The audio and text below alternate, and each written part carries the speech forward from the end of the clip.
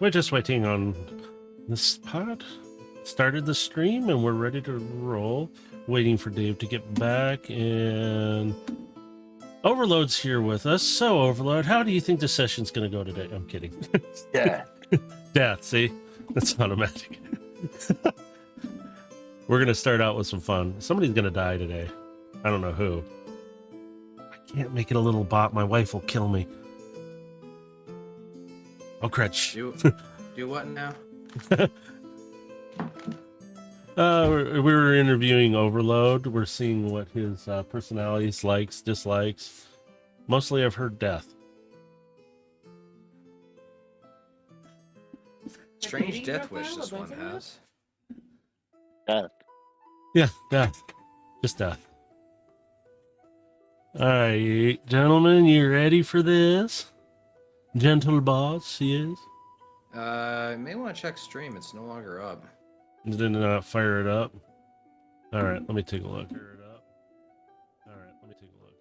No, it's showing live on my side, but hey, it could be. Oh, Let me there it goes. Now it's live. oh, did it? There it goes. Might just delayed. It might be. Let's see, I It will might be. pull it up on here.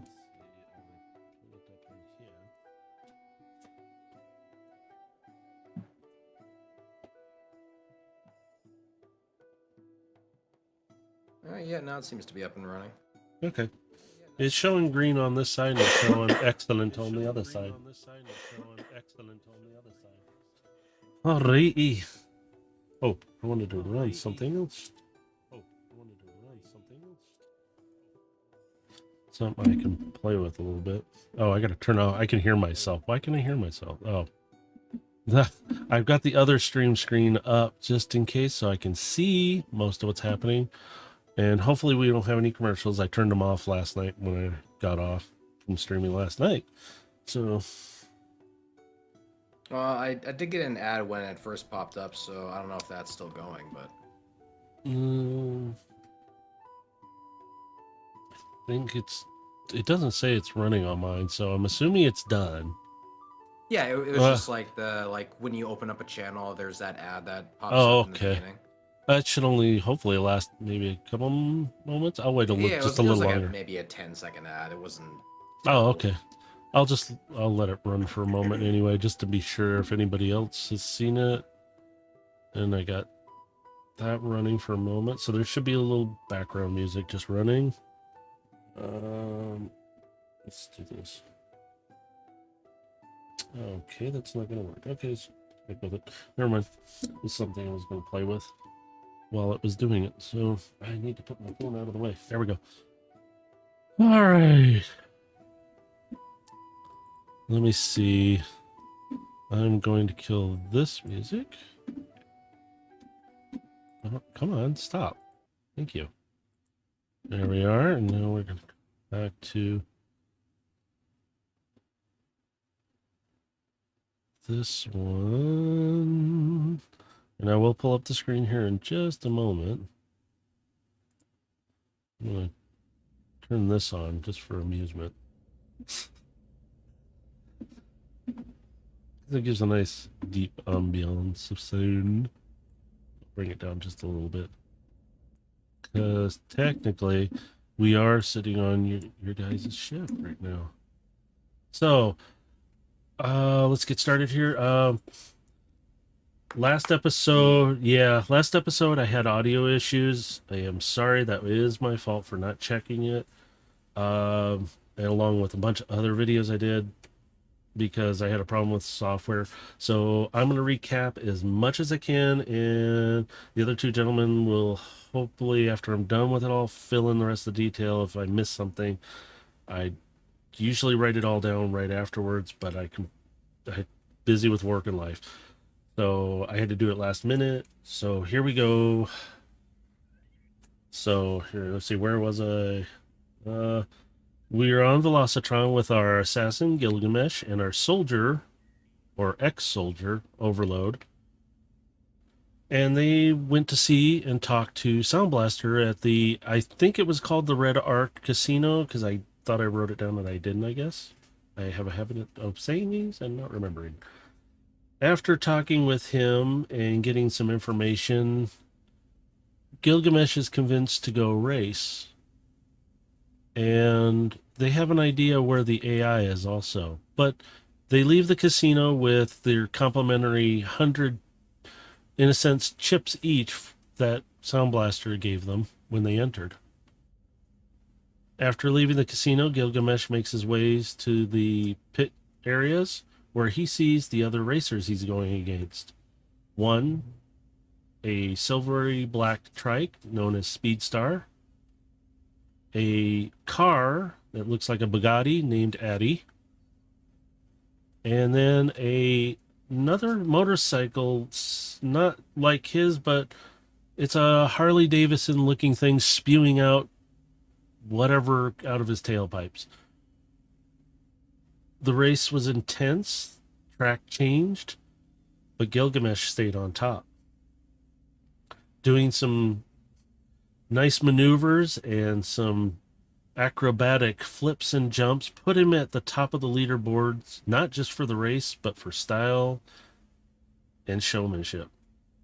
Speedstar, right behind him, along with Hogpipe, who was trying to cause a bit of an issue, but Gilgamesh put on a little bit of a show and threw him off.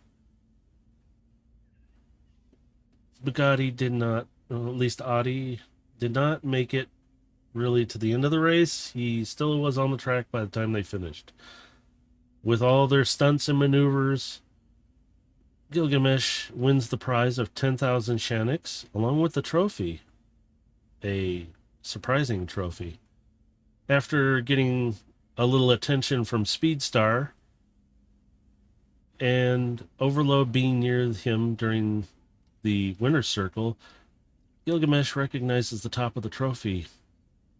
It's the third piece of the map. Overload, during the time of the race, pursued the AI of the ship. Locating its position, while on his way there, he picked up a little trinket of such that he has not divulged yet. As he progresses up, he convinced the guards at the upper booths to go check something out about a flying bot who is not supposed to be flying on Velocitron. After he progresses into the room, he misty steps in, and the bot that he encounters jumps out the window. The other buyer, stunned and shocked, just watches and is freaking out. Overload pursues. They jump down to the stands. The other bot runs down the aisle and down the steps. Overload continues to pursue. He tries to grapple him, but misses, but is able to grab a hold of the package in his hand. The other bot takes off running and keeps going. Overload unwraps this leathery container, only to find it's a plastic container inside that is housing the AI. He closes it back up, and he proceeded to the winner circle, where they acquired the AI, 10,000 Shaniks, and the third map piece. But on their way back out, to get back to the ship, they are pursued in a very not so menacing, but very menacing 4 Decepticons who are following. Gilgamesh breaks off during this time, and he makes his way into the crowd. They don't pursue him. They're following Overload. As Gilgamesh comes up closer to them, he can hear them as well as Overload, because they are getting closer to him, the words traitor, which sets Overload off a bit. But Overload is around the corner and has placed his entry point for his portal device. The other one, located on the shuttle on the ship, is the exit. He stops and is about to cause a problem, but Gilgamesh gave him all the Shaniks that he won along with the trophy, and the AI is with him as well. After a little, if I remember a little bit, What happened there was a little sketchy in my head. Oh, Gilgamesh causing a distraction, enough time for Overload to get his butt through the portal and onto the ship, and getting everything safely stowed away there. Gilgamesh follows the four bots back to a dive bar, in a sense, in between some other places. They're just blown off steam, and they were hoping to get a fight with Overload. Gilgamesh makes his way back to the ship, and they take a long rest, and they sleep for a good 9 hours because they needed it. They did a lot during that battle. And in this time, they're dreaming. Overload. You're in a place right now. You're asleep, but you don't feel asleep. You start to hear gunfire, things going on around you, things happening. You hear war, blasts from all around you. You're kind of floating a little bit, and your vision comes a little sharper. You can see things. You're in a battle. It's a past battle.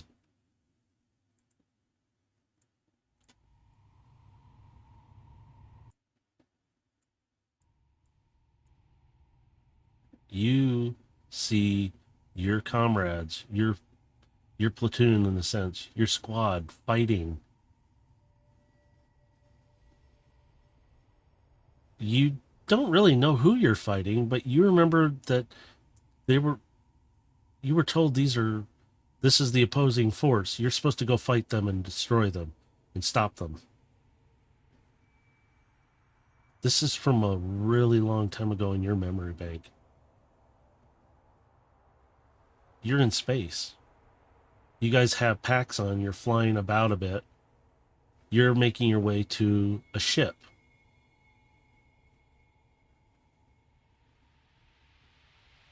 You see a hole in the side of this ship. There's a symbol nearby, but it's a little bit destroyed. You just think it's the Autobot symbol. You fly in along with a few of your squad, and you feel a hand on your shoulder. Hey, buddy, we got to get in here. They're around, and you see him hold up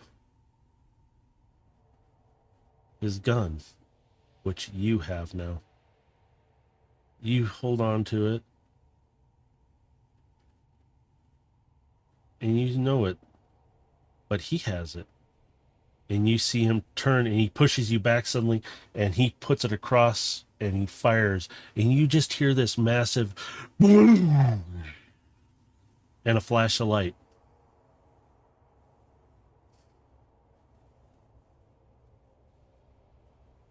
At this moment, Rex is moving forward with the other Decepticon next to him. now with my sword, I move up with them. As you progress forward, you see bots who are dismembered or dead, either from the explosion or something else. You hear Rex, I'm going off this way, and he breaks right. The other bot continues forward. It's dark. Your lights are all illuminating as much as it can. The other bot turns back. Sir, I think there's something moving, and before he can finish his sentence, his head's gone. A blast fired from around the doorway that's up ahead. And his body just collapses to the floor. Hostiles! Fire! As you do, you hear movement and jumping, and then suddenly you hear that same boom, boom. and you see a bot just disintegrate through the doorway from the other side. He just falls through what's left of part of his body. You see his torso, just there's a huge hole through it. His body falls. You see it go gray. His optics go out. And you see Rex swing around. You can see the glow of his gun. I got him from this side. Sorry, it took me a little longer. I was hoping to flank before they did that. Better late than never. Keep moving. As you start to move forward, you're coming down the hall of this ship. It's a little decorated a little differently. Must be higher ups or higher ranking bots down this way that have quarters or something, but even Rex is like, this is not normal. What is this? As you both start to approach, you can hear movement, but you're still at like a doorway to this hallway. In a whispered tone, get ready. In which I'll be on the left side while I assume Rex being on the right. Mm-hmm. Got it. And Rex is like, wait, something's moving. You can see it off to the left side where your vision is obscured. Your light's not hitting as much. And suddenly you see a very well built bot, but you recognize this as a guardian type. They're usually guard higher ups of Autobots. They're guards. They're like an Imperial Guard almost. Lunge at both of you, pushing you both back.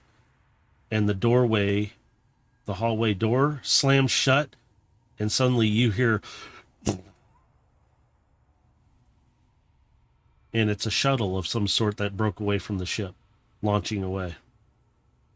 And all you hear this bot, you will never get it. And he starts slamming on Rex, just punching at him. What would you like to do? Slash at one of the arms available that I could get to, and proceed to strike towards the neck area. So his arm and his neck? Yes. As you slice his arm, he retracts back and he swings back. You catch him. You catch him really good. And your blade sinks right through his neck as he flies backwards. Rex, getting back to his feet, just sees this bot floating and energon spewing from him. And you just hear him sputtering. You get it. And he just gray and optics out. And he fades from this light.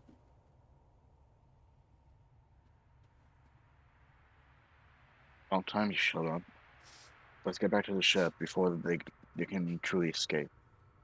Yes, that's unusual to have him. Let's get moving.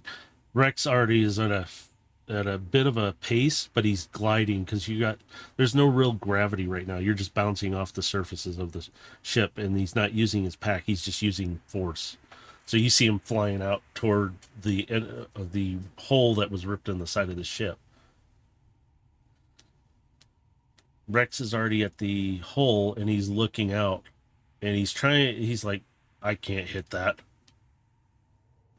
And he sees this shuttle. It's kind of it almost matches the ship, but it's kind of a shuttle you recognize, but you don't recognize. It's not a normal build that you guys have all seen. So you're sitting there looking at this thing as it jets off from the battle. And this is a massive battle going on. As you do see it, you see it hit by something, like one of the other ships fires and just gets a lucky hit, and it spirals out. You see it disappear. You guys can't see it anymore. It's behind the ship and out of sight. Yeah. Rex turns to you. Well, that one may have gotten away, but not very far. And as you're both sitting there, suddenly you both fall under fire from another ship. And you wake up. You come out of your charge cycle. Ugh. Had to be that dream of all cases. Why did that one come back so recently? Now, Gilgamesh, you're in a different place. You're a young bot. You're running through the streets, Cybertron, what's left of them. You're bouncing along, jumping over, you're parkouring some stuff. Not very well, but you're skilled enough to get through and move fast. You are running from someone or someone's. You know you've taken Energon from somebody because you have it in your hand. You're hungry. You hear these loud steps. They're in pursuit. You hear them plowing through the stuff. You're jumping around and through. You're staying ahead of them. You round the corner and the three bots come around the corner. They can't find you. They just see an empty alleyway with debris everywhere. So they start walking forward.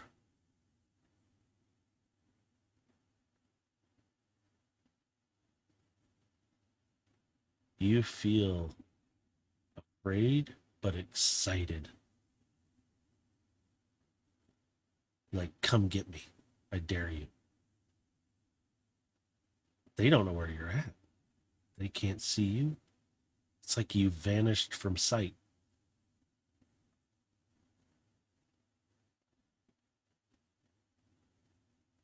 They come up. You hear one walking forward. You heard him say something to the other one, but you didn't know what it was. But you heard him walk away. The other one just walked away. This one's walking up the alley slowly. And you just hear him, come out, you little piece of slag. We might not rip an arm off or two. And he's just walking.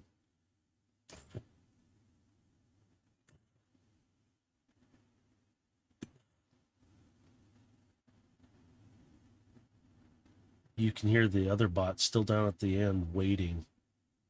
And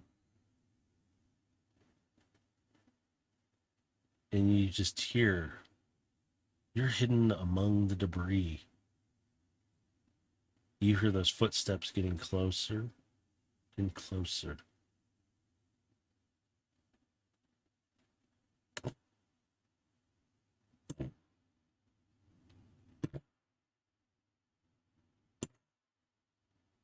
And they're louder. It's like he's right on top of you. And you hear the footsteps pass, and they get a little quiet for a moment. Then suddenly the debris is ripped away, and you are yanked out.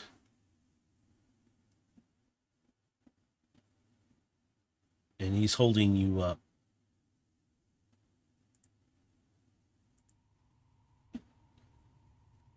Everything looks black and white around you as you see the surroundings around you. You see dilapidated buildings, things destroyed. You even see some bots that have been there dead for a long time. But you see this bot Yellow optics just staring at you, holding you up by your neck.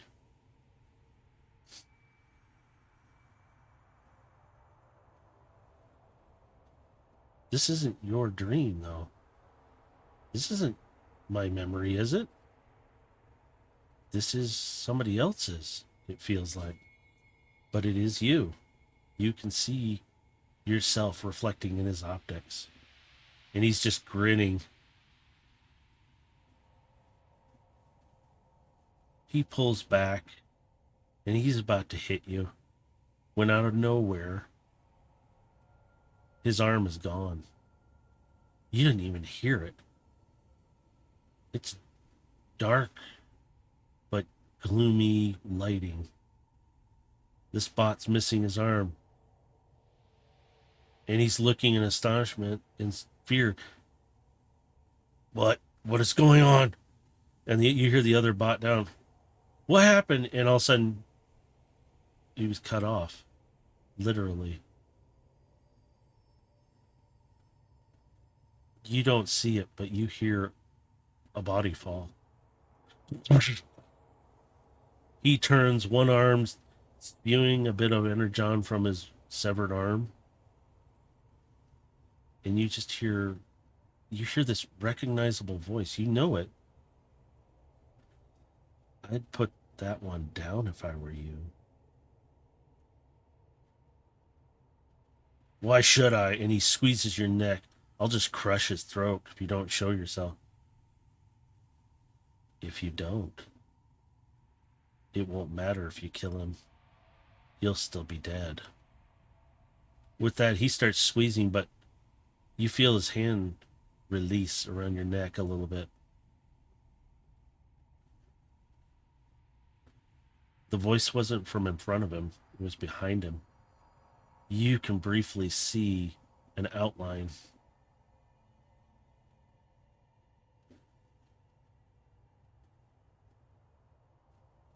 He releases you like he's dying. You start to drop, but you feel somebody's kind of like, it feels like you're being scooped up before you even hit the ground. It's like you're floating.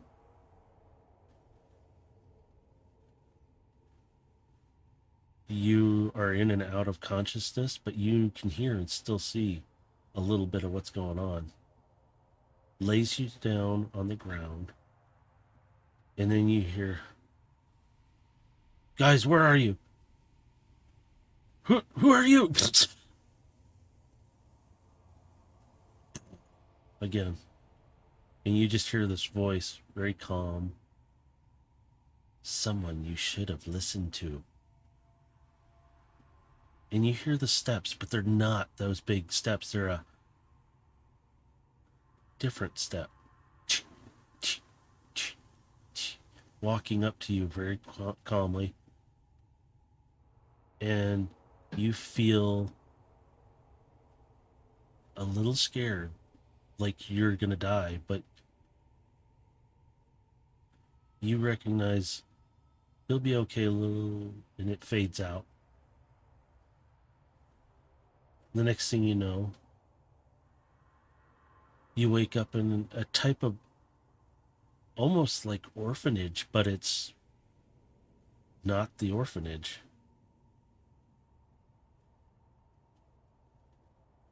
You're in a place you've only heard of. You're in one of the guilds. You see other little bots similar to yourself. But you see this one bot come in, very big, very strong. I am the master here. You will do as I say. You are to be trained. You have shown exemplary in your, well, skills. Questionable at some of you. Some may not survive, some may.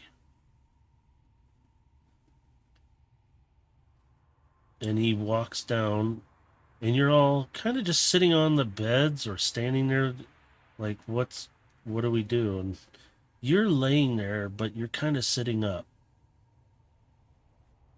You see this bot walk down. You, though, you have been spoken for. She will be here soon. So wait, this is not my own memory that I'm experiencing, right? It is, but it isn't. Because some parts of it, you don't remember all of it. Like how you became. Like you came to this place. You knew you'd been here, but you didn't know how you fully got there. It's like you locked away part of your memory because you Okay. were you literally got the crap kicked out of you in a sense, but he choked you enough that you literally had your, in a sense, oxygen supply cut off. So your memory kind of, it's there, but it's not there. Because they were going to literally tear you apart. So at this moment, he walks away, the rest of you, to the training hall. Now! And the rest are like, where do we go? And he's like pointing to the door that way. And he looks back at you and good luck. She's tough. I don't expect you to survive. And he walks off sneering at you.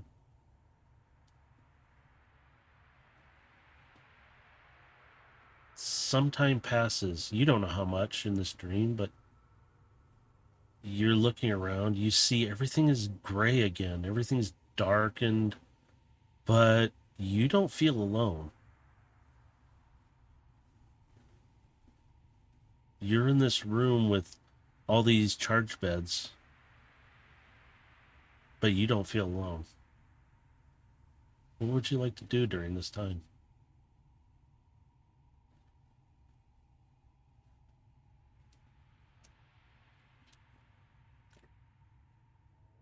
I'm gonna call out to that sense that I feel someone's there with me. Are you there?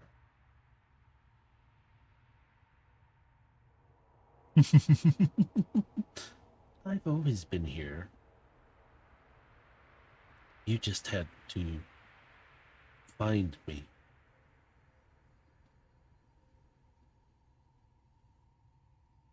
I'm looking around for this voice. Where's it coming from? It seems like it's everywhere at the moment. You start to get a feeling, though, that you know this voice.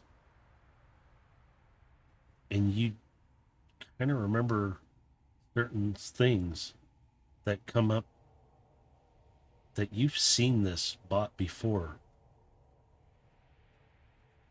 but you don't know who it is. What is it you were looking for, little one?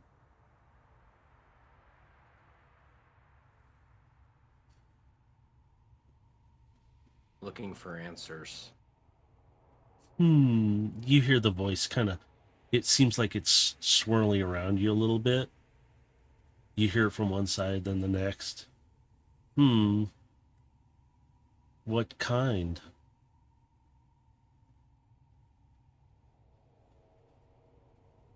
The kind that many have kept secret for many, many millennia.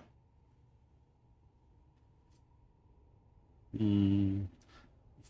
Those are fun questions to ask and get answers to. Do you know who I am? No. But I suspect you're gonna tell me. Tell you? You already have seen me. You've heard me too. You are good. I see something in you that not many achieve. The cunning and stealth that you exhibit is interesting. You hear the voice shift a little bit, and it sounds like it's behind you now.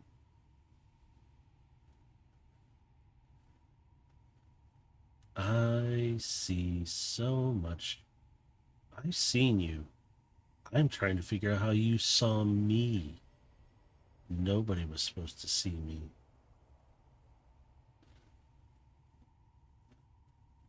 you suddenly flashing your memories. You're in a place at a moment. You're hidden very well in a building.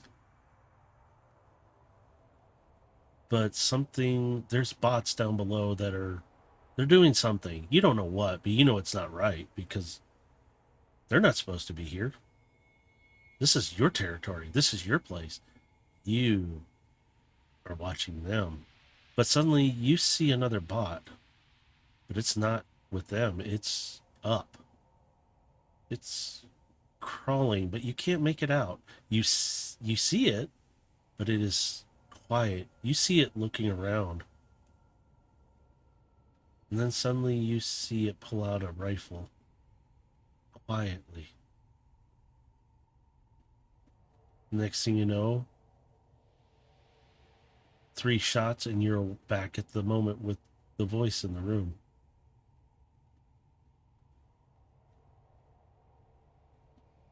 You've seen the bot. You just don't know who she is yet. You hear the voice. Would you like to be trained to be more efficient and effective in your methods, little one?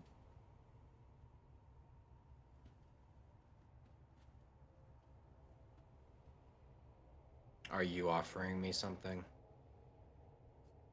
A chance for yourself to improve. I see a little bit of a protege, if you would like, and I'm willing to teach you.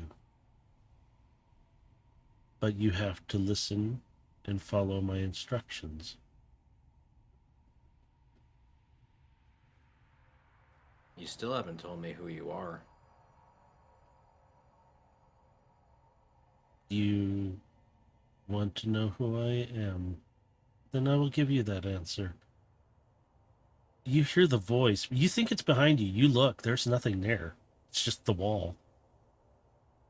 You're looking in the wrong place, little one. You slowly tip your head up and you see this spider, white, hanging above you. You see me now, don't you? You are afraid, but you recognize the pattern. You recognize who it is. And you hear that all too familiar sound of, and she is now standing in front of you. She kneels down, so she is eye level with you. You have so much more than what they see. I will teach you if you are willing to learn, and you can find your answers.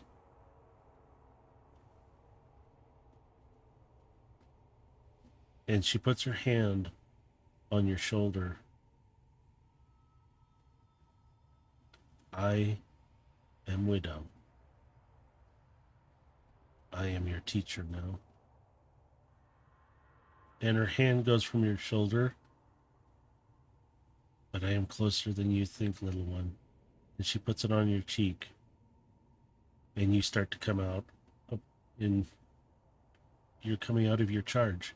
You're trying to fight it, but it's okay. It's time to wake up now. I will see you soon. And you kind of tunnel vision down and your optics start to come online and you start to see the cabin around you. No. No, wait.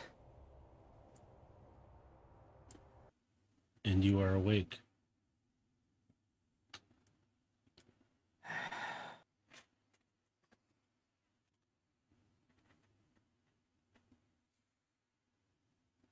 I'll rise up out of the bed and I'll kind of sit over it, and I'm kind of hunched over at this point, just kind of gathering myself after that.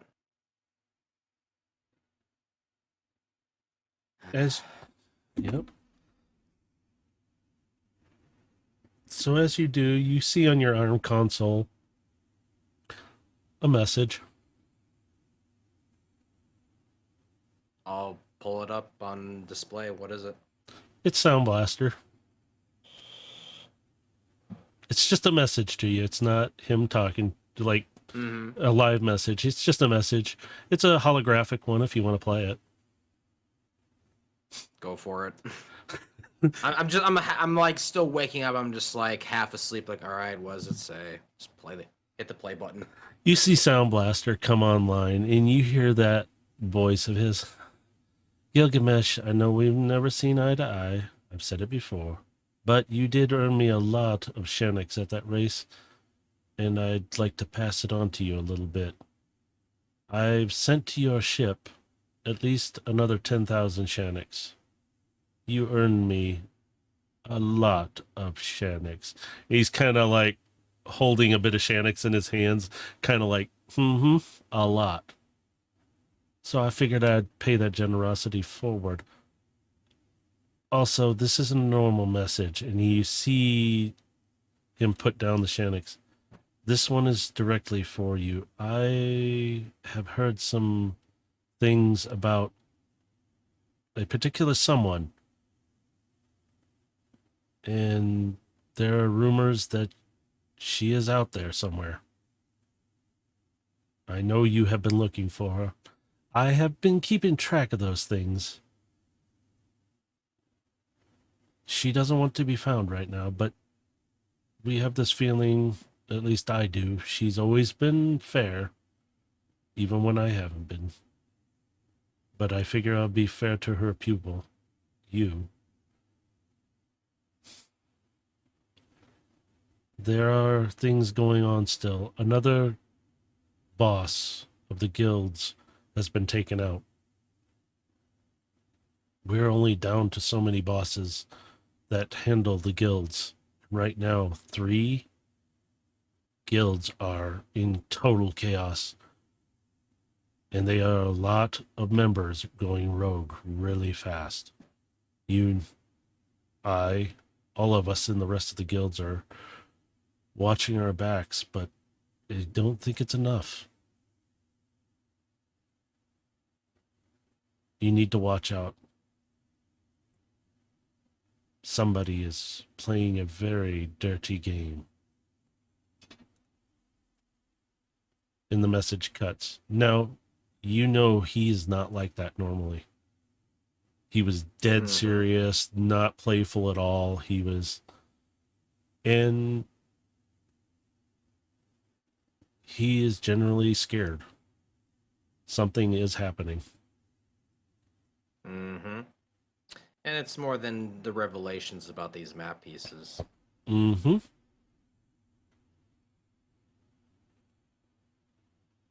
I'll close the message window and I'll just kind of look up. Phoenix, are you online? You hear nothing. I guess not ready yet. I'll rise out of the bed and I will begin to make my way to the galley. Your icon's already there too, so. Yeah, I was like, whoops. Just leave it there. Yeah, I was like, yeah, I forgot they were there. It's fine. Actually, you need to switch the screens on. Oh, did it not the stream? switch? Nope, it's still on the. Oh, start I screen. apologize. Hang on. Here we go. That's okay. I mean, now we're Oops. going to the map, so. Oh, for crying out Now loud. would be important. Yeah. Let me turn it on. There it goes. I am sorry. I don't have the controls are not working again, so I have to It's do it. okay. I mean, manually. that's why I'm letting you know. It's the fun I'm helping stuff. you out. Yeah, it's the Yeah. fun stuff of switching stuff. So, but Overload, are you still in your quarters, or did you make your way to the galley too? I would have made my way to the galley. Okay, so you both get up. You kind of are both within a few seconds of each other. You get it down to the galley. You're both there getting some food. You notice Kevin's not there, the cook. It's kind of quiet in the ship. When you guys got up, you did see there's a bot up at the bridge. It's the one from Engineering, Blend. He is sitting up there monitoring. So you guys kind of know that Timmy, Gung, and Crux, and probably the rest of the crew are all in charge beds sleeping. He's just the one monitoring things right now. What are you doing? Probably going to the fridge for leftovers. You see it very well stocked. A variety of things. There is already what looks like some kind of energon scrambled something. Energon strips of some sort, and some variety of other foods and things like that that you guys can eat.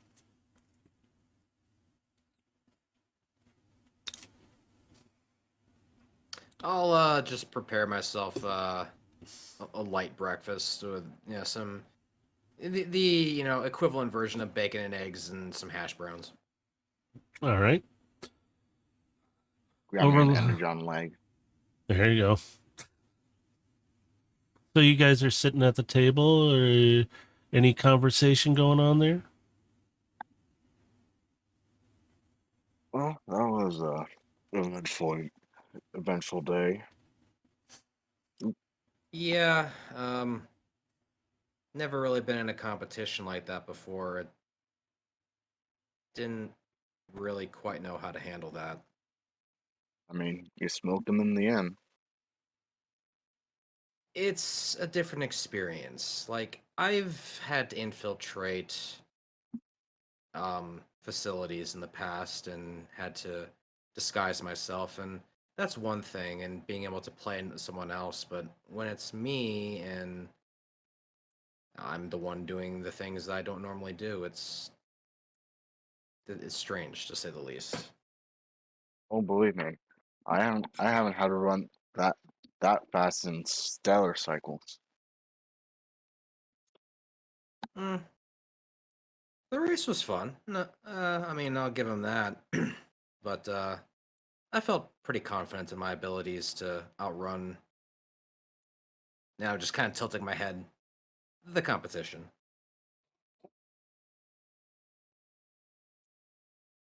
As you're both Well, sitting there, you see Blend at the doorway. He's like, "Oh, you're both awake. Good. hey, old one. Sorry to interrupt, sirs." And he's this just the engineering one. He's working with the three little ones.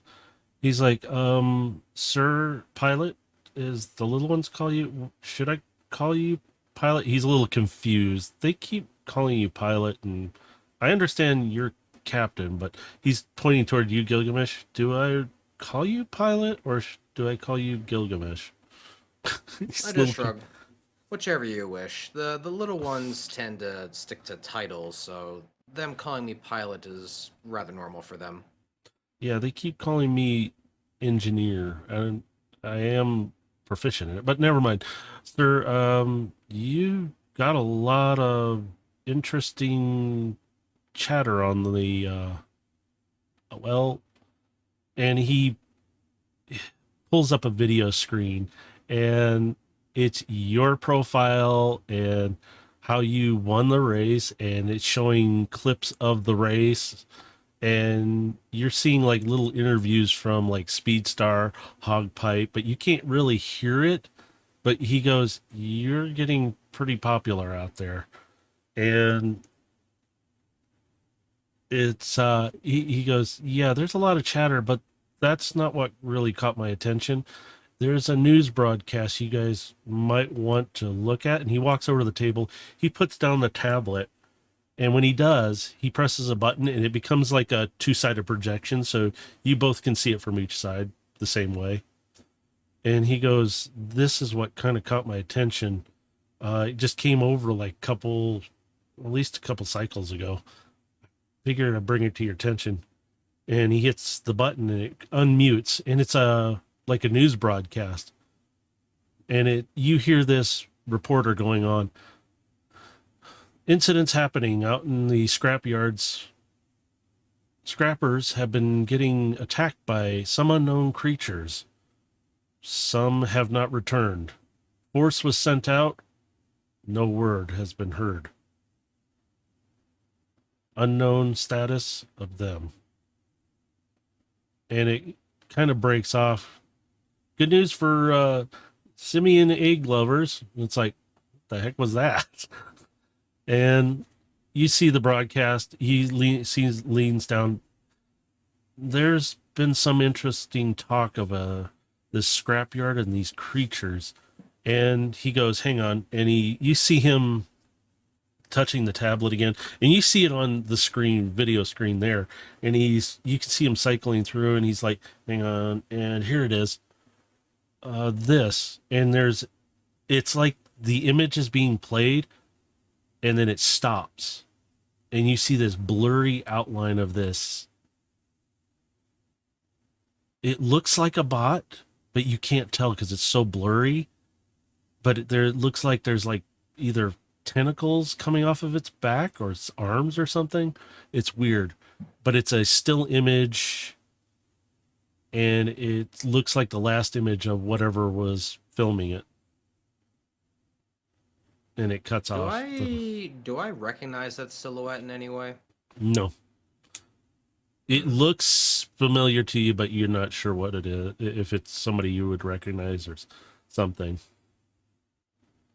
There's parts of it you're kind of like, I know this from somewhere. This looks awfully familiar. If it was just a little sharper detail, I'd be able to see what it is.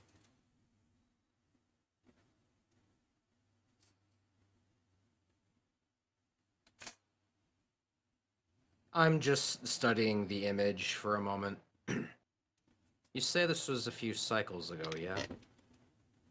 Yes, sir. It actually may have been longer than that. From the way they described it, it may have been for a while. Because there had been... I went through the logs. I'm sorry I did it without permission, but I thought I was helping the crew, and I was noticing near and around the old scrap yards, bots and other aliens have been disappearing.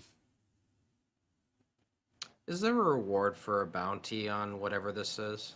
No, sir. This has been kind of, from what I can see, quieted, because every time something came up, it would suddenly either be changed or some of it was disappearing. This is what I got before they deleted it all. So it's a cover-up. I'm assuming so, sir.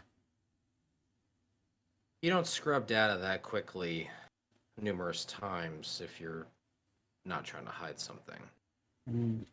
I'm not sure how to do it. I just copied what I could. So this is all I could find. I'll keep looking.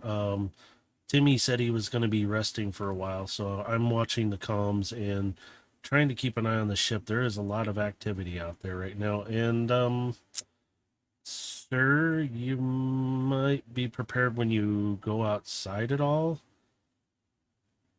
You Who's are he talking popular. to there? He's talking to you, Gilgamesh. He's looking at you. And he's like, you're pretty popular. Even from the bridge, I don't need cameras or sensors to see.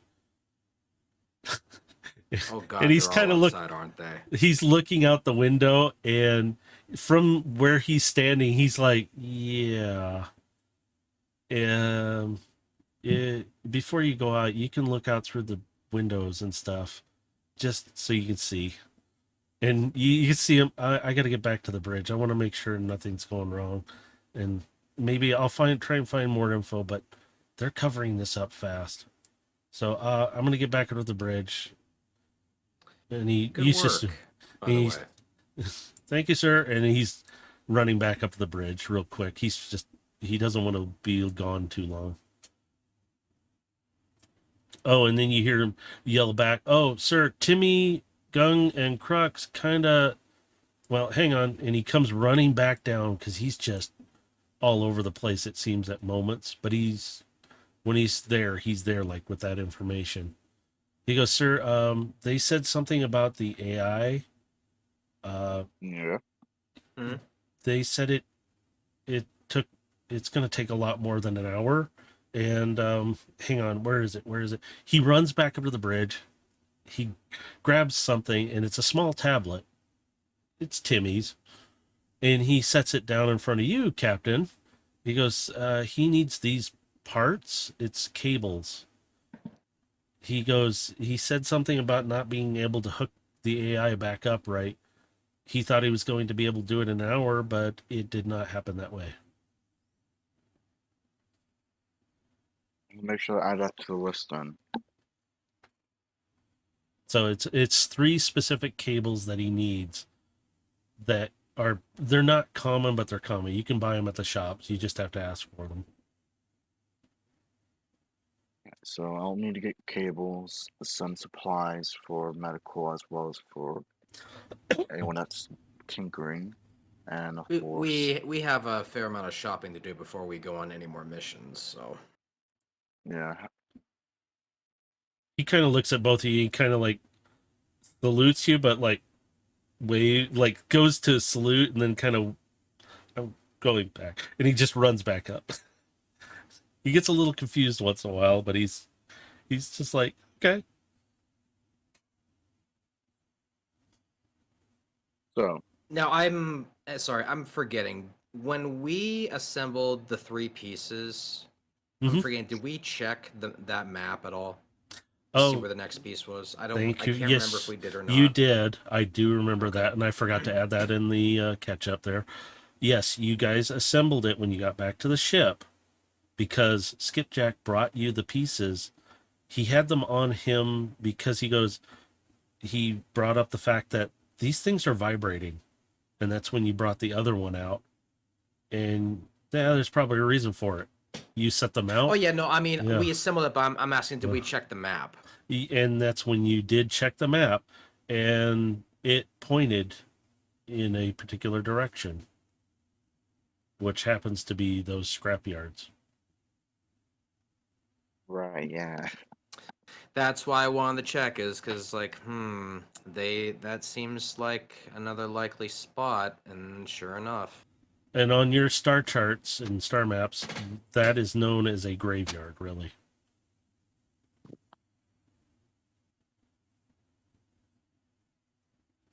There are bots Well, that are permitted to go scrap it, but there are ones who don't ask and just go and do because there are bodies there from the battle. And so I've finished my breakfast at this point, and I'll just stand up and goes, well, I'm going to attempt to go have a conversation with our little friends downstairs. Maybe they can shed some more light on what these pieces are and how many there are. And I'll try to find us a way out of the ship. I would say probably top hatch, but I can get us, out of here safely without being seen by the crowd. And I'm just like, yeah, there's a crowd outside, and I'm just not comfortable with it. well, you Well, can go I don't look. want them.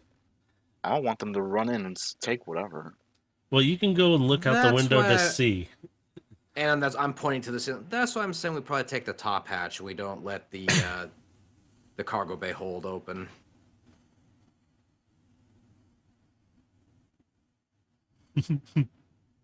So, and gather everything you need to get ready. I'll be right back, and I'm gonna head downstairs. Okay, so you can leave your icon there because it's really only you guys that are on the ship. Everybody else is in charge stasis except for the one bot, really, and everybody else is. You're good. So you make your way down to the infirmary where Nyx was laying before, and she's not there now. But you still see the 2 mini-con cases. Yours is still pulsing that you can see. It seems to be pulsing maybe a little faster. You're not too sure. It just seems like it. I will approach my case and just be like, I hope I'm not being too forward, but I want us to have a conversation. And I'm gonna lay my hand on the case. And as you do, and I'm hoping this comes out because I have a voice for it. Hoping it works.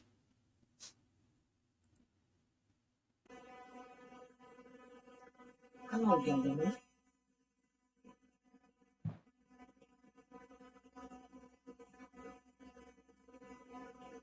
Hello. Like, is this like taking place inside of my mind, or like, how is this? You can speak out loud, but you don't actually have to. You guys have a telepathic connection to your mini cons. So you can talk to her without actually even saying the word. Like verbally say it. You can just think it. Like you're talking to her in your head. But you're talking to each other. So I'm not saying this out loud. I'm saying No. this mentally, for our conversation. Yeah, because Skipjack he's charging in the couch bed behind you. He's out like a light, but he wouldn't hear any of this. He'd just see you standing there with your hand on the case. It's like, hello, I'm sorry, I'm unusual about your name. Do you wish to be called this designation Carbine? Is my name now? What is it you... Never mind. I see you're holding it. I need to know more about these. There are some questions that I didn't get answers from Nix on, and I'm hoping you might be able to shed some more light on these. Nix is one of the original who helped build it. We only know it as a map. I might know what else I can really tell you. We were really told a lot about it. We were supposed to keep something safe. We always needed a bigger artifact. Or something that may have created us. Really fun. Do you know how many pieces there are of this map fragment? Next to go, I'm not sure. And you suddenly hear, You suddenly hear the computer sound. That binary coding, like it's really quick and fast. yes, it does. He said there may be 6 pieces, or 8, or even 4. We are not sure.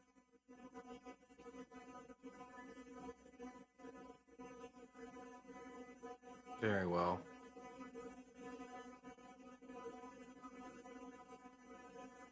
I have more questions now about you, if we may have a moment.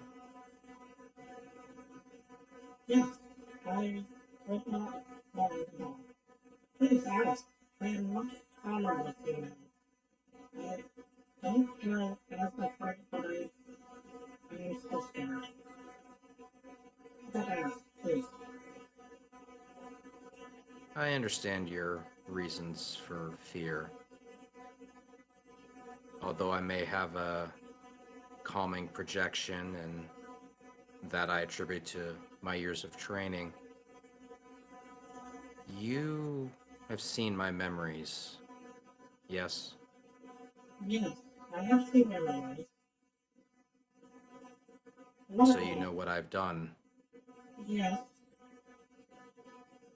But you were serving another like we did.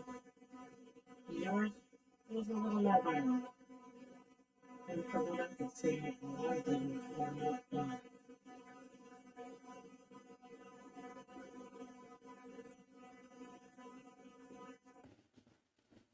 I just find it unusual to be selected by, well, I guess anyone really.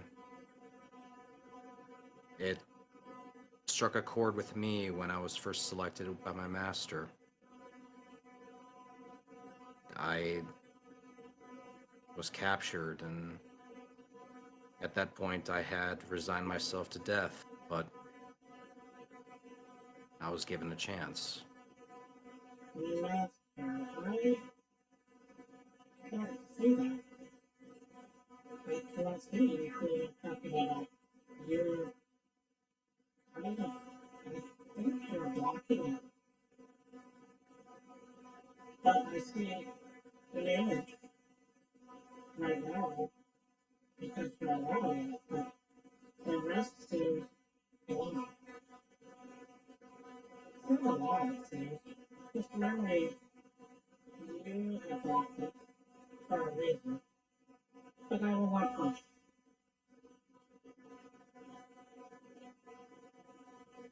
That sentence just being selected for something greater.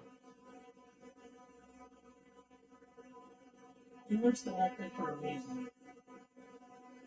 You found an exhibit thing. That's what been selected over many, centuries. We choose to start who we feel will get the things done right. Even if they don't feel they're going to go right or don't, we trust them to do it. You have a shady past, but not as shady as some. You hear Perhaps not as shady as some, but nonetheless, my path has been trailed with blood and energon. and you hear that.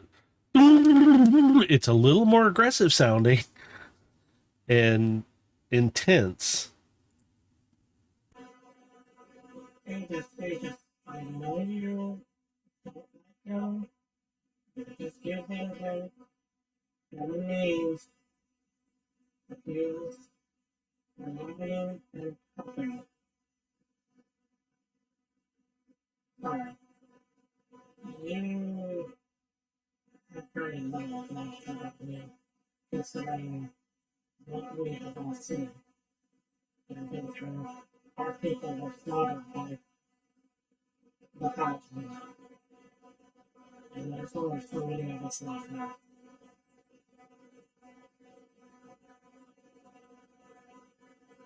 Jesse, just I know. You don't want me to tell our history, but they need to know.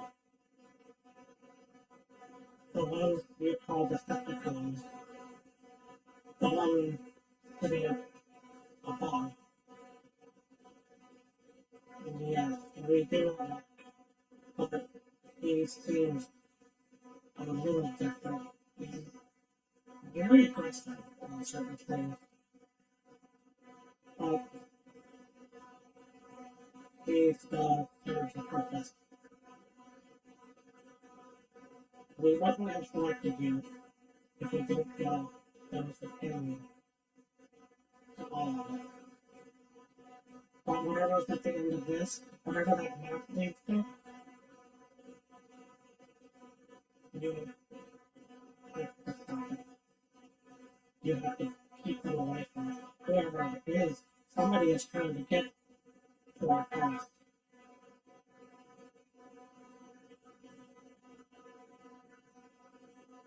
Maybe what's this is all leading to?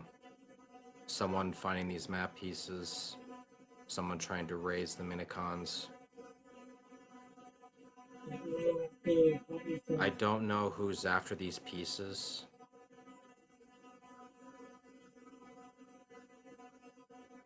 But I worry if we complete this mission, this is going to lead to something far more dangerous than any of us can possibly handle.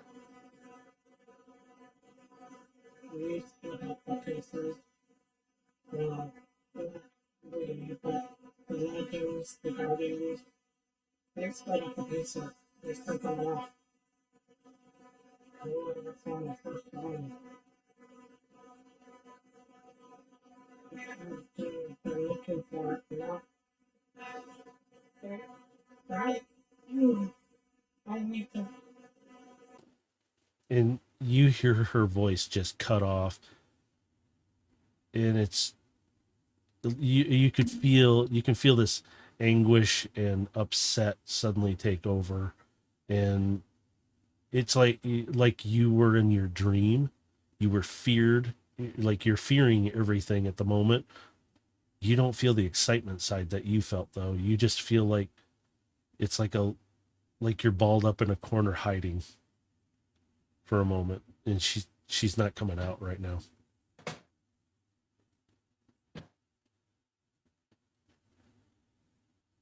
I just gently tap on the box. Just, it's okay.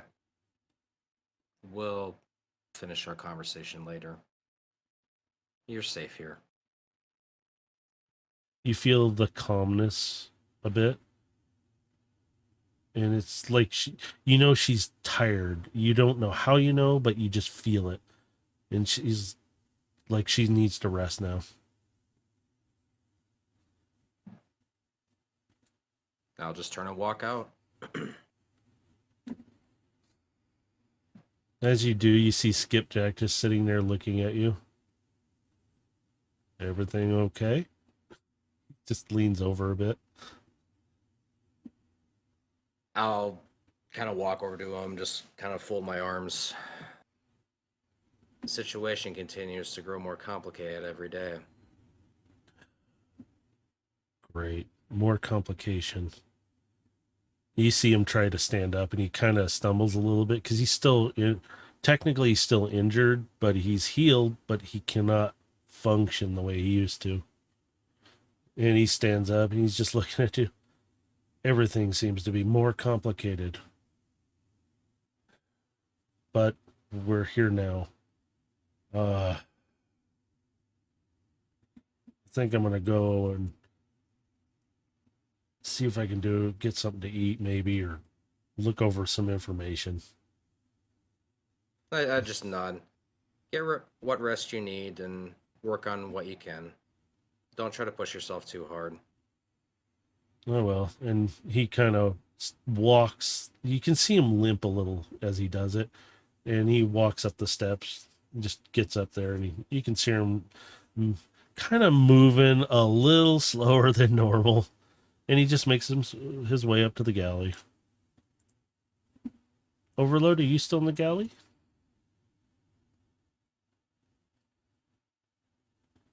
Overload's drunk with food. That's what he is. You went into food coma. Yeah. Overload. Are you Hey, you. muted? Are you muted? You probably fell Yeah, asleep. sorry. I knew it. I love it when these things happen because I forget too. Yeah, what's up?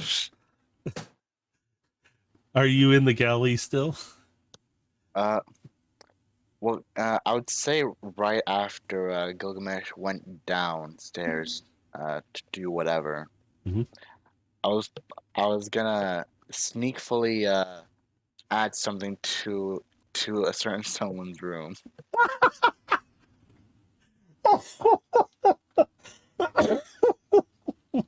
Okay, you make your way into his room. Where do you want to put this said something? At the foot of his bed. Oh, Jesus. Okay, so you nicely put it there, position it just so perfect. And now then what do you... afterwards, I'll probably head up towards where the hatch is, waiting for when he's done with whatever he's doing. Okay, and the top hatch right here. And I Yeah, so I'll think be there's right a up here. secondary one there. I'm not sure. I'm not sure. I have to look at the numbers and the dots to figure that out. But yeah, you can use this one. This is the one they used from the show even. So So while I'm waiting, there is a bit of something I wish to test to see if it works, okay. and which I guess in my mind, I wish to like call up to Aegis to see if it's distance wise on communicating. So you want to try and talk to Aegis? Yeah. Okay. Go ahead and talk to him. Aegis, you there, or is it a small distance thing?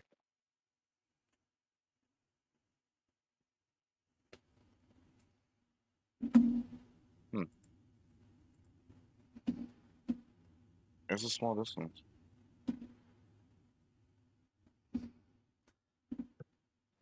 You kind of sit there. You're standing there. What do you want, Decepticon? This Decepticon has a name, for one. Yeah, I know who you are. But two, I did want to ask on. Well, actually, nothing in particular. I wish to, I guess, know my partner a bit better. Know me? How? Well, there's not a lot I know about you besides you being a minicon, as well as subject to something. Besides from that, I don't know much about you. I was a guard. Soldier similar to you, but not following blindly.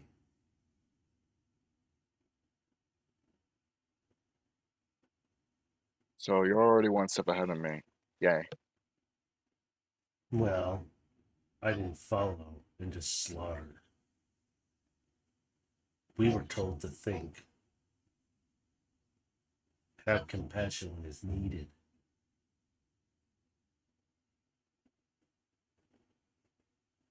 You just smash things. Your kind killed our people. Then you played with us like we're toys, experimented on us, made us into things. But you do have something in you. And I could see it. I don't know about honor. Do you know what honor is, Decepticon? Ugh. If I was told what honor was, what was it, Connie? If I was told, if I was asked what honor was a few warns ago, ugh. At least to me, what honor means is not is to uphold someone's promise to say, or go by an unspoken rule to fulfill one's own work. Suitable answer? Hmm. Suitable to a point. You are interesting, I'll say that. I see honor as upholding it, yes. A word, a promise, a keep. I promised and I honor my people by doing, but I failed them. So I disgraced my honor by not protecting my people. Your Yeah. kind killed them. Now you weren't there for that. You weren't even in existence yet. Your memories are interesting. Who is Rex, by the way? He seems wild. Max? Well, he was a trusted friend. One I could even call a brother. Hmm. We were going through thick and thin to uphold this so-called righteousness in prevailing the Decepticons. Deceptive. Deceptive. Oh, wow. What a. Yeah, Do you even know what your cause was really about? it was to stop the Autobots from overvailing. That was pretty much what we were told. Though after a few cycles later, It kind of became blurry on that line. Blurry? Blurry. There was no blurry. Even we knew what was going on as mini cons. We saw It just took us a bit longer to figure that out. bit longer. Genocide of my people. Genocide of many Cybertronian species and types. For what? A petty squabble between two bots. Did you guys even look deeper than that? Do you even know what happened? Sadly, we weren't able to find out that. If we did, well, as I'm just going to signal a line across the neck. You think that's going to stop me from hearing you? You're funny. I like you. But here, I'll show you what happened. And with that, you're in his memory. It's a peaceful planet. You see Micron, just beautiful planet. Astonishing. Buildings to you aren't big, really, because you're huge, but you're there as a memory. You see this unfamiliar little bot kind of standing there. It's like he's bringing you along in a projection. This was our planet. His voice is different now than it was. You see a very little stoic little bot, proud and honored, adorned with his badges, his honor. It was like this. And he gestures with his one hand, and then he goes and he whips it back, and it's like a veil just lifted. This is what it turned into. Barren, desolate, destroyed, smoke, fire billowing out of places. And all for what? And he kind of, you see him look at you and wave, and you can recognize these eyes that you've seen in the darkness, but they're different. They're his eyes right now. You can kind of see something happening with those eyes. This is what happened. And it's like he snapped his fingers. You see, before your time, two bots going at it. You know them from history. You've only seen them, really, because you never really met either of them. Big red one with a blue head, silvery one all over. They're fighting back and forth. And the rest around them are fighting. And you can just make out the argument and the stupidity of it all, that one is jealous of the other wants everybody to be free, but it wants them to all be one. You're hearing this back and forth between the two of them. They want freedom, but they all want to be one. And you hear the blue and red ones yell out, "It's until all are one." And you hear the silvery one. You recognize him as Megatron right off the bat. You know who Optimus Prime is. They're sitting there back and forth. And you hear Megatron, "It's freedom for all." And you just see them battling, these two. And he stops it, like he just flicks his finger, stops the memory. This was a joke right here. And he gestures to both of them. You followed that one blindly without even ever meeting him, to actually ever see him. Have you ever met this guy? This bot here, it was supposed to be freedom for all. It turned That's into what we said. Yeah, then it turned into enslavement. You know what he did? He destroyed so much to have control, to give and you see him suddenly lean back like a joking gesture, freedom for all. He's trying to mimic his voice. And he goes, "What kind of joke was that? Freedom for all is not enslavement, not under somebody's rule the way he did it. On our planet, we had peace.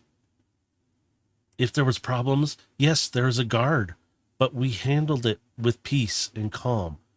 These two turned it into a petty squabble. At first, it was freedom for all. And you can hear that a little bit. Yes, Carbine, I know. But he's stupid, so I have to explain it like a child. And it's like he's looking at somebody, but you can't see them.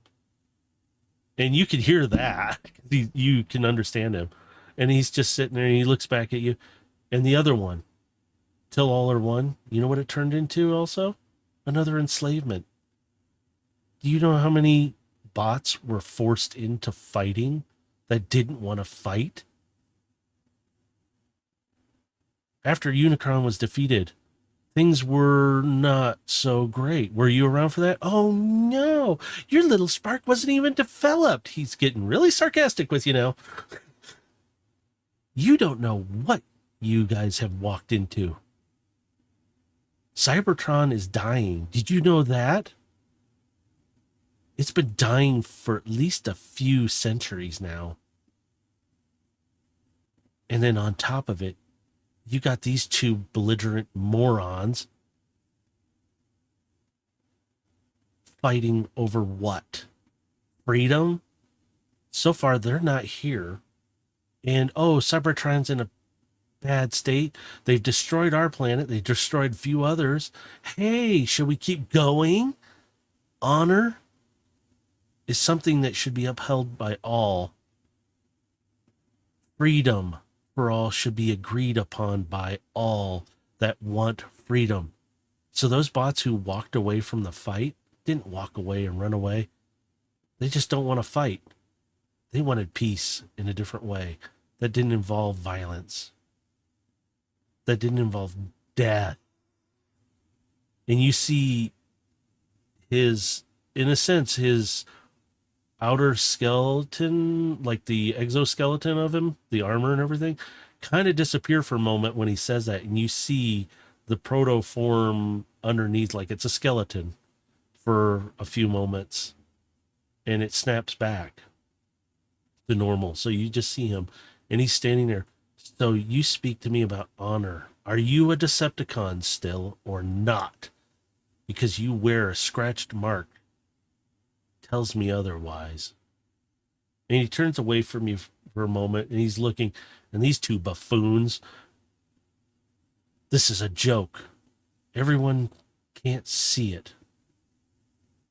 Carbon and I have been around, and thankfully Nyx has found us as well. So we're slowly there. We're coming back, but we were by the thousands.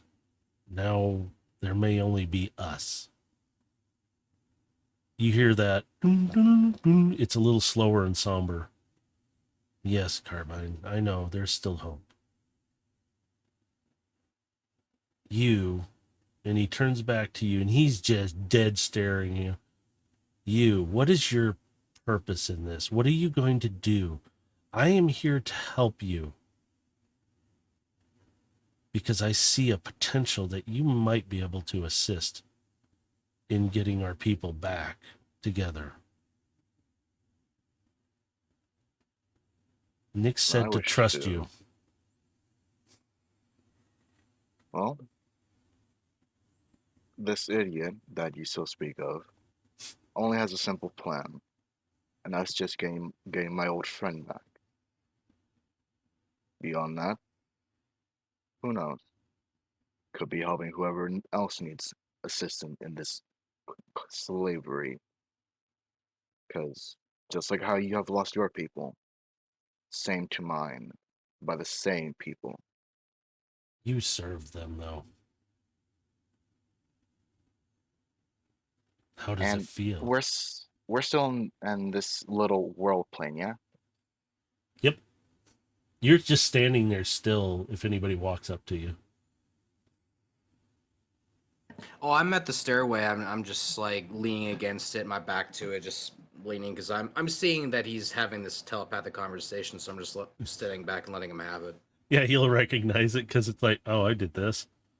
So Yep. So- So I'm just standing at the stairwell, just yeah, my back to it, just watching. you're literally standing on nothing in space, but you're walking on a surface, and he's gesturing to this huge fight going on. Excuse Yeah, me.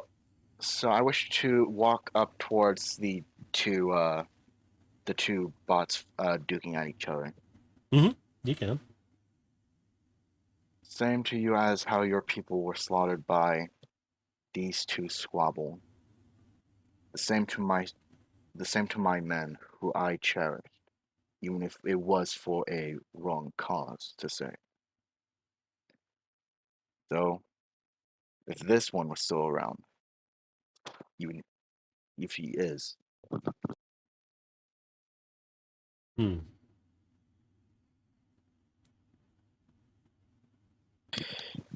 as Hmm.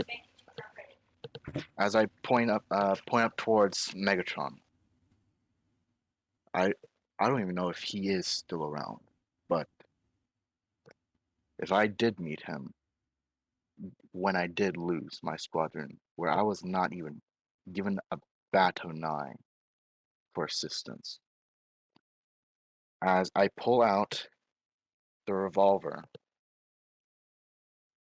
I may be branded a traitor.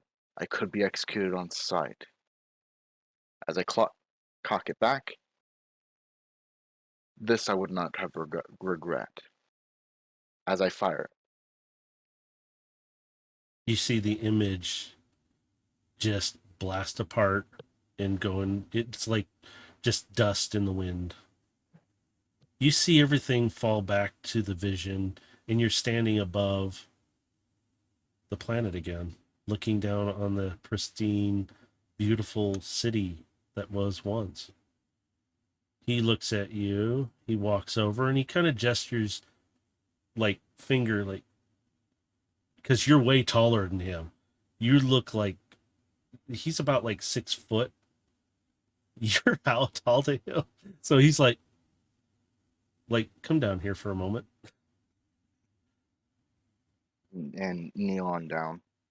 So you're about like he's still looking up at you because you're still way taller, but he puts his hand on your shoulder. Now that's some honor. To remember who and when and what has happened. You got some honor in you. That's why I'm going to serve you. And I will see you soon. But I do. You see him kind of stumble back a little bit. I do need to charge a bit more. I need to charge. This vision stuff takes it out of me. I must, and it just all fades, and you start to blink your optics, and you're back, and you see Gilgamesh standing there watching you, and it's quiet. So, Seems like you had a fun conversation.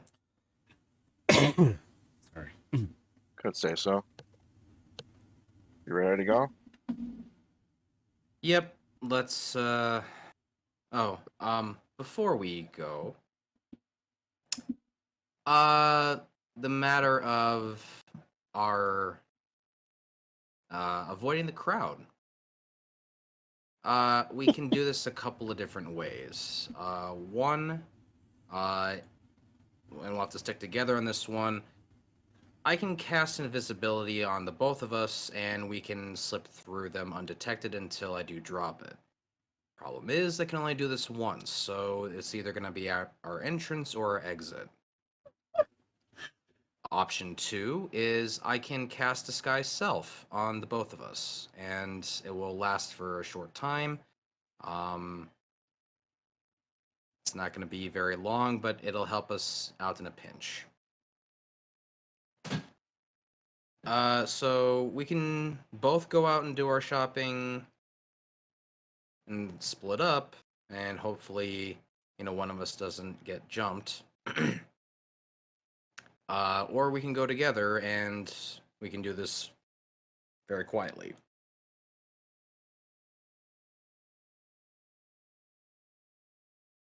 If anything, there was another factor. Mhm. As I'm gonna pull out the teleport device. We could just make a rendezvous point, and I can get us out with this.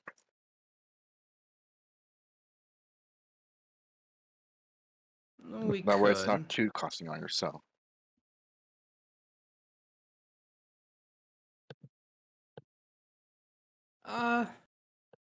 I mean, either way works. I mean, the issue really just is us getting in here and getting out of here without the crowd really ever seeing us. I'd say disguise away. I'll set up. I'll set up this right now. As Okay. So disguise self will work for 1 hour.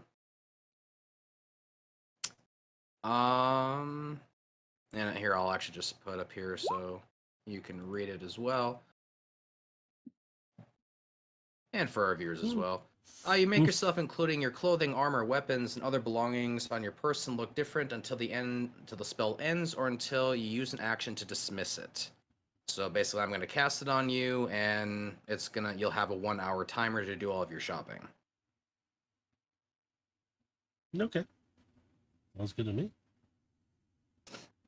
All right, so I will cast that on Overload, and I will make him look like, I guess, how would you want to look? Would you want to look like a dock worker? Would you want to look like some of the other, citizens on Velocitron?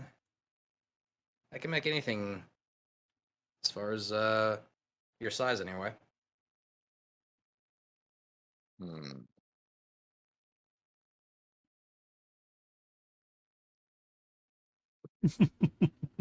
Decisions. Is it Yeah, and possible for you to make me a drone? make you a drone? Yes. Well, disguise me as a drone. So the rules of the spell, you can seem 1 foot shorter or taller and can appear thin, fat, or in between. So if I were to make you a drone, I can only make you 1 foot shorter than you actually are. You'd be a very massive drone. You have a point there. Yes, I'm just going by the rules of the spell.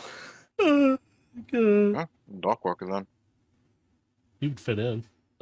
There are various sizes and shapes, so. Yep. So I know there's dock workers of his size because they're the loaders. So Yeah, you could guys easily would. You'd see them regularly when they're moving along. So. Yep. So all right. So yeah, I will make you a dock worker, and for giggles, I'm gonna make you 1 foot shorter.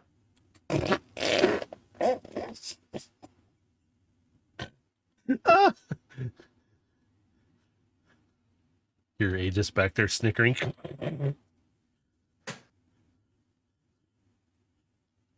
So now instead of having to look way up at you, I only have to look a little ways up at you. All right. Looks good. They could blend right in.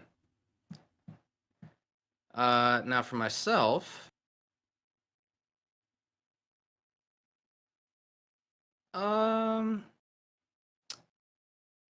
Actually, question. Is there any kind of cloth that I could potentially use as some kind of a poncho? Yeah. You have all kinds of materials in there. So technically you have down in across from the med bay, there's like the couches and stuff. There's like material there, like it would be almost like sheets and stuff or blankets in a sense. And then there's even some stuff sitting in the closets in the galley. So if you wanted to, you could literally just grab a blanket and wrap it around you or tear a hole in it because you guys don't need blankets. Yeah. Though that's what I'm saying. Like I'm gonna fashion into like a poncho, He's pulling off the And- Megatron. and I'm gonna use it to disguise myself. Okay. Yeah, go for it. So you grab a blanket and you make yourself a little disguise, which now is no longer a blanket. It's your poncho. I'm gonna, Yeah. I'm gonna set up the teleport thing like right in this little hallway. Yeah, you can put the exit as long as it's an adequate doorway. It'll work. So Yeah, so I'll put it there for our exit. I'm going to say for grins and giggles, your portal device was charged up while you were sleeping. So this time I'll let it charge up fully. So you have 100% right now. Depending on your distance, we'll see how much you use.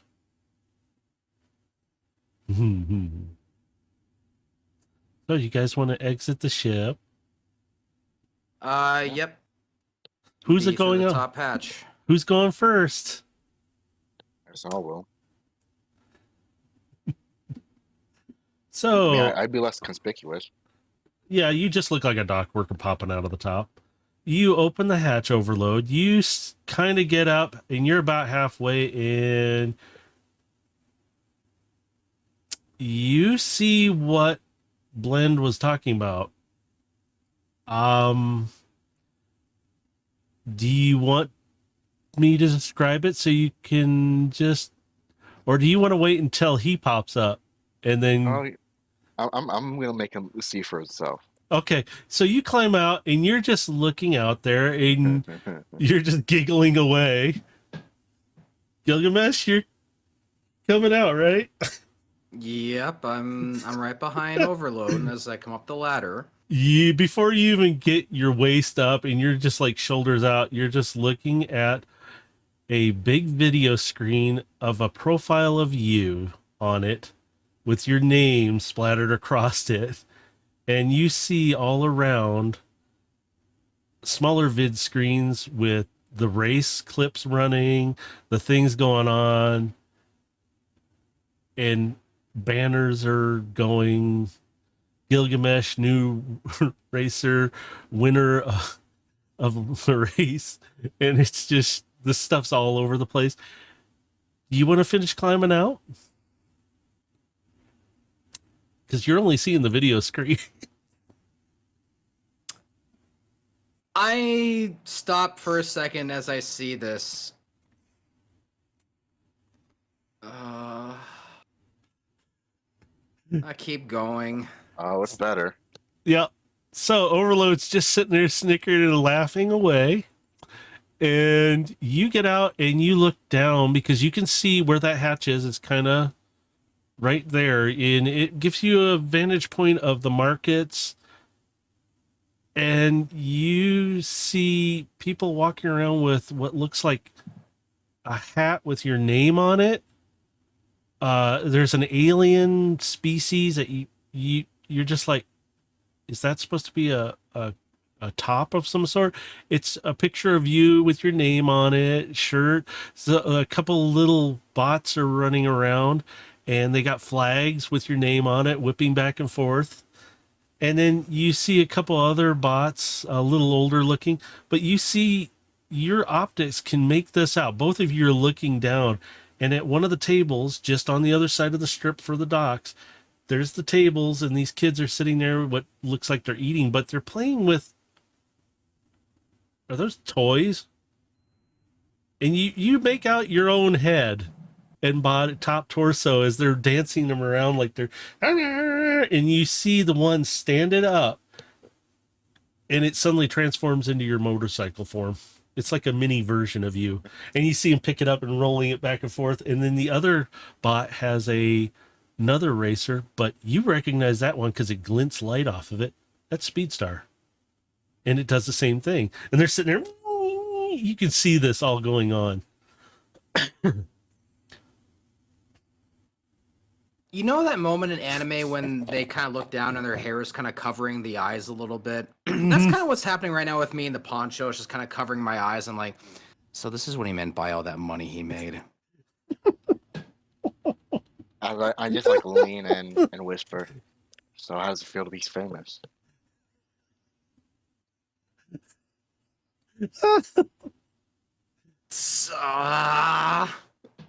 I actually had this all planned out too. It gets better.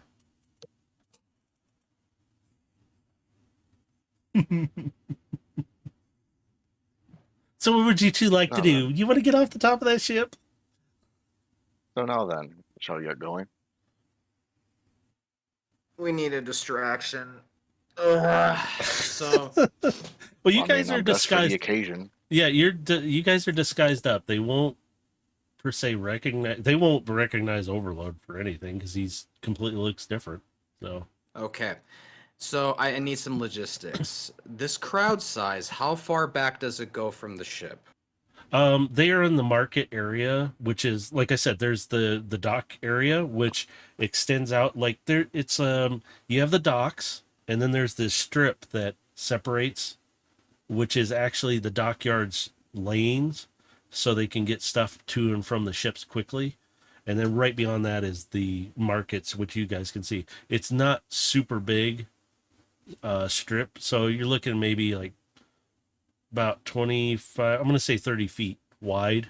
So you got some distance from the ship to the market there, and your ship is So- sitting there. My question is like behind the crowd from where I'm standing, is it about 60 feet? Yeah, about give or take. Yeah, I'd say 60 feet. Okay. Because you have 30 feet and then the market's right there. So Okay. Going to cast Silent Image. And for some reason, it's not letting me put it on the... Oh, there it goes. and it didn't scroll for mine. That's why. Yeah, Yeah, it didn't for mine either. That's why I didn't. it's think it like I activated. heard it, but I didn't But see it. yeah. So casting Silent Image. I'm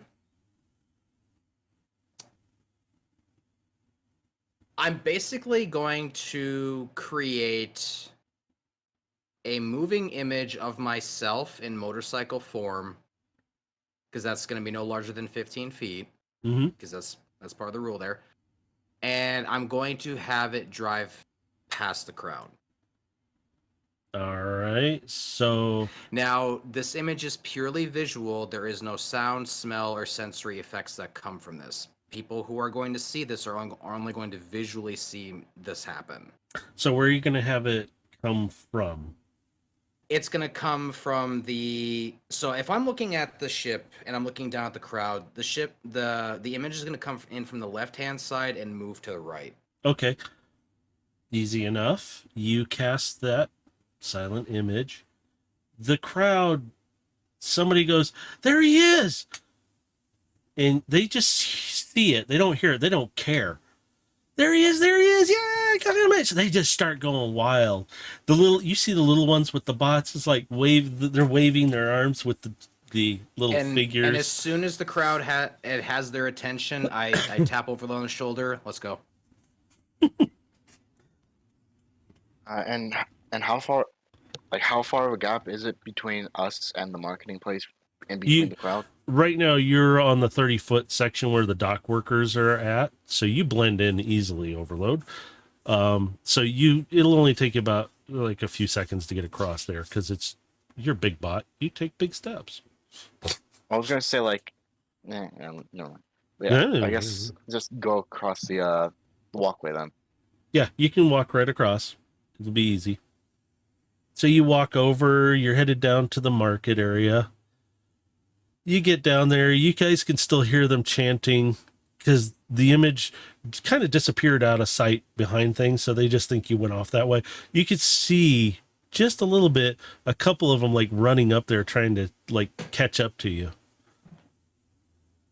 And it's like, oh, fame. Yeah, there you go.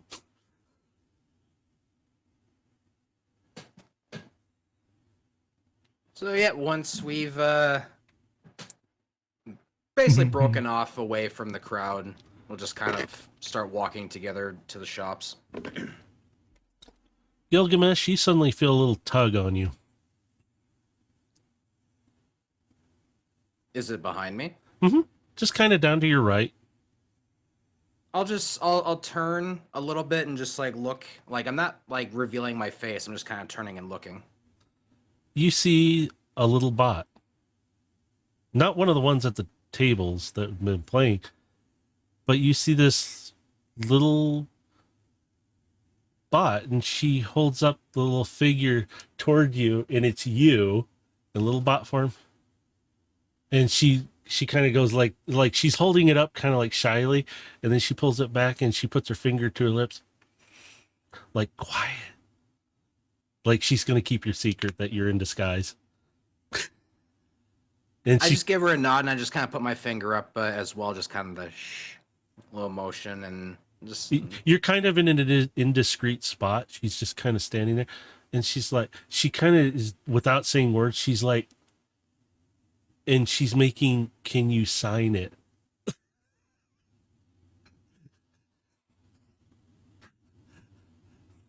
And she holds it up with a little pen like thing, and she's like, I'm just gonna look at him smugly.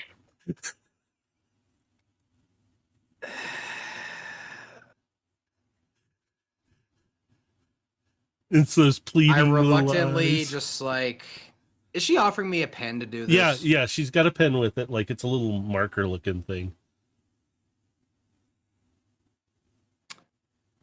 I reluctantly take the pen and I will sign the figure for her. She's just standing there. I'll put like a little signature on the leg. And she's just sitting there, like really happy, but she's looking around like, keep this quiet. I hand the figure back to her, and I do the little shush again. I give her a wink and And give back the figure. she nods, and you suddenly feel her around your leg, hugging your leg for a moment, and she looks back up and she does the, and then she kind of runs off, but looks back at you a few times, and shakes her head like, yeah, and runs off quietly. You know, for an assassin, you got spotted very well by a child. Well, I'll tell you this, she wasn't in the crowd. When you guys walked down and out of sight, she was already down there. She just spotted you by looking up because she's short and she can see underneath everything. And she's like, he's trying to hide. And it's not uncommon for some racers to actually disguise themselves to kind of not be the ones who love it. They're out there, they're brash, but she knows that's why she abided by one of the things. She's, shh, I won't say anything, but could you please? And she was trying to be very nice and polite.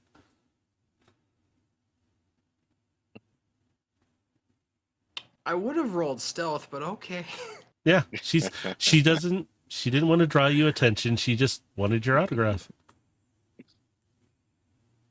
Right, but I'm still in disguise. I would have rolled stealth for it. No, Okay. you're okay. The little ones are a little more perceptive on some things sometimes. So the other ones were too, they're doing their thing. They don't care. So you guys are continuing down to the market. What would you like to look for first? Well, we first need a rendezvous point. So. Yeah, I mean, just so long as it's within range of the ship, so we're not out of the portal range. We just got to be wary of that part. Like I said, the portal range has about 1,000 feet on it, so you guys are well within it. You've only traveled about 60 feet. Oh, okay. I thought it was more than a few hundred at this point. No, yeah. If you wanted to say you want it about maybe 100 feet, you're still within range. You're still good. Okay, Is- so Well, we can meet up by one of those big screen TVs that they usually have in like the center areas. I mean, Times Square Velocitron. Yeah, it's one of them. Not really the Times Square, but like just a place where it typically shows like what's happening on the track and shit. Because I mean, more likely people are gonna be more focused on that than people around them. So it's a bit more like Yeah, Tokyo. It has like the big screens that Mhm. are like showing races and whatnot. So, Races, like your Yeah. profiles, your race. Will show stats on races, fights, and sometimes even other events depending on what's going on. I'm envisioning like a cyberpunk Tokyo. Actually, that's kind of similar to what it is. Just wait until the sun goes down. Oh, it's Yeah. You thought Just- Vegas was crazy. Oh, yeah. This is a lot crazier. Like I said, at night, when you guys have been there, you kind of got the glimpse of neon lighting everywhere. You see streaks going on. That's races happening most of the time. You see the casinos, you see all the buildings. The markets are constantly running. So it's rare that you'll see some strips closed unless it's a problem along that strip. That's all. Well, I guess we'll kind of go. I mean, me personally, I'm gonna go in order of which like is closer. So like, is the weapon shop closer, or is the ship dock? As far Well, as like you- the ship upgrades, is that closer? Like, which is The, first? the ship upgrades will be right by the docks most of the time, so you would see those right off the bat. You can see off to the, depending on which way you walked, the left side. You'll see a lot of shops with. Oops. Yeah, see, Sorry. I don't agree either. I should be the right side, right? No, no. But on the left side, there's a whole strip. You see different vendors selling all kinds of stuff. Some of them have larger things sitting behind them or next to them. They have like huge sections. Off to the right, you'll see other various shops. Sometimes it's like little food things here and there too. It's really kind of a hodgepodge. But you can recognize the weapons and the particular type of weapons that they might be working on and the types of engines. So you might be able to haggle and barter between a couple of them if you choose to. Which one would you like to start with? How about that? I'll ask that question. Well, let's start with the ship since that's gonna be closest and along the way. Okay. There's a vendor right off to your left, and you're kind of looking at it, and you recognize some of the parts. They're similar to what your ship is made out of. It seems like an older ship bought kind of consolidation place. Like he has ship parts all over in his area and everything. You want to say hi? Is it like an indoor shop or is it like an outdoor kind of? It's how do I describe this? It's indoor, but it's an outdoor like strip mall thing. So they just close doors down and stuff if they ever have to close. But most of these are open all like 24 hours. Some of the markets that are just like a cloth hanging over top, those ones usually are just kind of there. So right now you're looking at kind of like a strip mall kind of thing almost, but it's out in the open. So I'll walk in and I'll begin observing the engine parts, like looking at their quality, checking to see if they would be an adequate upgrade for our ship. Okay, what kind of part are you looking at right now? Or for? Well, kind of along the lines of what we were discussing earlier, as Okay. far as like advancing maneuverability, energy transfer to upgrade shields, that sort of stuff. Okay. As you're standing there observing, you see some of the larger engines in the back. Now they're mostly images, but they are items that are in existence in his shop. He just has them stored in the back. So these Yep. these upgrades would fit your engines. But you suddenly hear this, "Can I help you?" And it's this scrawny but he's kind of buff looking, but he's scrawny looking too, which is weird. And it's kind of like an alien species, and he's just like eyeballing you, and he's blinking through these magnified glass-like things. And he's sitting there, he's just like twiddling his fingers like, "Can I help you?" Overload's with me, right? Or did you branch off? I mean, I probably would have gone towards the weapons shop first. 'cause- Okay, so all right, Okay. you branched off. All right, so I'll just say to this creature, looking to upgrade my ship. I see you have some interesting parts here. What kind of ship do you have? I can tell you more if I know the type. It's a Firefly class. I see Oh. you have parts here for it. I'm sure you would recognize it. You see his eyes go wide, and he stops moving his fingers, and he's looking at a firefly. I've not seen one of those in a long time. Yes, many of these parts would fit it. had these for a very long time. What is it upgrade wise that you are looking for? I could easily tell you which one.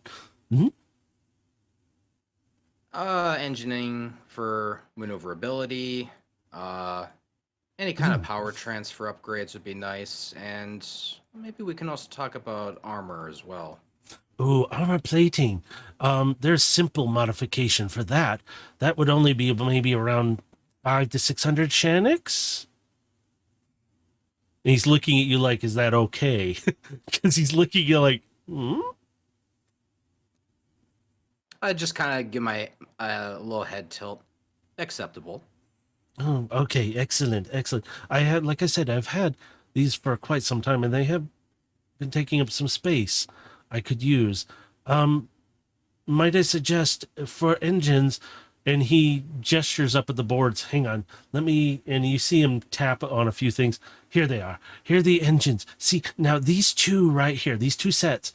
One is great for maneuverability. The other one is more for speed, in a sense. So if you're trying to get around things quickly, they both have a bit of speed on them, but one is really more for speed than maneuverability. And you see the difference in the engines. One's a little more sleeker. That's the faster one. The other one is not bulky. It's still got a bit of smoothness to it. A little different to the engines you have on that ship right now. And it's got a lot more maneuverability with that one, but it does still have some good speed. You can see the stats and the situations. Those are practically brand new, but they've been sitting here for a while. So I'd be willing to discount them down since you are interested in the plating still, correct? Yes, I would be. Which one engine set would you be interested in? The maneuverability one or the speed one? I believe we should go with maneuverability. He leans over quietly. Actually, that is the best choice because the speed ones really are. I was hoping you would not pick those because you seem like somebody who's maneuverable. And he kind of looks you up, down, and he goes, I think it's a better choice for you anyway. I don't get much business. So how about this? I will, is 2,000 too much to ask for? Is that 2,000 total or just 2,000 for the engine upgrade? Just the engine. 2,000 is agreeable. Oh, excellent, excellent. So the armor plating, about how much did you want to pay for that again? I want to be clear. Well, I believe you did say it was 500. Okay, I just want to be clear that sometimes some people don't like armor plating that much and they don't want it. I usually charge about 1,000 Shanix for that, but your ship is technically a classic. But anyway, let me get back to it. So we got 2,000 for that, 500 for that. What else? You said energy distribution? Yes, something that could energize shields a little bit faster. Let's see. Or transfer power quicker, whichever is easier. Shields. I don't know if that ship ever really had much of shielding other than its armor plating, but we do have an energy conservation one. It kind of reduces the amount the ship uses, but still providing an output that is adequate for the ship to use. It works great for the maneuverability engines too. Also, what would that cost? It's cheap. He kind of just like covering, it's cheap, really. I'm trying to get rid of this stuff. So how about this? 300 Shanix for it? Sounds agreeable. All right. So 5, 3, and 2,000 Shanix so far. Was there anything else that you would like?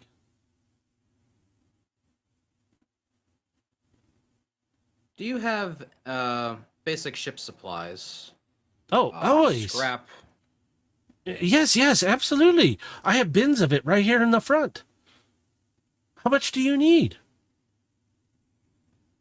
Above game, what would we need to be topped off as far as our storage supplies? Let me look at the ship's 'Cause- sheet. Because I'm not sure how much it would take to top everything off. Right now you have about 500 in parts, which is actually less than that, but I'm not going to count it because I forgot to. Because Steel was using some of that to repair and do some other stuff, and so was everyone else. But you have about 500. You can store about 2,000 in scrap. Well, let's add 1,000 to scrap. And how are we doing on Energon? The ship, because I didn't subtract it, it's still sitting at about 1,000 fuel. You can go up, and you could technically, and you hear him, hey, sir, do you have the standard ship energy source inside? In other words, the capacity? I believe we should. Well, if it's the standard, it's only about 1,000 maximum. We could increase that with the energy module, but also we can up the capacity to about 500 more in energon capacity. That would only be about another 1,000 energon for that. That one I cannot discount too much because it does fit a few other ships. Very well. Let's go with those.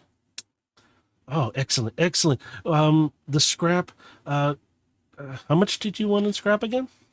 I want to make sure. 1,000 units. 1,000, all right. So for the scrap, I will charge, you know what? I was going to charge you 1,000 for it, but since you are buying the engine upgrades, the energy, wait, I have the engines? Hang on. I gotta make sure I write that word down right. Engines, energy module. I want to make sure you have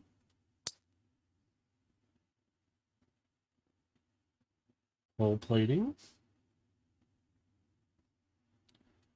Oops, I wrote that one wrong. And then we are going to do capacity upgrade. So, gotta do a little. So that one,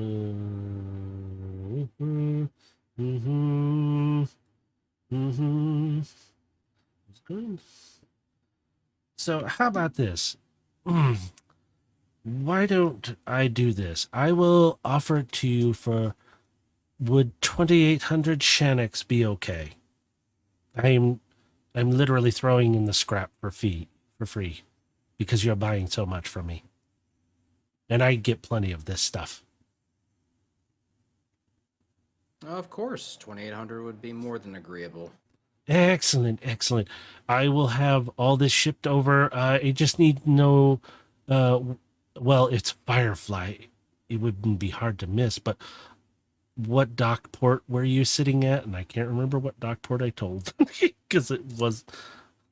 we just know it. Not remember because I didn't write it down. I will say this. Oh, I will send it right. B4. Thank you. Doc B4. Yes, yes. Before what? I'm kidding. That's what you... No. I mean, I made it up. It works. Okay, I will have that all sent over, sir. Is there anything else you need from me?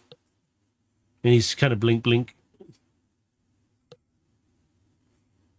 I believe we were needing some sort of wiring for our ship as well. Do you have any spare wires? What particular types? You can just show him the list. He'll tell you if he has it or not. Well, going down the list, do I know the types of cables that were needed for the Phoenix? Okay, I'm just making up the three cables. Just tell me. So. Yeah, I didn't say what they were. I just said there are three particular types. He'll be able to tell you. And he looks at, he'll look at your list and he goes, oh, I have two of those. The third one is, that one, oh, man, he is, oh, you will not like dealing with him. I can sell you those both for like 50 Shannocks. They ain't much. They're really easy. They usually, but the only person I know who has the third cable piece you're looking for, and he kind of leans out and over, is down at his booth. and he's pointing. He's not cheap.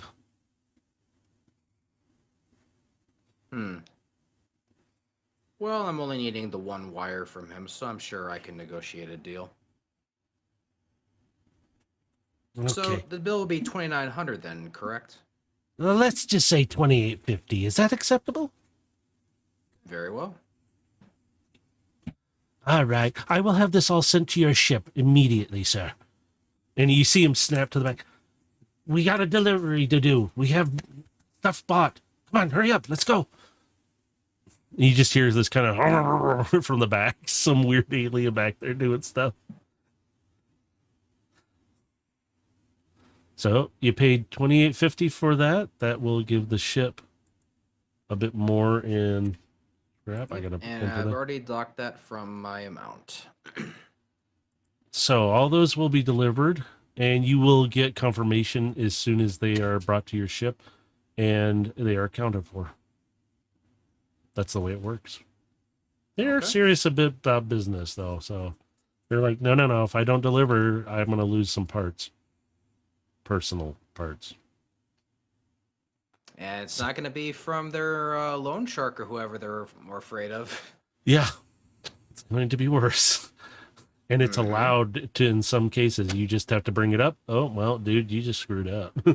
But let's switch over to Overload. Overload, where are you at? I will be going to the weaponsmith to see if they could possibly repair this this revolver shotgun. All right. You come across an arms vendor who you see him sitting there. He's working on something intently. And he's got his back to you, so he's not paying attention at the moment. Excuse me. What? What do you want? Want to ask if you take up repair jobs? Yeah, of course I do. He's not even breaking what he's doing. He's just sitting there. You can see him tweaking something in some kind of weapon. Yeah, fine. I got you a unique piece as I place it on the counter. Unique piece, and he swivels around on this stool like chair. Unique piece. Everyone says, and he's just staring at it. He stopped talking. Where He did was saying, you get this? old friend. He leans up, he gets up, and he's towering just about at your height at this point. Where did you get it? Remember, you do not look like you. Does he have like a clear distinction of like what symbol he bears? He would just recognize you as a dock worker. Yeah, No, because I'm saying he- him. Does No. he bear a symbol? Oh, he bears something similar. You can see what looks like, because he's in this leathery looking like apron thing, but you do see a symbol, like a patch or a badge of some sort, that you would kind of recognize as Overload. Wait, that's similar to what Rex has. Similar. It's not exactly the same, but it's similar. Few little distinction differences. And he's got this, you see his hand reaching for what looks like a big old wrench. And he's like, where did you get it? I got it from a friend on the who was on the war front before. Persuasion. Persuasion? I'm just saying it might help. It might help. I mean, don't really got much to go off of, so 11. I mean, either persuasion or deception. You know, one. Yeah, of the two. actually, either one. If you want to, I'd say roll for deception, because right now you are not you. So you got to convince this guy in some way. You're persuading him, but you're deceiving him in some form, because he doesn't know who you are. And if you're lying to him right now, do you want to stick with I don't persuasion? know who he is either. Yeah, but you can kind of recognize this badge on his chest. So he's looking at, I don't know who you are and where you got this from, but it doesn't belong to you. I made that custom. So Where did you get it? And others are kind of stopping and about to watch an ass whooping. That deception did nothing?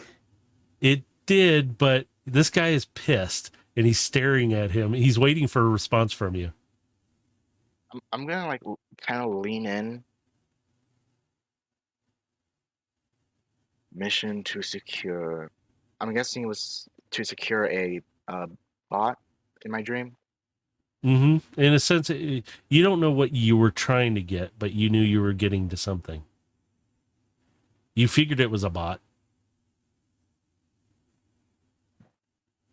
Mission to obtain a item of interest. You getting your ass beat down by a guard. One swipe, one swipe of the arm, final blow to the neck. So you see him relax and he just sits back. So is he dead? You're looking at him. Although And he just shifts his head. You're not anybody I recognize. And he kind of sets the wrench down and he looks at you. If you're a friend of his, you have it. Sorry to No, above shoot. game. If this guy is trying to determine who he is, and he's inspecting the appearance, he must succeed on an intelligence or investigation check against the spell save DC. So he could potentially see through this if he's trying to. I'm just gonna put that. He's there. not.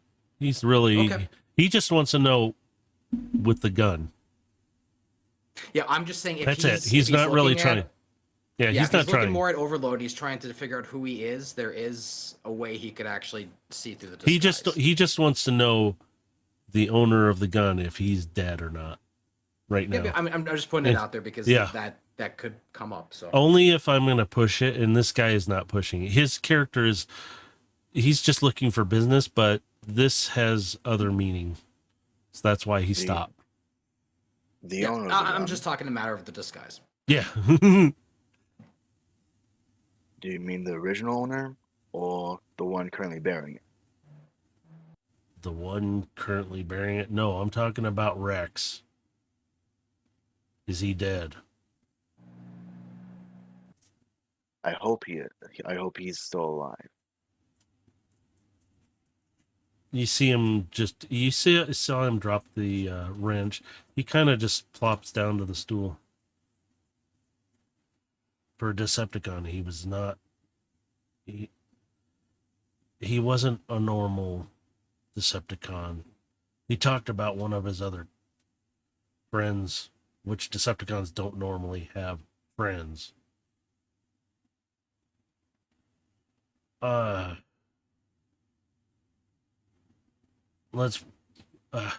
What happened to it? Do you know? He's looking at the gun. He hasn't even touched it. He's just looking at it. Only thing I know is that it's badly beat up after a scuffle, and after retrieving it, this is the state it's been in. Haven't Right. tried to tinker with it. Don't want to bother trying to break it. So you see him pick it up, and he knows this gun. You see him crack it open. Well, this is one problem, and he pulls out the empty energy mag in it, which holds about 5 rounds. He goes, "This thing's seen better days," but you see him set it over on top of something, and you suddenly see it light up a little bit. He goes, "That'll take a bit to charge up," and you see him just blowing into it a few times, like around it. He goes, "Well, that might be a reason." And you see him pulling the trigger, and it's pointed toward his leg, but it's broken open. It's not going to fire. He's just like click, click. What is wrong with that? Hang on. And you see him spin around real quick, and he's like, "Well, That's a simple fix. Why didn't anybody do that? It looks like somebody hit this thing so hard that it actually cracked, which I'm surprised. Okay, whatever. And you hear him, he's not even asking you anything else. He's just working on it. He doesn't care. And you see him slide his hand over the barrel, and you know what it looks like. So let's see if we can get you running. And you just hear him doing some things, and he pulls out like what looks like a mini welder, and you see some sparks flying off, and he's like, well, that should do it. And he flips it shut, but you see there's an empty gap inside where the magazine should be at. It's actually a cylinder. And he goes, it's a 5-shot. It's got a heck of a kick. Think you can handle it? Maybe. He's just looking you up and down for a moment. He goes, let's give it a test. And he pulls out a full one. He slides it in there. You don't get this one. He just got it. And he turns and he points into a chamber. And you just hear the... And you see it blast a light, and you see the everything shoot out. Everybody kind of startled for a moment, and you hear a couple of the vendors yelling, "You stupid idiot!" He just laughs. Sucker still works. Too bad Rex ain't here to use it. And he pulls out this cylinder. It's a different type to what you have originally in it. You see the one on his bench over behind him charging up. And he goes, well, it's working now. For the charge of the mag and fixing it, about 450 Shaniks for that. And he sets it down gingerly. Whoever you are a friend to. He's just watching you. He stopped looking at the gun. He's staring at you. 450. All right. He takes the Shaniks from you. You see him kind of slipping in one of the leather apron pockets. And he goes, if you have it for a reason, you didn't find that as scrap. Fine. Take care of it. See if you can get it back to Rex. If not, he told me if anything ever happened to him and this gun was ever found, to give it to somebody particular. But I don't know who you are, so I ain't telling you who. But I should.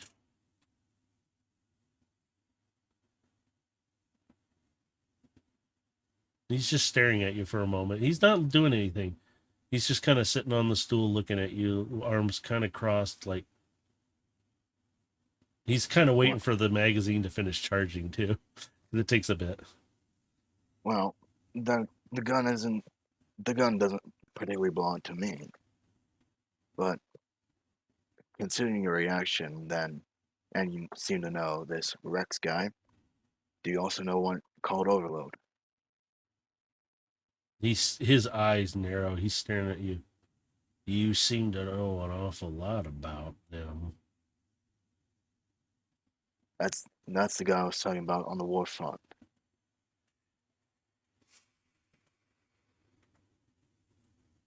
He leans forward. He's staring at you.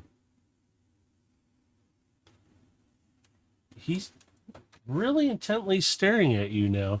So what was that DC say? What was that again? Okay, hang on. DC 11. No, I think it's 12. My spell save is 12. All right. Oops. My dice tray is not working with me here. There we go. There we go. All right, here we go.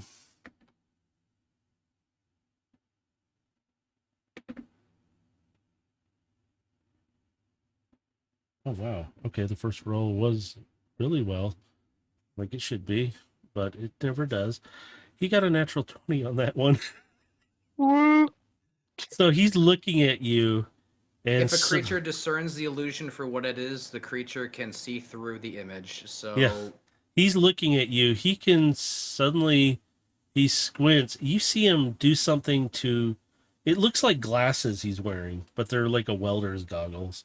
But you see him kind of tap on him lightly, and he's just looking at you, and he goes, he just starts laughing. Oh, God, it is you. He talked about you. He even gave me a picture, and he pulls out of a drawer behind him, and it's a picture of you and Rex.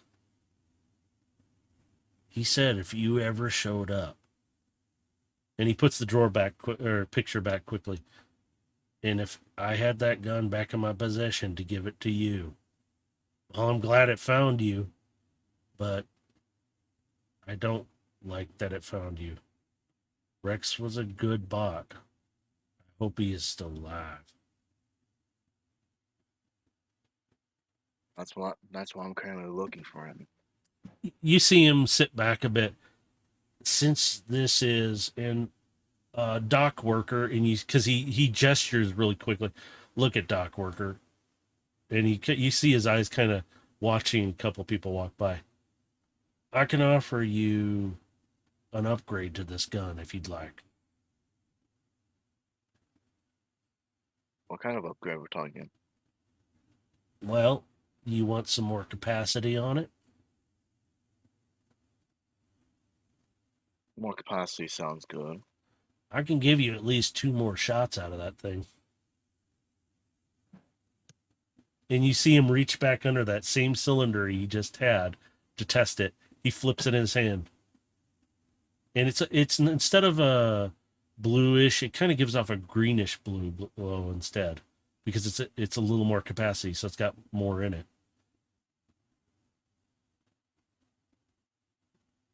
And he's just flipping it. How about 150 Shenix for it? Sound fair? Plenty fair.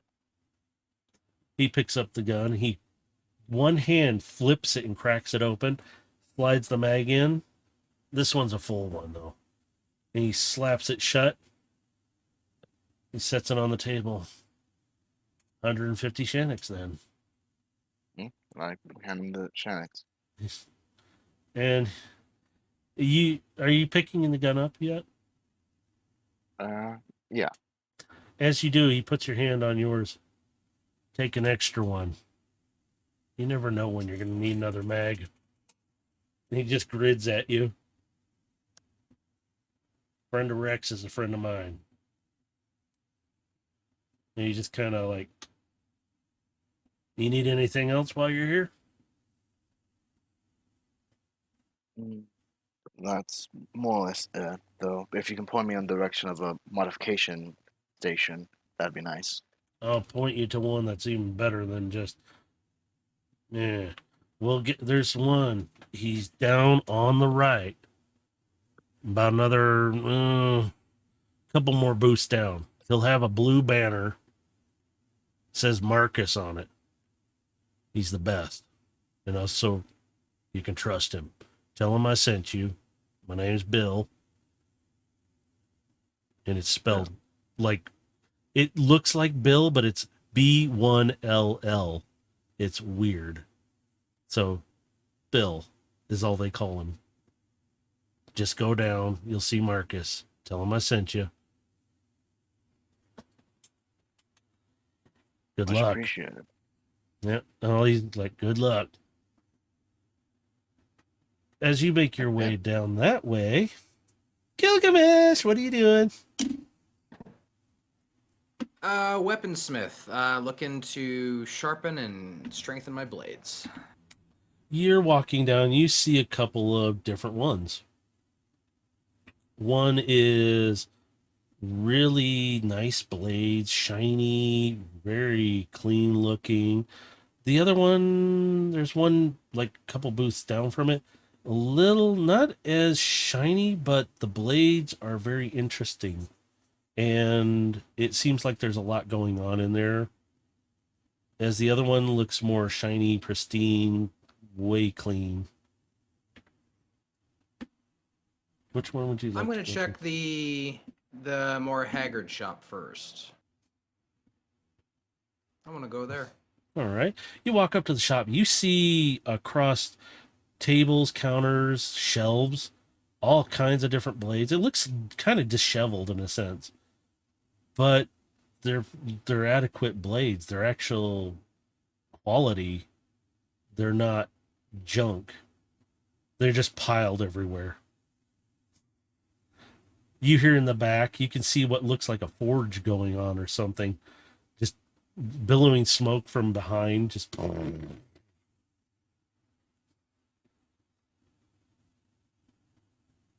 I'll approach the counter and I'll just kind of give a little knock on the desk.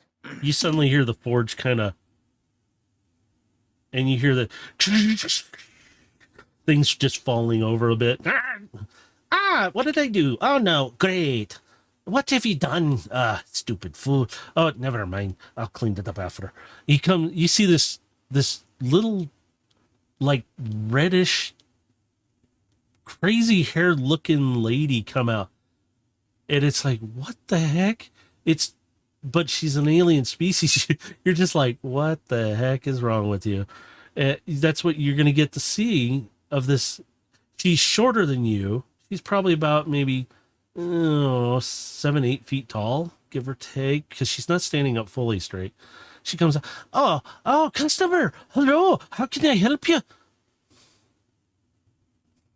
Looking to upgrade my weapons. What do you have? What do you have? And she's really eager. She's like, I have many weapons. Would you like to look at some of those?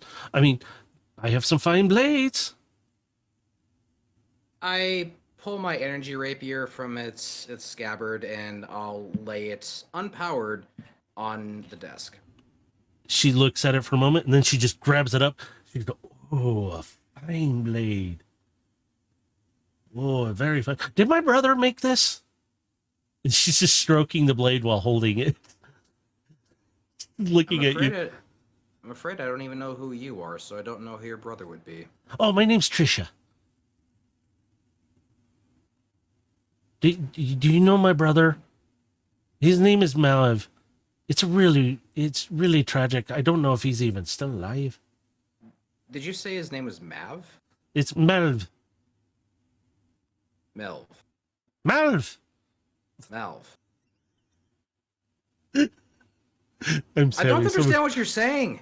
Well, you seem like you don't understand anything right now. And she's just stroking the blade like, this is a very fine blade, though. She flicks it on, though.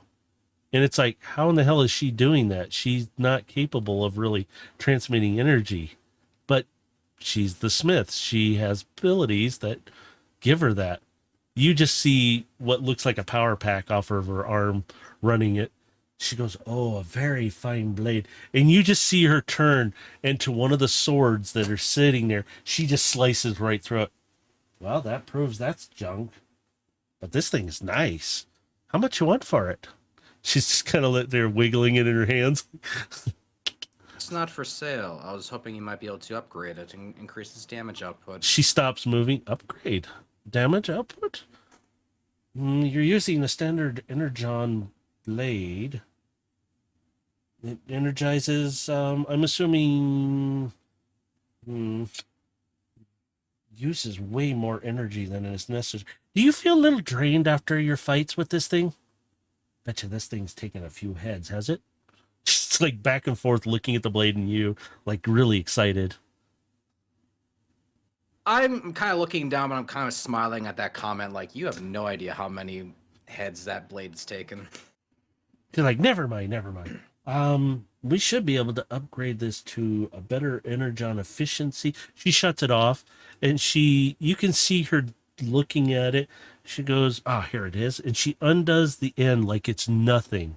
This is your strong sword, and she's like undoing it. She goes, here it is, and she sets the blade down, but she pulls the whole control unit inside of it out. She goes, here we go. We could probably upgrade that to maybe output a few more damage on it. Yes. I might have... Ooh, wait. And she sets it down on this nice, fine... Everything else is dirty, but this whole spot where she's at, is nice and clean. It's like a velvet pad. So she sets it down. I'll be right back. She goes back. You see her come out with this little tube, and it's silver. And she goes, all right, got to be careful with this. She slides it out, and it rolls out.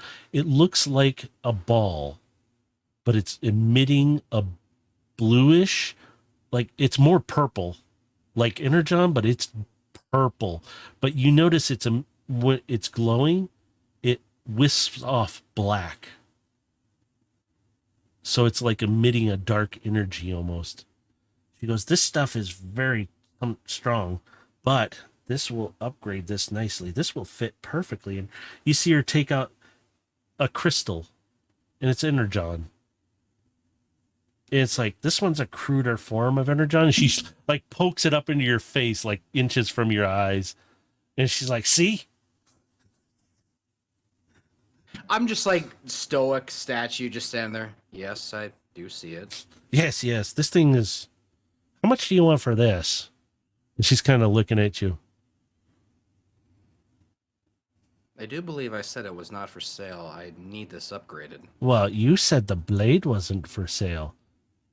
But this crystal, really, it's not worth much.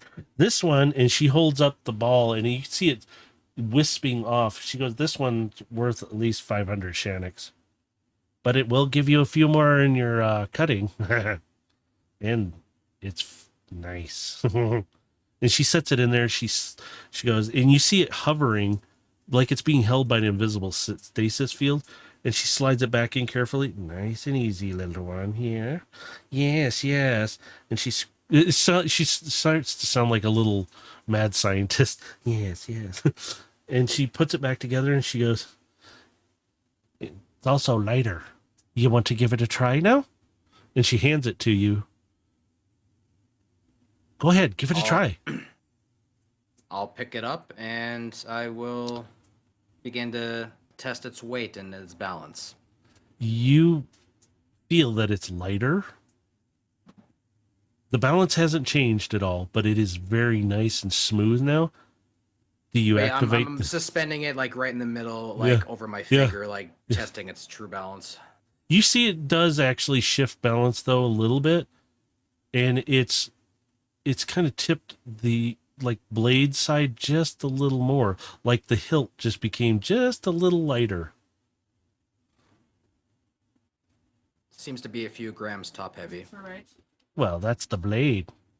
The new little thing I put in there, that is a purer form of the Energon. It takes a lot to compress. And she starts going to this scientific thing. See, you put it in this forge and she's not, sorry. Never mind. That is not a cheap thing to do, but it does lighten up. Also, power it on. See what you think.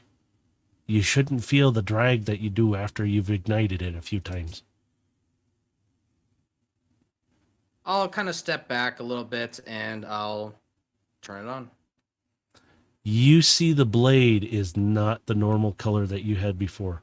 It is this deep purple wisping off that black that you saw from it in its little form. She goes, it's amplified.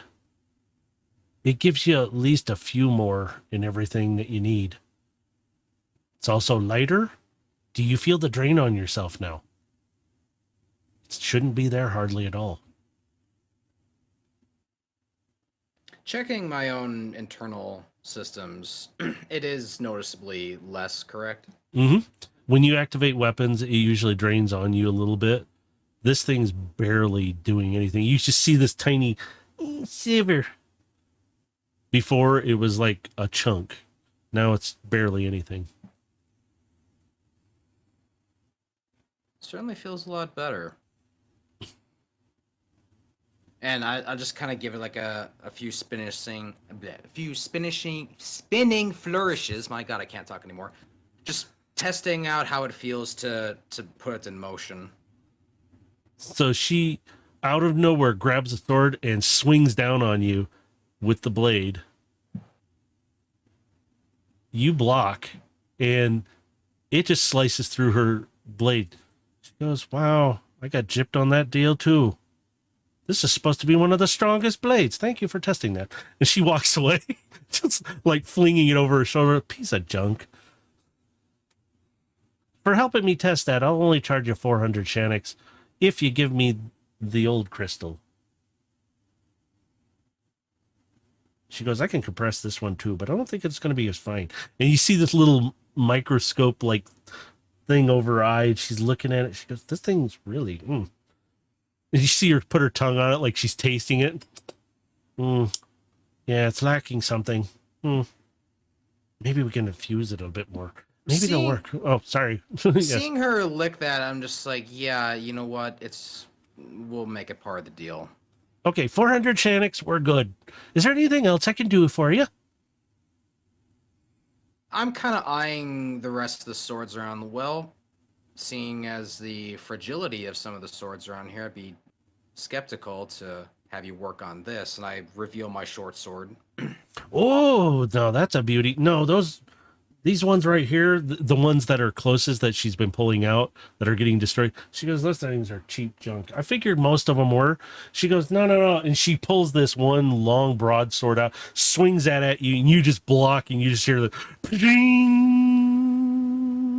and it vibrates for a while. And this is on your ignited blade that you had sitting there. And she goes, see, decent blade. And also, I made this one. She's just added a little attitude now. But you see, a fine blade needs to be taken care of. You didn't even chuck this one. And that's a strong blade you got there now. You saw what it did to that one, and she gestures on the floor. You just see the two pieces, and it's like melted. She goes, didn't even melt this one. This one's infused with a new material that I've designed. Makes it a little stronger. Doesn't bend as easy, but it does flex if you need it to. And she just kind of, you see her fling it, and it lands in the pile like it was meant to land there like that. I'll pick up this blade that she showed off, and similar to the other one, I'm testing its balance, I'm testing its weight, swinging it a few times to see how it feels in my hand. She's sitting there with her hand on her chin, watching you in awe, like, oh, please continue. It's a fine blade. You can check out the rest of them. I suggest not these ones here. They're just junk. So please don't bother with them, okay? Yeah, you know your stuff. You have a fine blade already. That one's a very nice one. Can you increase this one any? Sharpness, density, strength. Is it your sword, or is it the one you're... Okay. Yeah, mine, or I mean, because comparatively, I'm gonna ask, like, would upgrading my sword be better, or purchasing the new one? Let's see. What kind of sword did you have again? So this is an Energon short sword. Does 1d6 plus 3 piercing. Okay, the one so it's your basic short sword. Okay, the one she had was a long sword, so it's like a broadsword. It's a little bit longer, but it's infused with a different type of material. That thing will put out some damage, but it technically is not energy based, but she can make it energy based. She can make anything almost energy based. She's that good. She looks at your little sword. She kind of like, oh, all right, let me see it. She goes, it's a fine little blade, but, and she ignites it again. And she goes, has this blade been good to you? She's kind of whipping it back and forth, like, could use what's in it. It's gotten me out of a few pinches in my time. You suddenly see her flipping it and catching it by the hilt like it's nothing. And she's like, it's not bad. It's got some semi-good balance on it.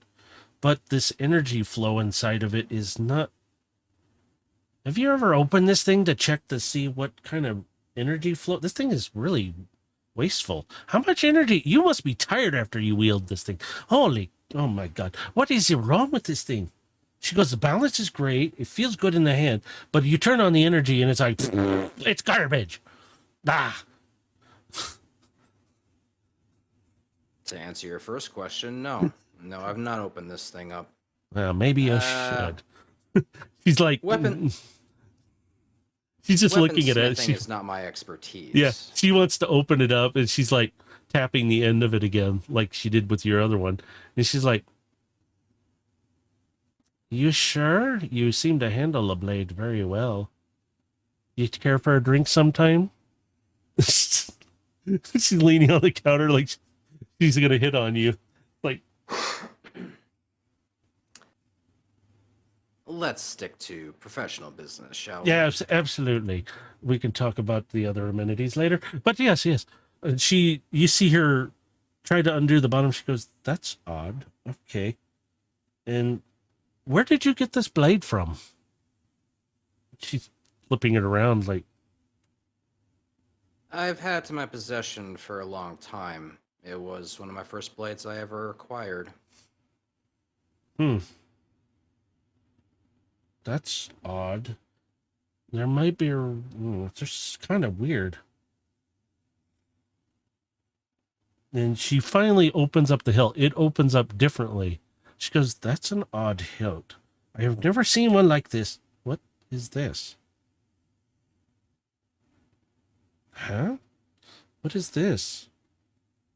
And she pulls out what looks like would be a human, almost looks like a flash drive. She goes, "That might be why the energy flow isn't working properly. This was sitting in here." And she's like, she just sets it down on the velvet mat. "I don't know what that is, but that doesn't belong in here." And she goes, "Oh, I see what the problem is. Hang on, we can fix it real quick." And she just starts working on that. So while she's doing that, I'm picking up this drive off that mat and I'm examining it. Yeah, she doesn't care. She's just like, "That doesn't belong in here. So it's yours because it was part of your sword." So she straightens out. She goes, and you see like few little sparking. It's like, oh, no wonder that's dirty. And you just hear scraping. And it's like a tiny I little just lean flash over the drive. counter and just like say, I'm gonna take this if you don't mind, and I'm holding up the drive. Yes, it was in your sword. It's yours. And she just kind of waves you off a little bit, and she goes back to cleaning it. She goes, okay. She closes it up. It's all tight, and she goes, "Let's try it now." And it's a solid. Instead of it almost looked like it was on fire. Now it's a clean looking aura of energy coming off of the blade. And she goes, "This is a fine blade." And she flips it again, and she's flipping it like it's nothing. And she goes, "Now it feels good." And she flicks it up in the air toward you while it's still ignited. And it's up in the air coming toward you. What do I gotta roll to catch it? Let's just say, go with dexterity, because it's just you're catching it. Okay. Please be a good roll, because it's going to be horrible. Oh, that's 15. fine. That'll work. You reach up, you just catch it, and you feel the energy in the blade is not as it's always been like a chaotic feeling of energy. Now it's like water. It's smooth. It's flowing, and you could just see the sharp edge of the blade just flowing. I give it a couple of swings, just testing it out, and I'll just give a knowing nod to the smith, just like, all right. I'll throw that in. That was just really a cleaning, but whatever that thing was, that wasn't supposed to be in there, so it kind of messed with it a little bit. But it was just a simple cleaning. It was fun. I liked it. You got anything else? She's leaning forward intently. I'll just kind of lay down the pistol. I don't do much pistol work very often. I haven't done one in a while. I usually deal with swords. But she hits a button, and one of the panels on the wall flips, and there's all kinds of pistols that are mounted to it. And it's like, what the hell? And you see a couple more of the wall cabinets flip to show pistols. I'm versatile. I kind of smile and like, I knew it. Choosing you was the right decision. Well, you can always come back to Trisha at any time, dearie. I can look at this one. And she kind of leans forward and she looks down. I'm a little disappointed. I was impressed with the blades, and then you show me this. It's a simple energon pistol. I don't use it very often. It's only, again, in a pinch. And you see her pick it up with like two of her little flangey finger-like things. She's looking at it and she goes, I can tell. This thing is... Can you offer me something better? Can you offer me something better? What is this? She's looking at it in disgust, like, yes, definitely. She flicks it and it lands behind her on the floor. She's like, no, we will not use that. You need something better. Do you see? And she walks over. She finds this. Let's see. No. And she looks back at you. And she squints a few times. Not who you appear to be, but okay. I don't question, I don't ask. And she's sitting there and she goes, let's see. Agile, quick, speedy. And here we are. And she pulls it off the wall. It's a sleek looking pistol-like gun that she's sitting there twirling it on her finger. It's a little big on her, but she's like sitting there. This one is very nicely balanced for somebody who's in balance with you. And most of these have some kind of weird firing range when they got pistols, like with the one. She just turns and she fires a couple rounds. It rips a target apart with a couple shots. She goes, this one is similar to the Energon pistol, but it has a little more kick. It does a couple more damage than that piece of junk. Also, it holds a few more rounds. And she hits the button and the magazine drops out into her hand that she's not even batting an eye. She's looking right at you. She goes, uses Energon, but it uses it in a more efficient way. So you get a few more shots and a few more damage back in. And she goes, and it's easy to use, and she throws it to you like it's a toy, and it's well balanced, and it's flipping through the air. I'll allow you to just catch it. All right. So I'll catch it, and I'll immediately hold it out. I'm looking down the iron sight, checking how straight it is. Oh, and she comes up, and she's kind of like right almost in front of the barrel. She goes, and she taps with her finger. There's another little toy on it, too. It's a little button right next to your trigger finger.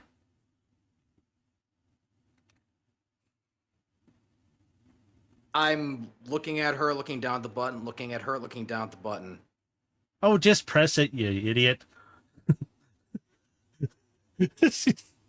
I'll push the button. You see this almost like cyan-colored laser come out the side. It also has a laser sight for not really aiming. It does work, but more for intimidation.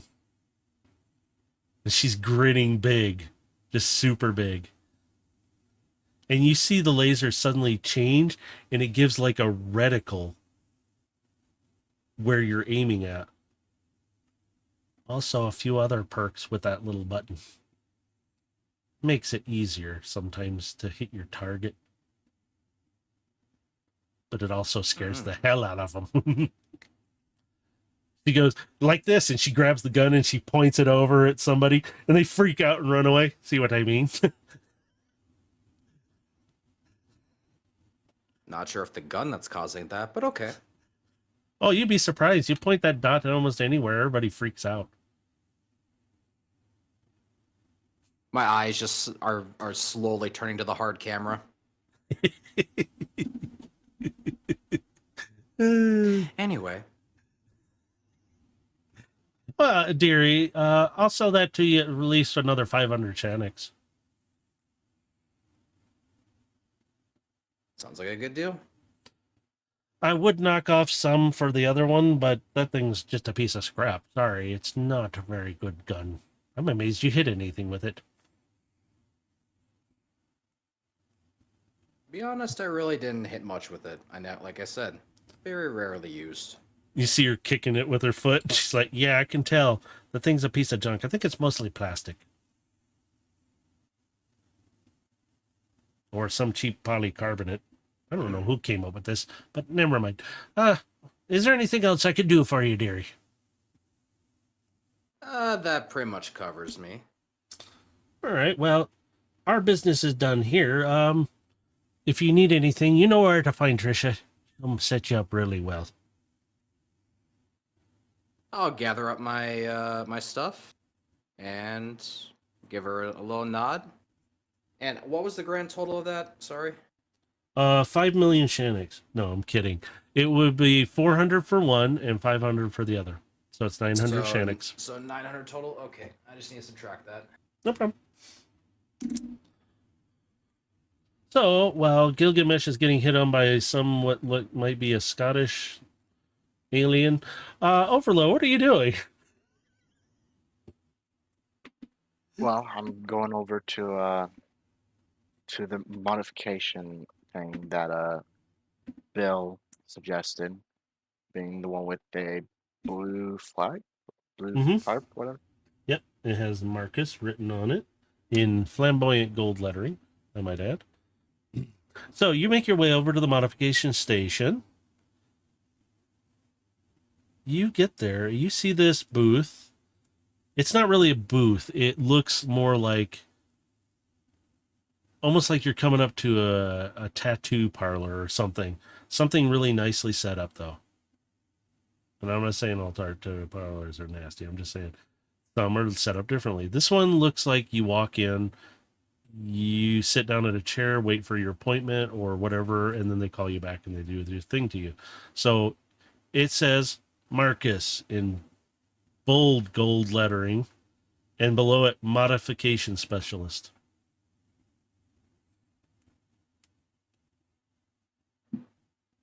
Outgoing, but okay. You enter the door, you hear that bing. It's fairly clean. It's like a small, tiny waiting room, like one person really could sit in there. You hear this, oi, somebody here? He comes out. Very nice looking guy. Kind of looks like a lab coat on him. This is a bot, but he is very fine set up. And you can see like he's got some kind of magnification thing on his head that he can flip down. It looks like part of him. And you see them kind of flip up as he comes out. He doesn't touch them. They just flip up and he looks like, oi, can I do you something? Yeah. I was looking to get a modification, and I was recommended here by Bill. Ah, Bill. Yes, yes. Oh, what can I do for you then for modification? Something simple. I wish to add some rockets to my arms, if you're able to do that. Rocket arms. Who has ever heard of that? Just kidding. No, I can do that easily. Any particular type of thrusters you're looking for? What you got in stock? Well, we do have ones that burn in different colors. We do have ones that last for at least, well, long enough to get you across a large area. Some you can fly with a bit, but those cost around 10,000 Shanix if you want to fully fly around for a while. How much are you looking to spend? I got about 4,600. All right. Well, with what I do have, I can't get this stuff always cheap. Yeah, I could go scrap them, but then I have to put on inadequate stuff. I sell good stuff here, nothing cheap. Not as in cheap, but cheap made. So I want to make sure my clients are taken care of. So if Bill sent you, and he's kind of looking at you funny, whatever. For your arms, can I see your arms? I need to see them. Now, I have to ask a question. With the image covering him, what happens when somebody else touches him? I need to know Physical that. interaction with the image reveals it to be an illusion because things can pass through it. Okay, thank you. You have your arms out. He touches the one to examine it. He goes, and he stops, and he's holding your hand, and he's holding your arm and looking up, and his eyes just like, are you just trying to hide, or are you in bigger trouble? Now, does it break the entire illusion, or does it just kind of show it to him? They can just see through it. Okay, that's fine. So he's looking at you, and he's holding your arm, and he sees the shoulder icon scratched out. He knows that badge. Let's just say there's a group of people who have the wrong idea of me. I've seen that before. But Bill vouched for you, so I'll go with it. Come to the back. Let's do this back here instead. And he looks around for a moment, just in case. Come on, let's go back. And he opens up the door to the counter and lets you come back to the back room so that... And he goes, just a second. And you see him lock the door and kind of... It doesn't say closed. It says busy. Like, I got a client. I'm busy. And he closes the door and goes, little more privacy while we do this. And he goes, have a seat. And it looks like a exam table, but you could do the arms. You guys have seen this. This is like a bot exam table in a sense. You just lay down on it. You've seen them at the medical bays and stuff. He just asked you to lay down on it. Let's take a look at your arm and see what we can do. And since Bill recommended you, I'll give you a discount. Much appreciate it. So you lay down. He takes a look at your arms. And he goes, we should be able to adapt. I've got ones at most. You said you had about 4,000. 4,600. 4,600. Well, we're not going to go that high. But the top ones I can give you will at least give you maybe a half an hour flight time, but it won't really make you go up too much. It'll make you lift off the ground maybe 5 feet, but they will hold out for about 30 minutes at that height. And then I got ones that are a little less. You would fly off the ground about the same, but it's about 15 minutes. Those are about 2,500 Shanix. How much were the first ones? About 4,000. 4,000. Yes. I don't really use money that often, so might as well. Are you sure? I mean, they're fine. And he goes, hang on, I'll show them to you. And he sits you back up in the seat a bit so you can see. And he goes, he presses a button in the cabinet. The wall literally kind of shifts around a bit and it shows all the parts. And he goes, yeah, here they are. And he pulls them down and they're not very big. These ones, he goes, these are a little streamlined. And you can see that they'll fit really nicely. They can seal down into your arm. It doesn't hurt much at all. I'll make sure you won't feel too much when we do it if you want. And he's showing kind of like on his arm how they would sit. And he touches yours and he goes, yours would fit right on your arms, really easy to use. And you can give one heck of a punch. I do like the idea of packing more punch. Yeah. You should have seen one fighter in one of the rings. He did it. The bot's head flew off. At least that's what I heard. So... But anyway, would you still like these? These are the 4,000 ones. I'm discounting off. They're normally about 5,000 Shanix. So. Sure, I'll take them. All right. It'll take about 15 minutes. I'm doing human time because I don't want to freaking do that. My brain is going to hurt more. Okay. So he goes, okay, I'm going to just sit you back. You don't even have to be unconscious for this, but I'm going to turn off your pain receptors in your arms at least so you don't feel much of anything, okay? It'll be temporary. And you can talk, we can sit here and chat all you want. So he gets them out, he has them set, and he starts to work on you. You can feel movement.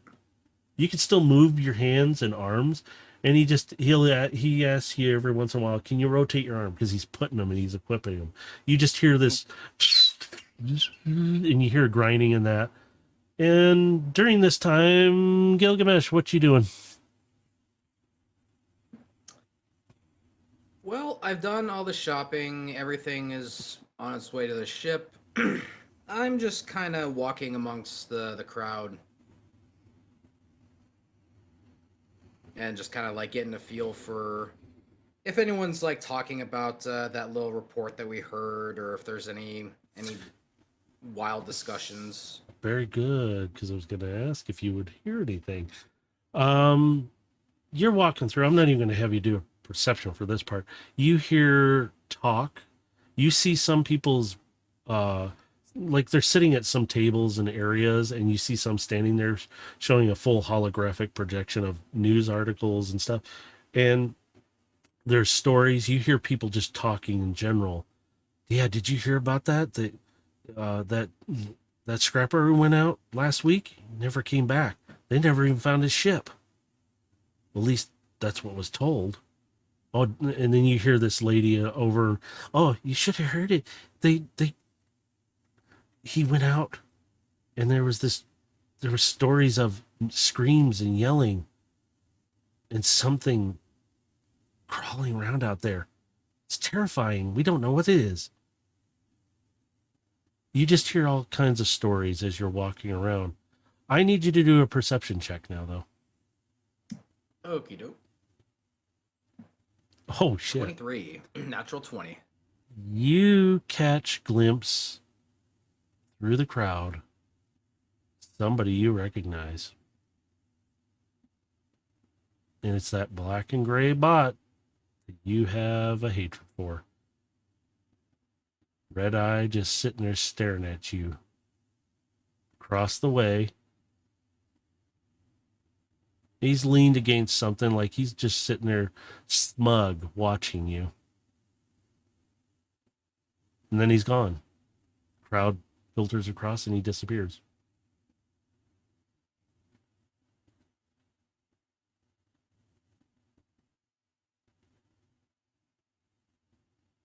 Looking in that same direction. Oops, not that one. Sorry. I'm not casting minor illusion. That's not what I'm doing. Casting minor illusion? No. I'm going to continue looking in that general direction, and I'm going to flip him off and cast invisibility. As you do, he just sees you disappear, but he just disappears and walks away. He's just... You can kind of catch glimpses here and there because the crowd is... It's because people are starting to come around more right now, and it's like they're shopping for things, they're looking for stuff. So you're getting a bigger crowd at this time. It's kind of like when people get off work, they go and do stuff.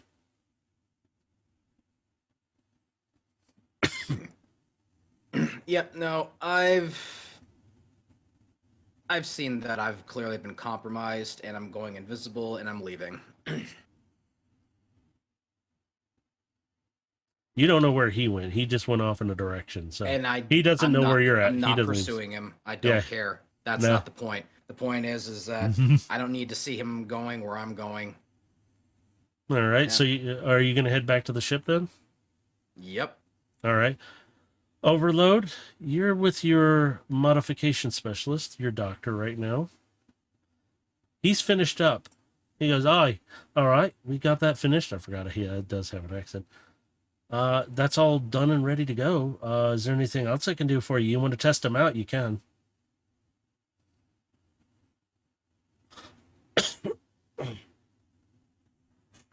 Sorry, were you asking me? Overload. Oh, God, sorry. Overload. There you go. Yeah. Wake up. No, I want to be asleep.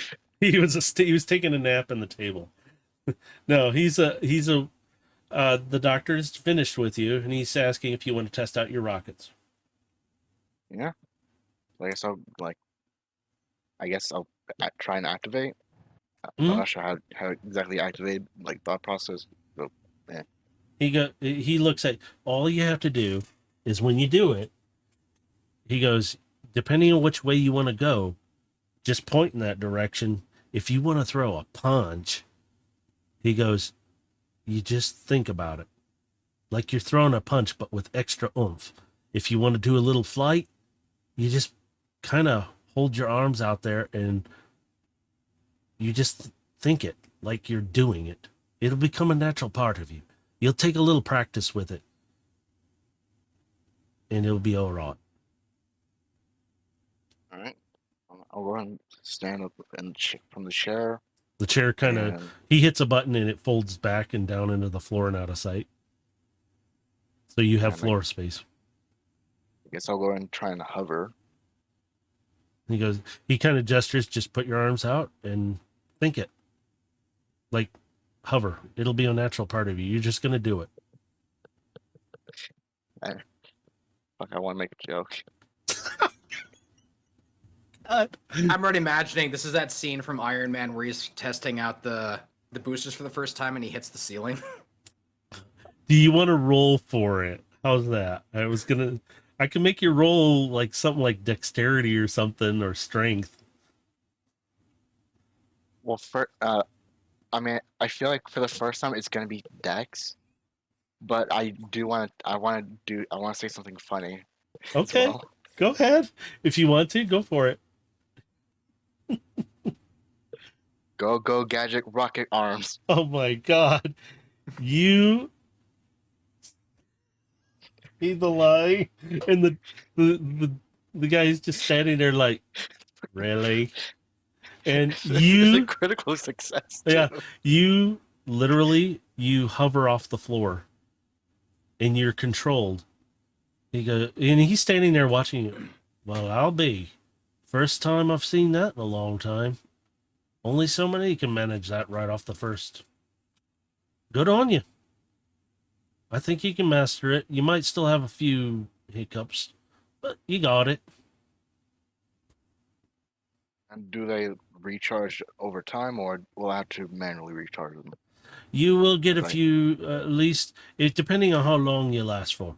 So if you're like right now, you're only hovering here for maybe a minute, it'll recharge within a very short time.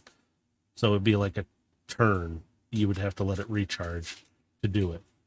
If you did it for, say, longer, you can only last a half an hour. So if you maximum use up the whole time, that would be you like hovering a huge crevice to get across. You would at least take at least one full day to do it. It goes along with your spell slots in a sense. It needs time to charge up.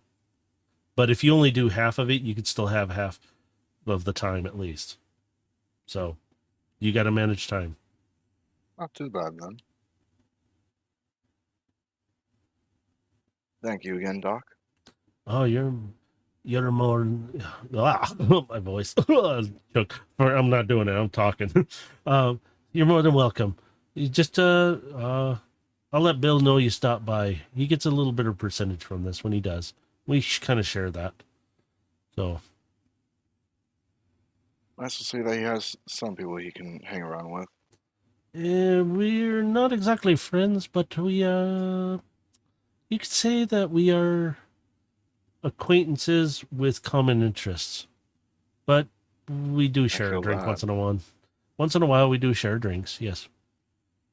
But I enjoy feel your little rockets and have fun. Make sure you hit Well. something hard once in a while. Oh, believe me, as point throttle, I will.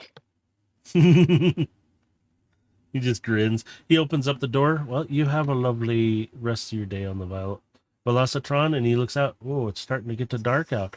Looks like the fun times are about to begin again. Fun times.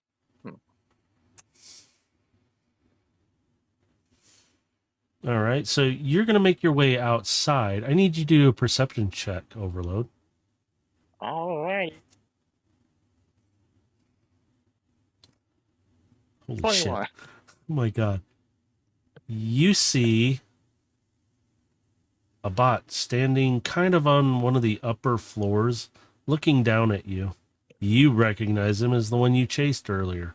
That black and gray bot with that red eye. And he's just staring at you.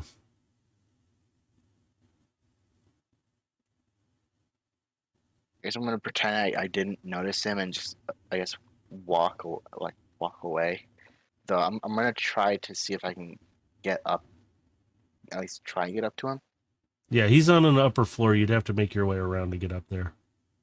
It's like a catwalk going across because there's a lot of stuff going on Velocitron. So Yeah, but at the same time as well, I'm gonna try and get into contact with Gilgamesh. you can radio. Yeah, you guys are easily able to communicate. I think I found the guy again. Yep, I seen him too. He's following both of us. Do we want to deal with him right here and now? We should bring him in. See what he knows.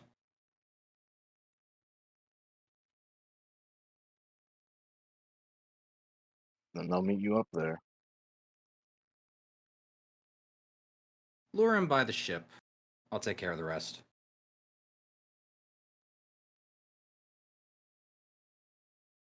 All right, you guys make your way back to the ship.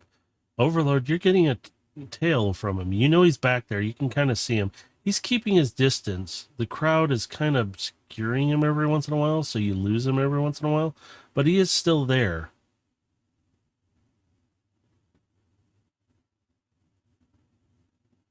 And he's Is still he following Overload? Like, how far back is he following? He's about maybe 150 feet back, but he Okay. kind of catches up and then he breaks it back a bit, like he's getting too close or something. He can see that just out of the corner of his optic. He'll see it, and it's like, Being as I'm nearby the ship, can I get a visual on him?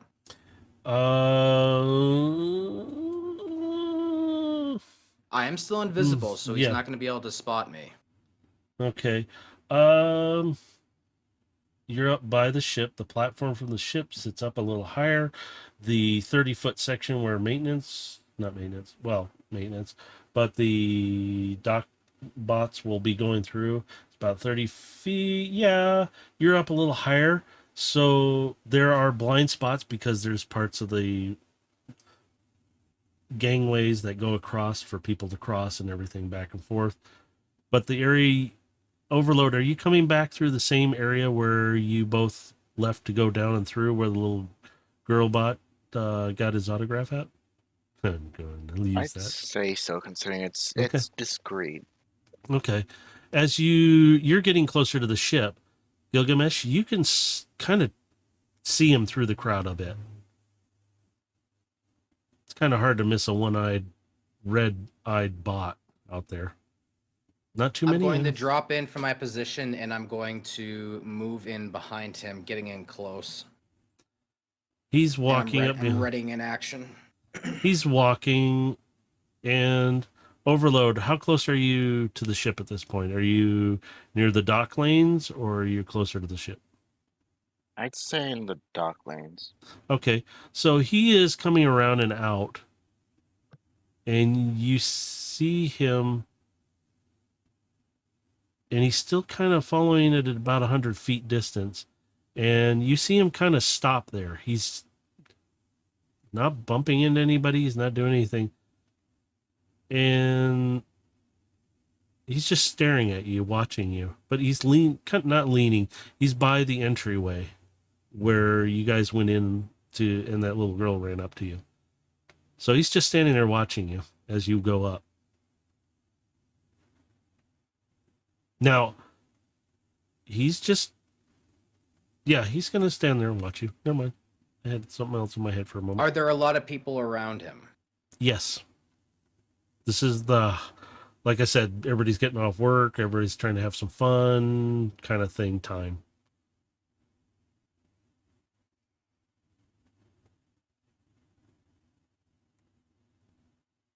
Is it possible to turn into one of the warehouses?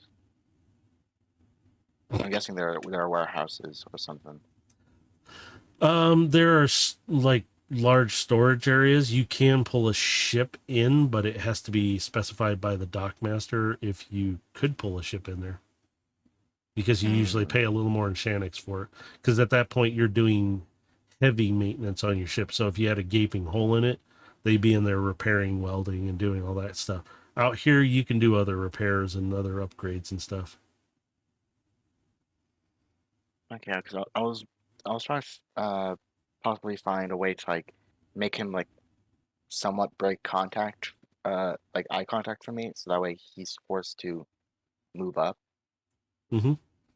Well, So is there like a place I'm able to do that? Like well, break eyesight. you're on the dock lane, so there is cargo and stuff. You do see, Overload, in front of you, a large shipment in front of the ship's docking door. It's the engine parts. It's all the stuff that Gilgamesh ordered. So Okay, you can then hide them.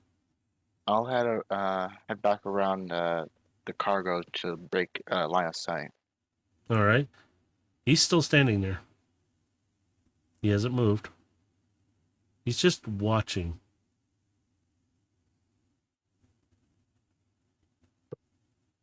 I'll go ahead and comment to Gilgamesh. How close are you? Close enough, but he's not moving. Yeah, he stopped following. Don't know why.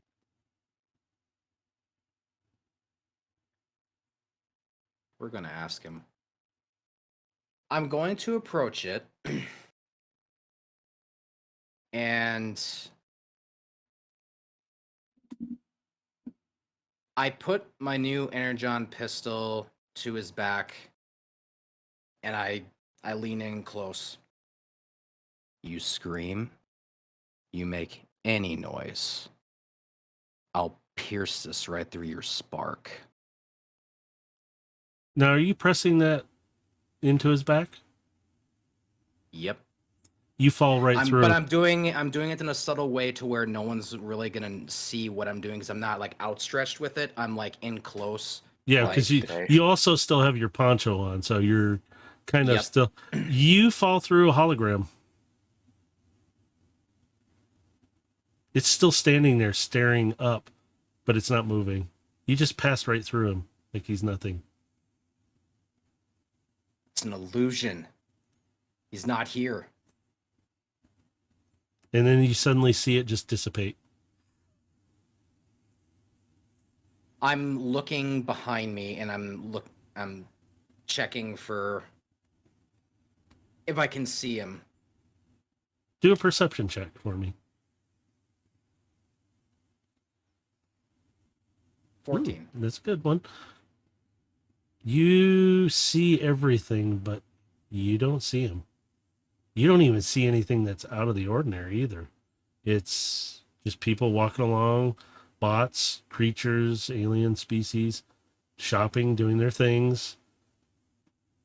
But you don't see him.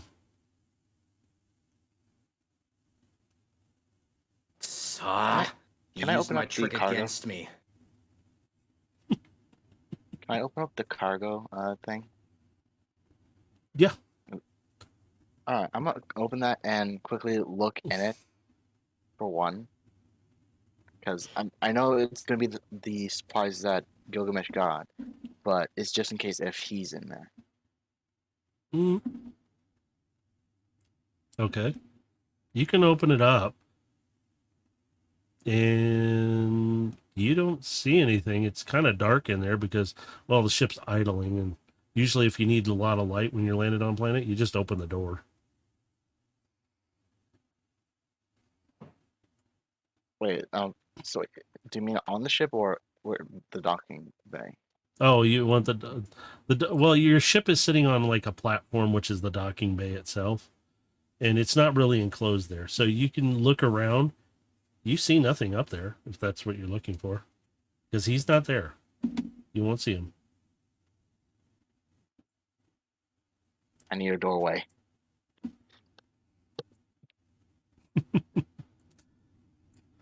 Remember, on the door of the ship, it has a smaller door that you guys can use to access like a regular door. So you could slap it on there real quick and hop in it if you wanted. Otherwise, you can just open up the ship door. I'm gonna comment to well, actually, I'll meet up with Gilgamesh.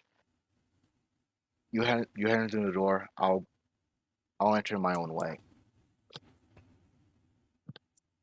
Got Oh, it.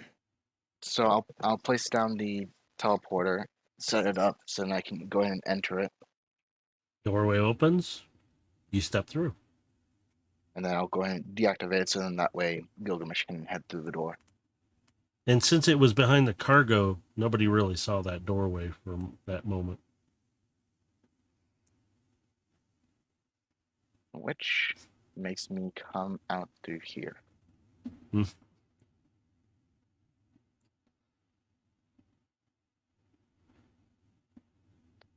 So I'll enter through the door, and I'm pulling the poncho off, and I'm just immediately tossing it out.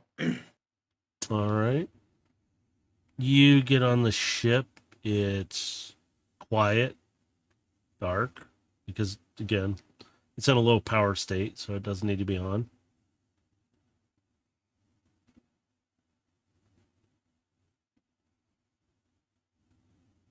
I'm standing in the cargo bay, yeah? Oh, yeah, here. Actually, we'll do that. There we go. Put your icon there for you. Okay. You can put them wherever you need to. I just stick them here. So you're down on the cargo bay. It's kind of dark in there. There's only the kind of like a night light in a sense, lights on. It gives a little bit of a glow. So you can see without your night vision, but you can use yours in this, and it gives you the ability to see.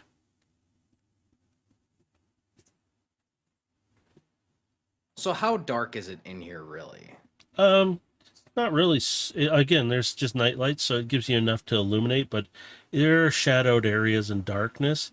You can turn on the lights in the cargo bay. Just by the console for the door, the main door of the cargo bay. You can there's a button there for lights, so you can light it up if you ever want to.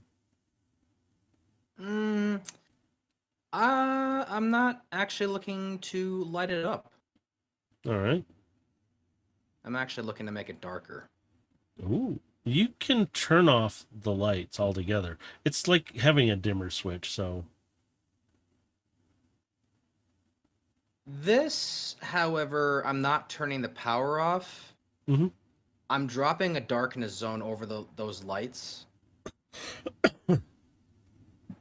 Okay. And no non-magical light can illuminate through it. So I'm basically turning the room into pure darkness.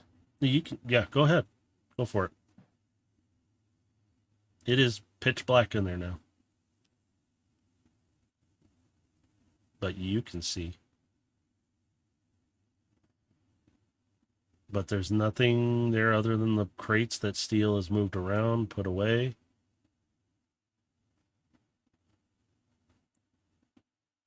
I stand in the middle of the room with my energy rapier not active in hand, but ready to be activated.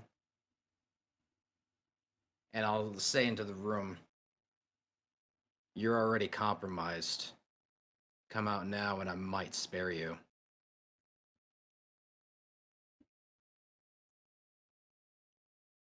Silence.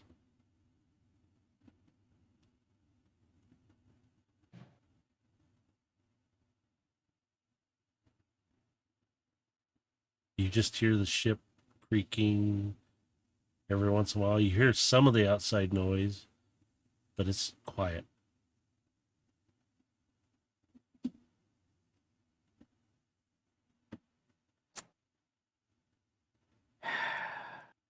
Okay.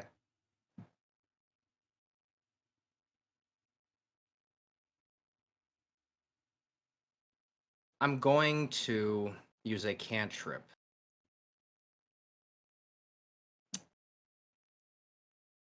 This.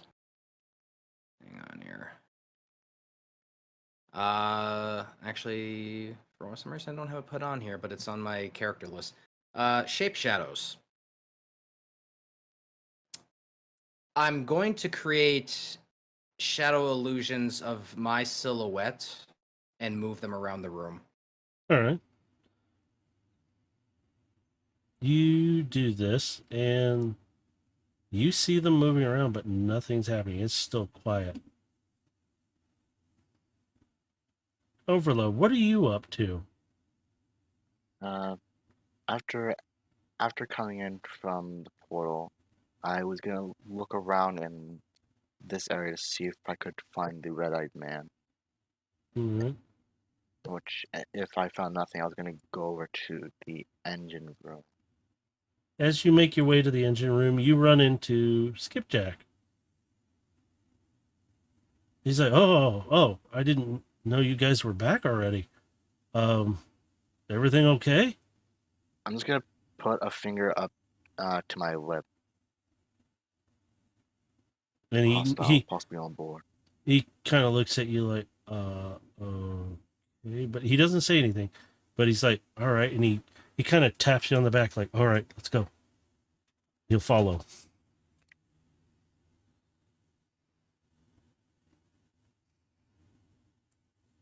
Which I'm gonna go over to the engine room to see if the AI is still there for one. All right. Skipjack taps you on the shoulder and he whispers, I'll go check that. And he slips off and he goes back down the medical bay. And he's downstairs now while you're checking. So it's kind of dimly lit in there. It's not, again, low power state. You can see where Timmy left the AI sitting. It's not hooked up, but it is hooked up. Like, he's got it in its position, but you can tell it does need the cables.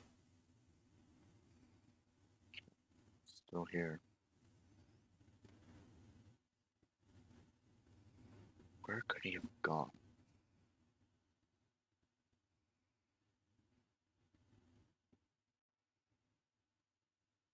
And I guess if I get no luck on finding him here, I guess I could. Didn't exactly look at the helm yet, so I should probably go over there. So far, you haven't seen anything, Overload. It's just dimly lit. Everything's quiet. While he's checking the bridge, Skipjack comes up from below. He's like, whoa, it's dark in here. Uh-oh, I think he's in here. Gilgamesh, you can see him in the dark across the way. He's like standing in the door like... I can see Skipjack. Yep. Okay. I'm going to slowly approach out of the shadows.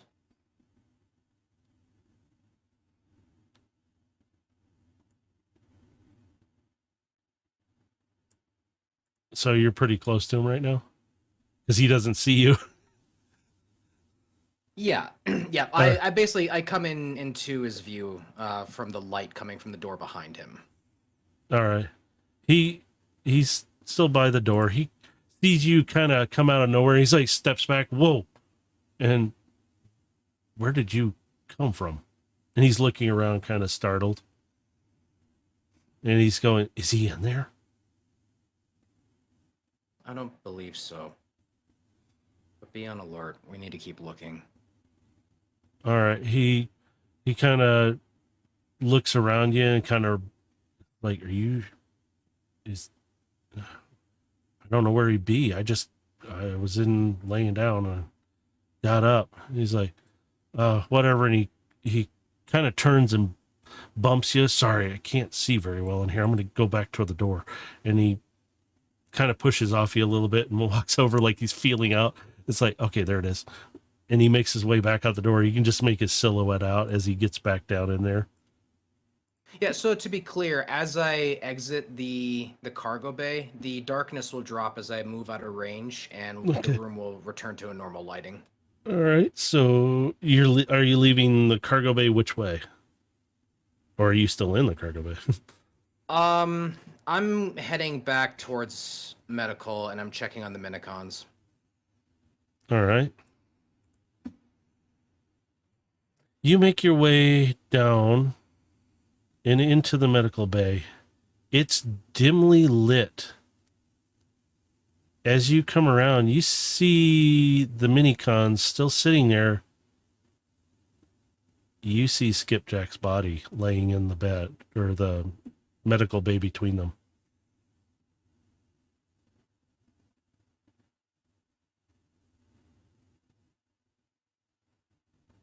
I draw my energy rapier.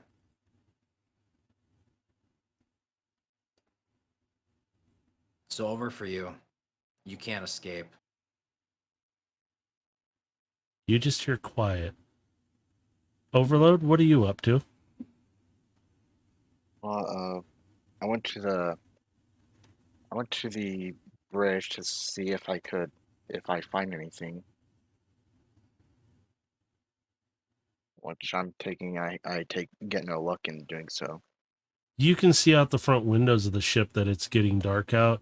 The neon lights of the city are starting to show up more. It's starting to become nighttime.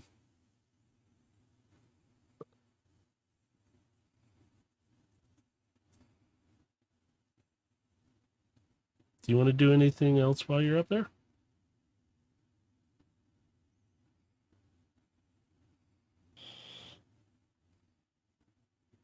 Considering it's a bit hard to see, I guess probably turn on the lights.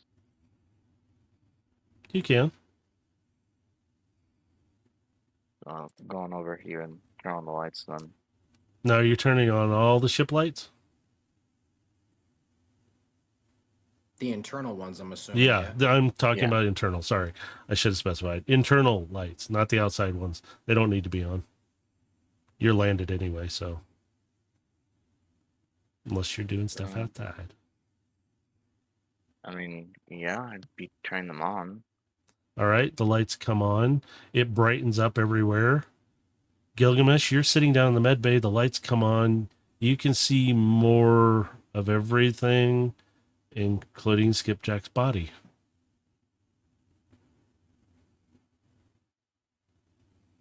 I'm gonna move past Skipjack, and I'm gonna enter into the room. The medical room? Yep. Want to be sure. All right. You're just inside the door, and suddenly you can't move. You can't move your head. You can't move your arms. You can't move your legs. You are like paralyzed.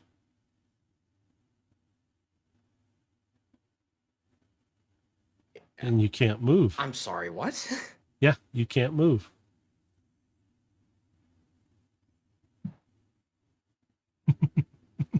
Is there nothing I can roll for a strength or anything? Yes, you can. Okay, Go what am I ahead. rolling? Well, let's see how well you roll. You can roll for strength because it's going to need it. Okay. Let's see. Oh, please be. 13. Well, unfortunately, you're still a bit paralyzed, but you can move your optics and you can talk. But you hear the voice, you recognize him. Oh, you were so easy to play. The only problem was I had to deal with that one. He was a little easy to take out. And plus, I got 2 little gifts here I can make some good Shannix off of. Where's your buddy at? I'm gonna have great pleasure in killing you. Good luck with that. You can't even move right now.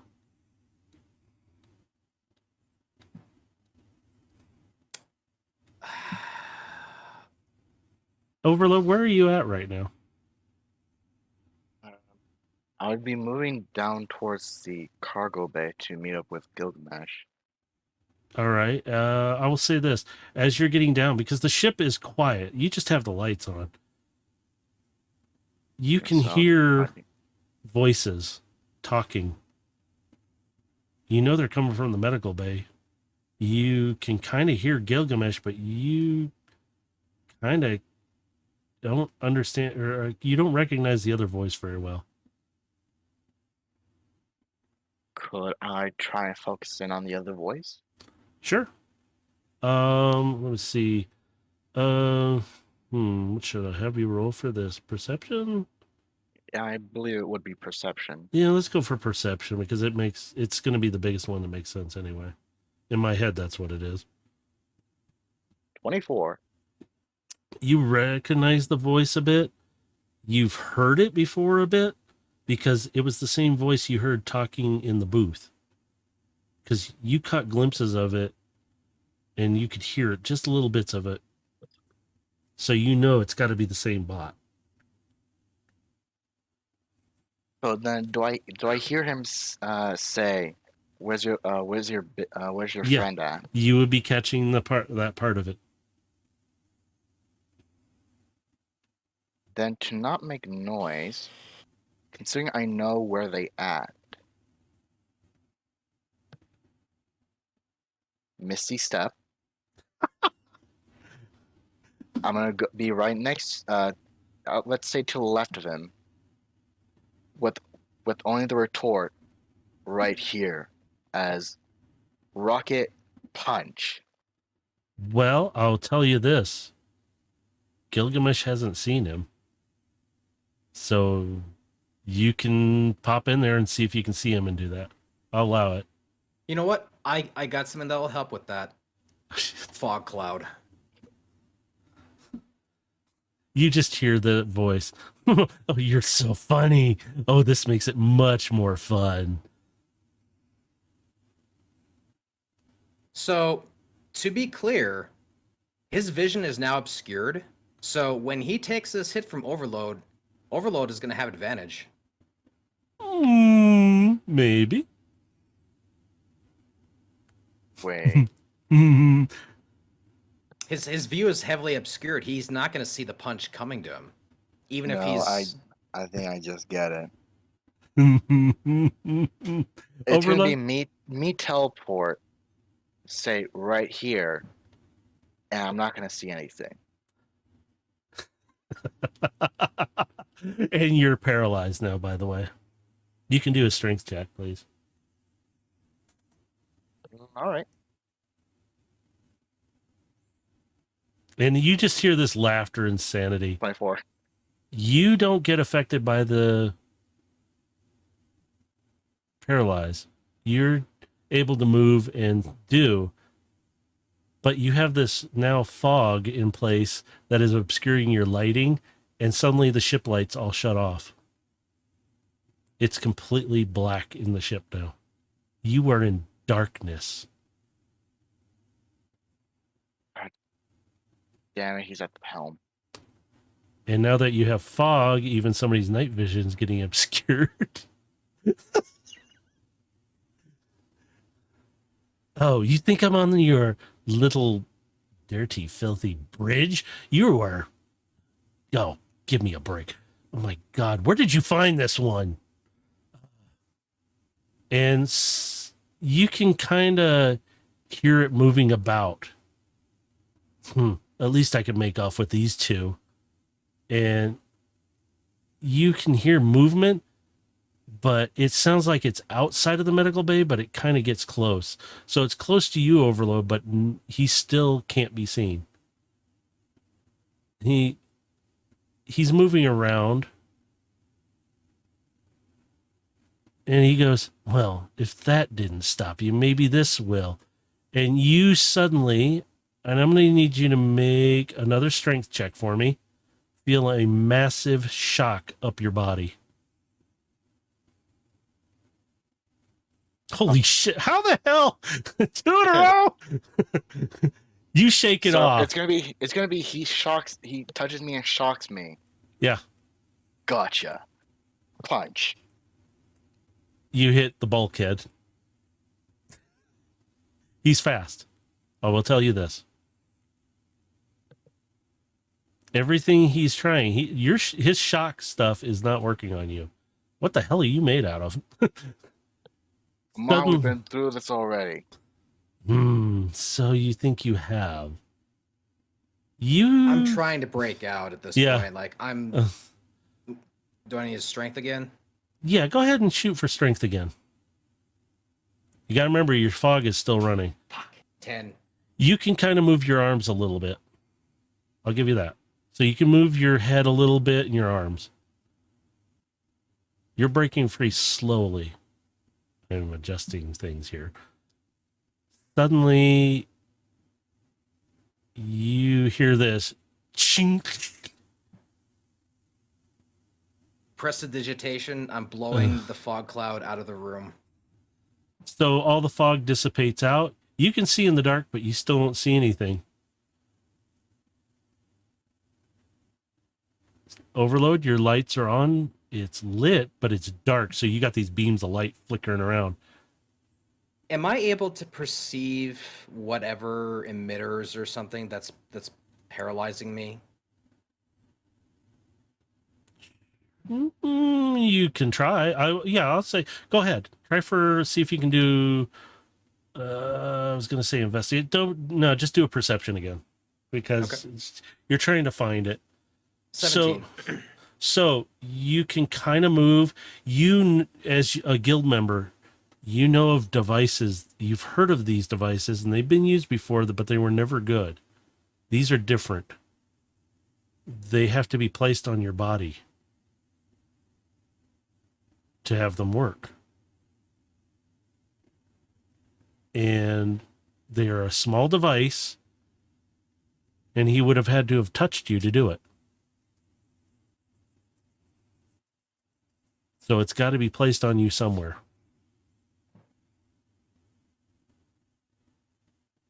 And it was the same for Overload, too. Oh, that didn't exactly work out for him. No. Because it didn't. You're tough, so it doesn't faze you as much. So as you're both trying, one of you's trying to move, the other is able to move, and you got it lit up. It's still dark in there. You heard that sound. Well, big one. It's about to end. And you just hear the really quickly now. And you get the sense you're about to be shot. Because you recognize that big caliber gun. Running out of options, I'm reaching out to Carbine telepathically.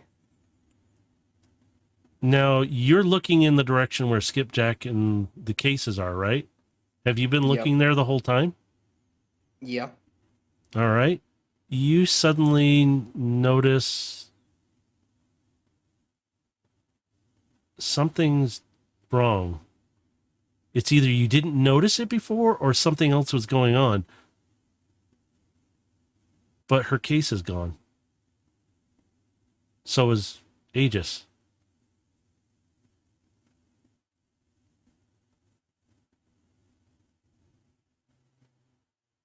Suddenly, wow, realism. We got races going on. Cool. I can hear the sound. Yeah. Perfect timing. We're on Velocitron, so. But no, you suddenly, your night vision optics kind of start glitching out and kind of going nuts. You just start seeing blackness on and off. Overload, your lights on your chest start flickering crazily. Suddenly, out of nowhere, a shot is fired. It is loud and big, and it is coming for Overload. Overload, what kind of posture would you take if you're going to get a shot right now?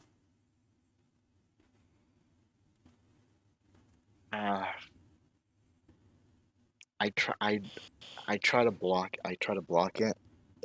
Are you trying to use like one of your arms or something?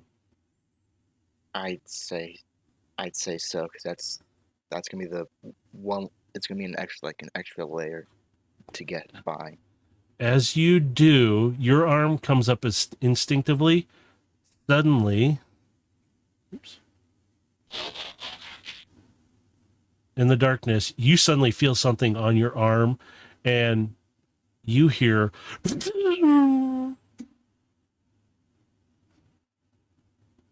Gilgamesh. You kind of feel something crawling around near the back of you. It kind of feels weird. You don't know what it is, but it's crawling on you. You can kind of feel what feels like something's kind of digging into you a little bit. It's not trying to hurt you though. And suddenly you can move. And you hear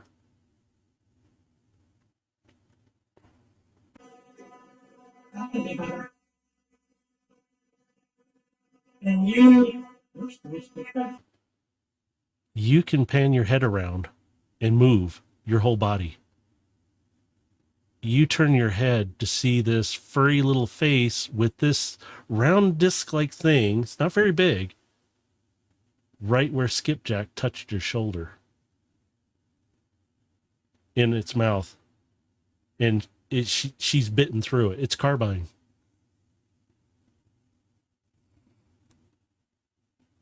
You hear Overload. I told you I would protect you. And you feel this shield on your arm. And it's... Do I see the figure who took a shot at Overload? No, you guys cannot see it at the moment. Right now, your optics and your lights were flickering. They kind of stopped flickering, and you guys can see clear. Gilgamesh, you can see through the door on Overload's arm this wild-looking shield attached to his arm. And it's kind of odd-looking, but it's a shield. It deflected the shot.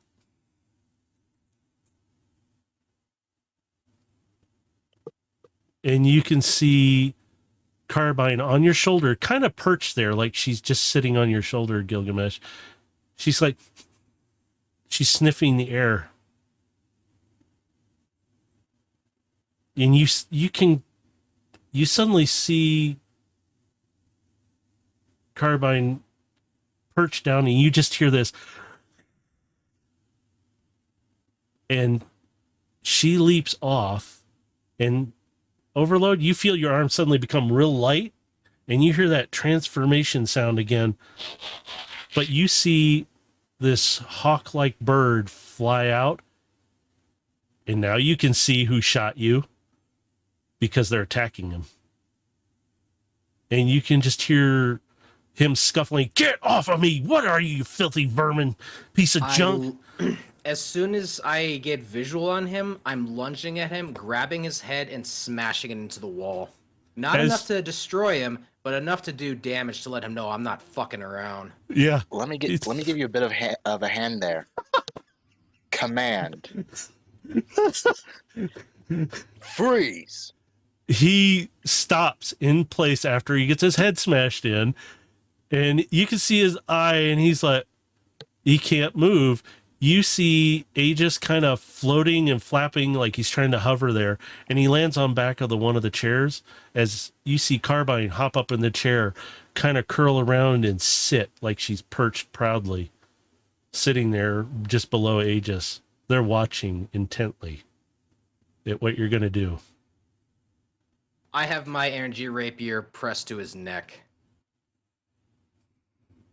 Now, we are the ones who'll be asking the questions.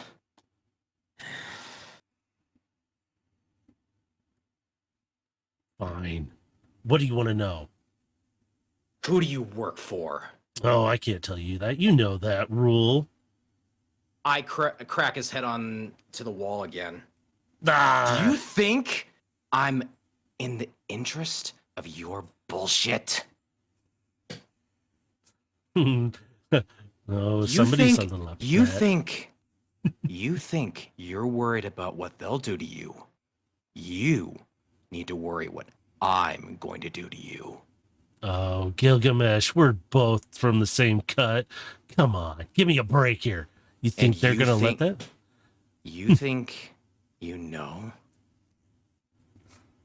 You know what I've done. You know who I've killed. Do you think you will fare any better than them? You I'm like right in his face. My eyes have turned red at this point. Yeah, your eyes give away emotion in this one, in this plane. You suddenly feel another calm motion from somebody else. She is mad, but she's like, calm yourself.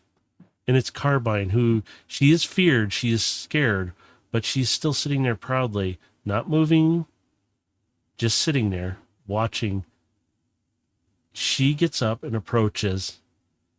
Now, at this point, he cannot see her, but he feels, what is that? Is that one of those filthy vermin? And as he does, she digs her claws into his arm. And she does it again with the next one. Get her off of me. Or get it off of me. He doesn't know what. And she's just digging in slowly, bit by bit. And she releases. And it's like she's walking up and intently causing pain. I'm pressing his skull into the wall as she's doing this.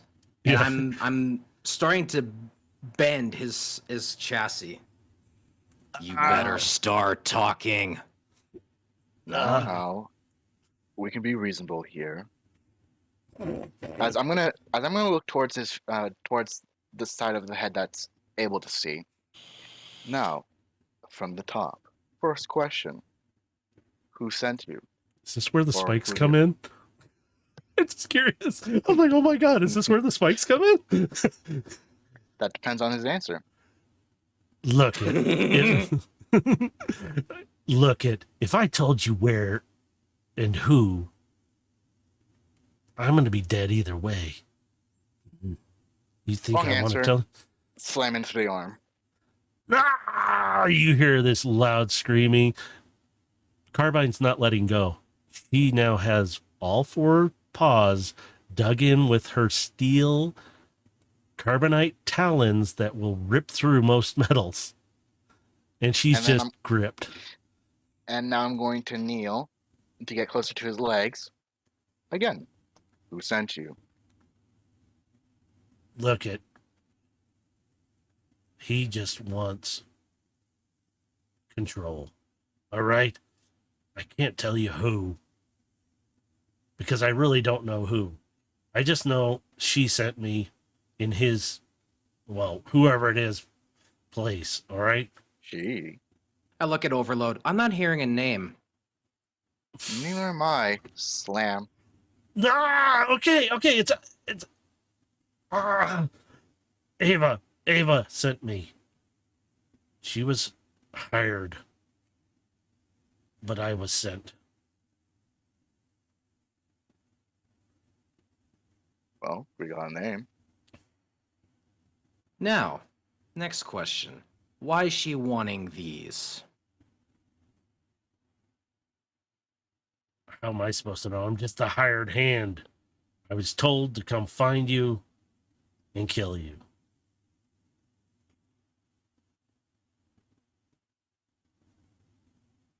I turn my head to Overload. So, expendable?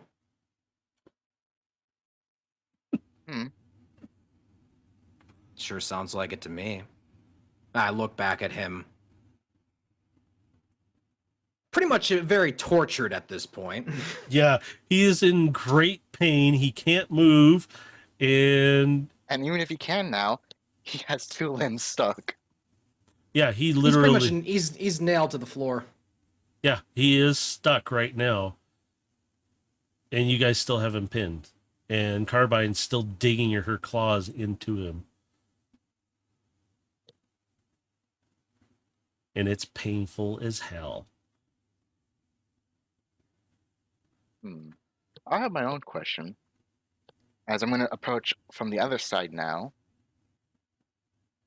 were you hired to take away the Phoenix AI before? Yeah, I just turned overload. Isn't this the guy you chased at the race? Yes, he had it.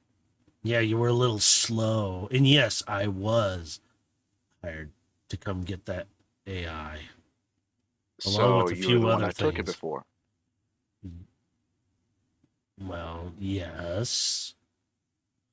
Look, I'll make a bargain with you both. I'll give you like 50,000 Shanix. Come on. We can work this out. I just raised my blade underneath his chin. Do you think we're after money? Well, everybody has a price. Yours look- was clearly low enough. Look, I got paid a good amount. I was just told to come and kill you, retrieve some items. They didn't specify exactly what the items were other than they looked round. I don't know what that means. But I saw those 2 mini cons in there, but it looks like things have changed, and you just hear him wail because somebody bit into him, and then there's a set of talons from somebody else sinking into him. And they're not happy. You know, I'm feeling a little inclined to let our mini-cons just chew on this one for a while. You can kind of hear Carbine, and she's still got her teeth sunk into him at the same time. So you just see these glinting teeth and claws, and it's like the deepest purple eyes you have ever seen, kind of flickering, going back and forth to red to this deep purple. Aegis has got a deep, not purple, orange like eyes to him, and his are doing the exact same thing. And his beak is like really close to this guy's head, like near where you are. He's just like dead staring orange eyes from these hawk-like eyes staring down at him. And I lean in closer. You're not going anywhere.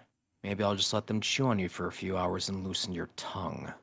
You can see Aegis's head turn toward you, Gilgamesh, a little bit, and he's still got an eye on this guy, but he's looking at you like, and you hear that squawky sound from him, like, sure. That does sound good and all, but I do have a suggestion. Hey, Aegis, Gilgamesh, Hmm? could you get the one that had to deal with the roughest? The what, sorry? Can you get the one that had to deal with the roughest? AKA Timmy. oh. They're all still technically. not I just chargeable. kind of smile at that. That's right. We do have someone who does want a little payback. Carbine kind And of I'm lets just go. looking at this guy and just kind of giving a just very evil smile.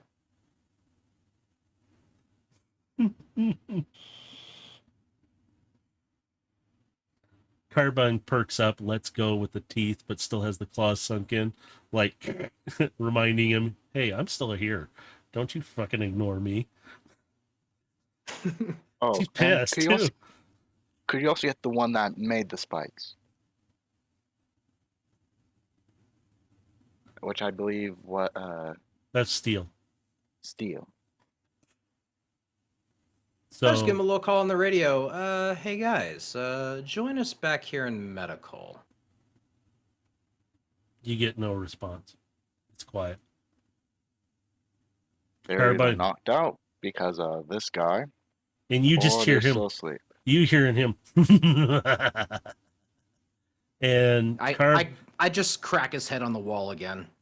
Carbine just sinks in because she's picking up your rage and anger, so she's just sinking in even more. And you can suddenly you hear Carbine's voice. We should go check on them now. She's not moving, but you can hear this thought in your head, Gilgamesh.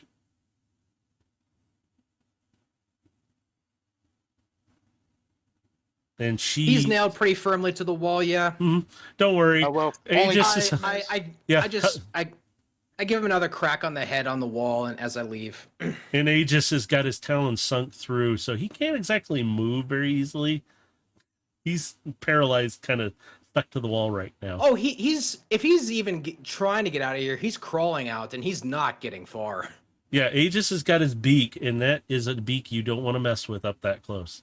So between his talons and his beak, he's deadly. So if he tries to, and Overload's there, so you're covered. So Carbine lets go, and do you start making your way to the triplets? Yep, I'm checking their charge chamber. So oh, sorry, go on. I was gonna simply check on Skipjack to see if he's alive for one. Okay, we'll do that in a sec. As you run Gilgamesh up to the little one's quarters, you feel something run up your leg as you take a sprint, so your back extended leg when you take a run. You feel it suddenly run up your back and up to your shoulder, and it's Carbine sitting up on your shoulder, kind of holding on without hurting you, just holding on. And you can hear, yes, we need to check them. We need to see if they're okay. And you guys are running up. Overload, you check on Skipjack. Sorry, buddy. He's dead. You can see he's been run through with a blade. He's been probably dead for a while for the amount of energon on the floor. The fuck? I thought he was just knocked out. Nope. Bro, there's no chance of me using Spare the Dying. No, he's been gone for a while. Sorry, guys. Because you were paralyzed, yes, you could see everything, but you can't. He was already gone. So I'm going prisoner just became a lot more expendable. Yeah, and I'm going to tell you this: Skipjack that you saw was not Skipjack. Yeah, I figured as much. Yeah, because why would he tap you on the back? How did those devices get on you? I'm going to let you have that. Because I kind of figured that as much. Yeah, because see, Carbine went up and removed Gilgamesh. Technically, yours is still on you, but you're like, whatever. as if it's gonna do anything to me. Yeah. So Gilgamesh, you get to the little one's quarters. You kind of climb down, but they're charging, but they're not moving. But you see Carbine kind of runs off, like if you're reaching out, she runs off your arm, jumps over to one of the beds, and you see her like grab something with her teeth and rip it off. And it's another one of those discs. Some kind of inhibitor? And she's like, yes, it's the same one that was on you. She's getting excited. And you see Gung kind of, ow, my circuit board hurts. Ow. You're right over there, Gunk. I think so, sir. Ow. And you see Carbine hop down to the next bunk, and she pulls this in a different spot, another one of those discs. She's like flicking them off to the floor as she does. And you don't see her talking. You just hear her. Another one. And you hear the same thing from Crux. And then Timmy, she gets down to him. Oh, this one's a little harder. And she's just sitting there, kind of sits down, looks down at him, throws the last one off to the floor. And Timmy's optics kind of dink, dink, dink. Oh, ow. We hurt. And he's looking up and he's kind of sitting still and he sees this furry, purple-eyed thing staring at him. Pilot, did we get a pet? And she kind of taps it on the head with her paw.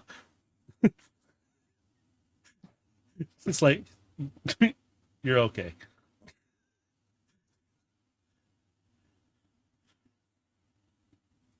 So Guys, get up and run an assessment of the ship. We have a problem.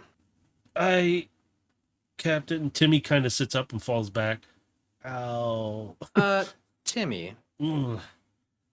Yes, pilot. I have something for you. Would you follow me? I will try to.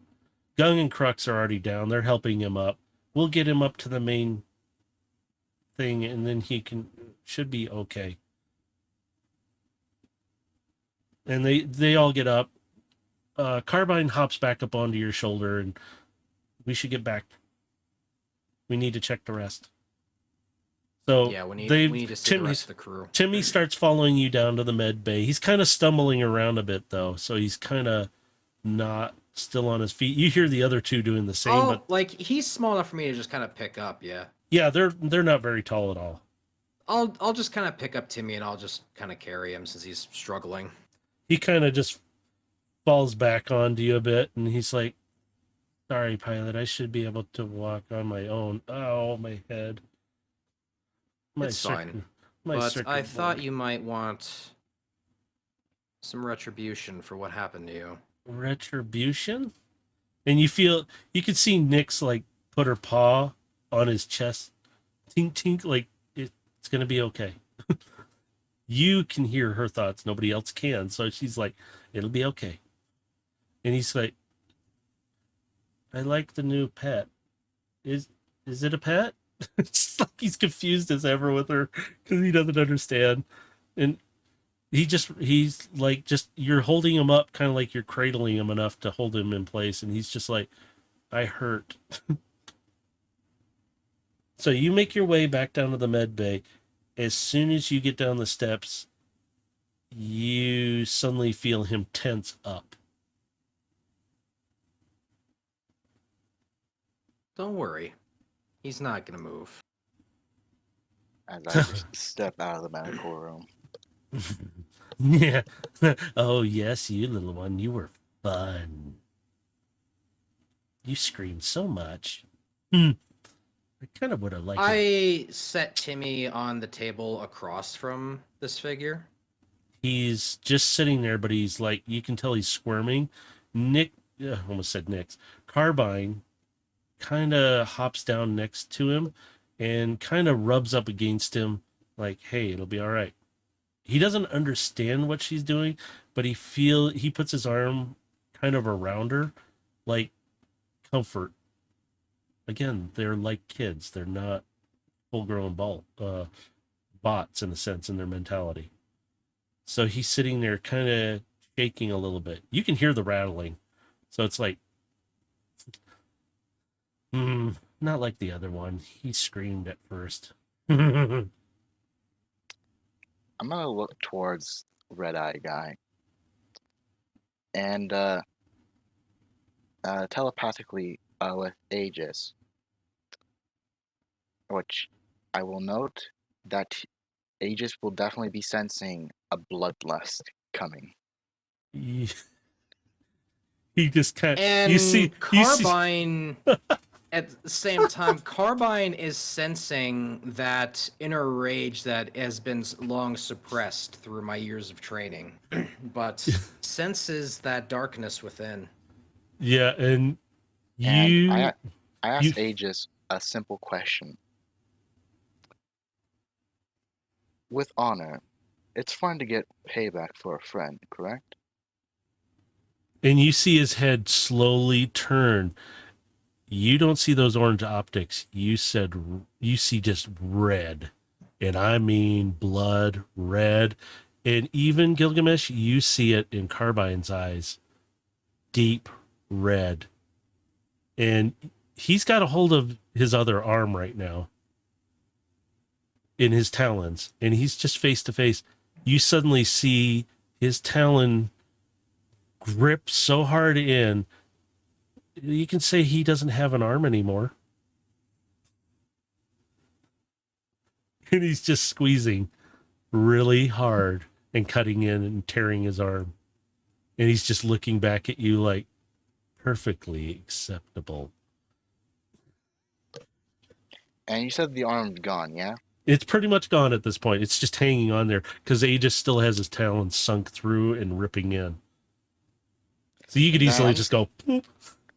Now I'm just gonna simply place the nail next to the guy's leg, and I'm just gonna look at Timmy. Yes, Captain. He's shaking. He's scared. He's just seen this thing that did this to him the last time. You want payback for what happened before, yeah? Payback? He's not sure he understands what you mean. He understands, but he doesn't fully grasp what's happening because he's just kind of watching this one-eyed thing stare at him that hurt him really bad. You know he hurt you, yes? Yes. Do you wish to bring the same hurt to him? Suddenly, you see his optics kind of start flickering. You see him kind of shifting. But you not only see him, you see two other little bots near the steps doing the exact same thing. Out of So character. so I'm just imagining this guy is nailed to the wall and seeing these numerous figures with red glowing eyes surrounding him as his body is broken and bleeding out. And And just he- out of character, we are fucking corrupting these kids. Not really. They have that mentality of being kid-like. They haven't really fully gotten a lot of information developed. A lot of these have been used like the minicons, like in a sense of a slave instead of a bot that needs to grow and see, like Gilgamesh, he was raised by somebody who was taught. The bots, you guys are technically like parents to them, but they look at you as authority figures who they respect because you don't treat them like shit. So they do. Right now, you're seeing a different side of these three little bots that are one. So as you three are standing there, and he sees this, and he's like, look, we can make a deal. I'll make it 100,000 Shaniks. How about 150? Come on, we can make a deal here. And those three little bots, Timmy, Gung, and Crux, are not having any of it. They are all, this point, Gung and Crux are next to Timmy on each the left and right side. Carbine has moved away and climbed back up on you, Gilgamesh.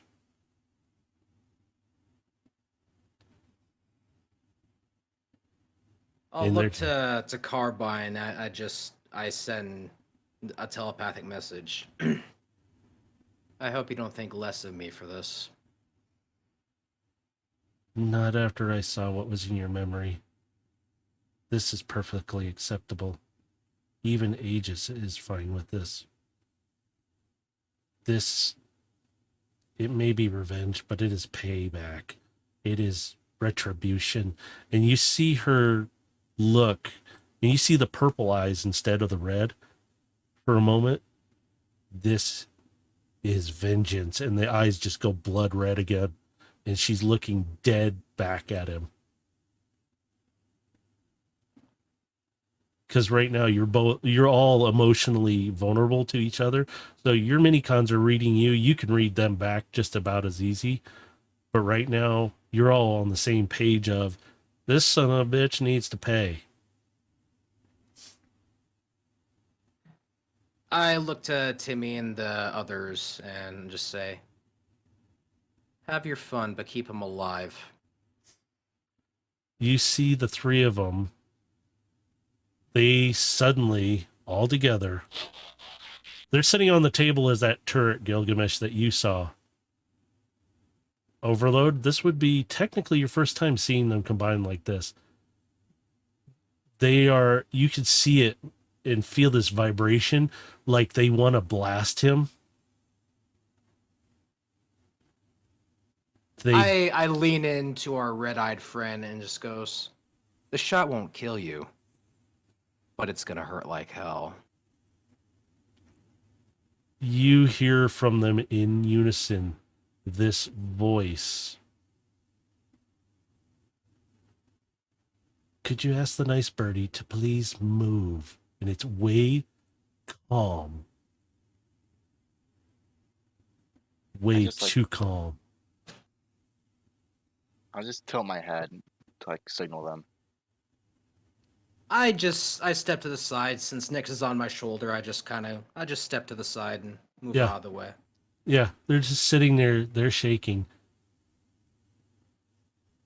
You hear Overload, them talk directly to you. You can all hear this.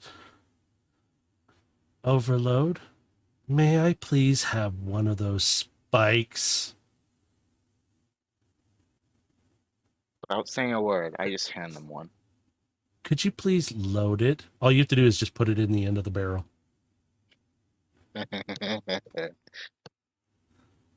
And Yeah. as you do, I'm leaning in and I'm making sure our red-eyed friend is watching this.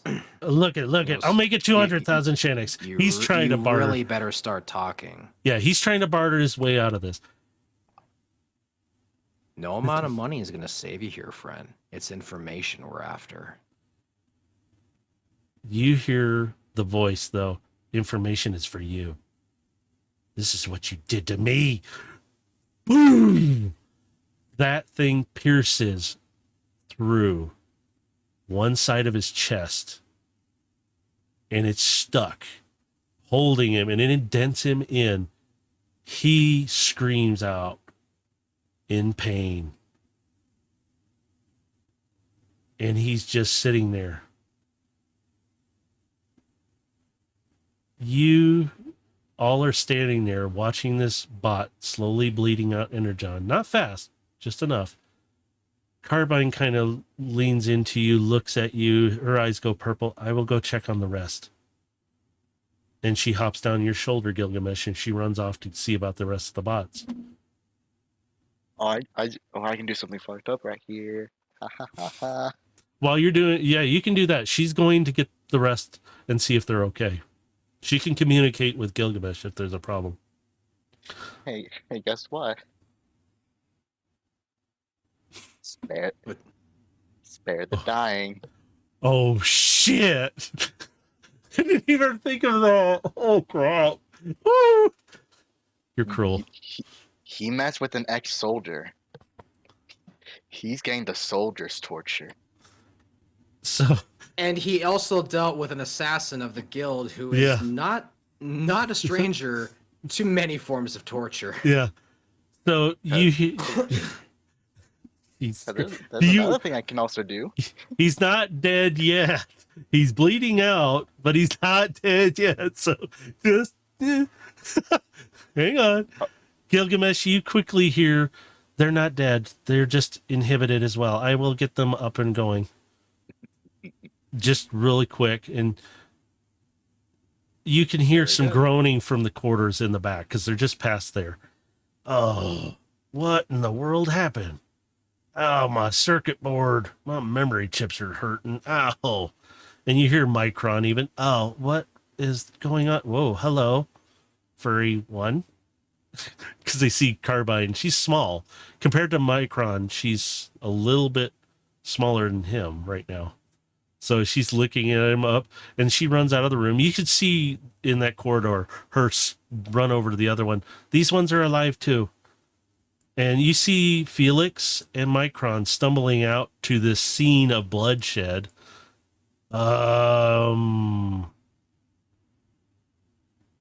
Do I want to even ask what's going on? He's Micron's, the one who knocked you all out. yeah, I'm getting that right now. And you see him walk over to the couch, and he just sits down. Micron kind of just leans against the wall, holding his head a little bit, but watching. I am objected to violence, but is he the one who killed? And he stops and looks down.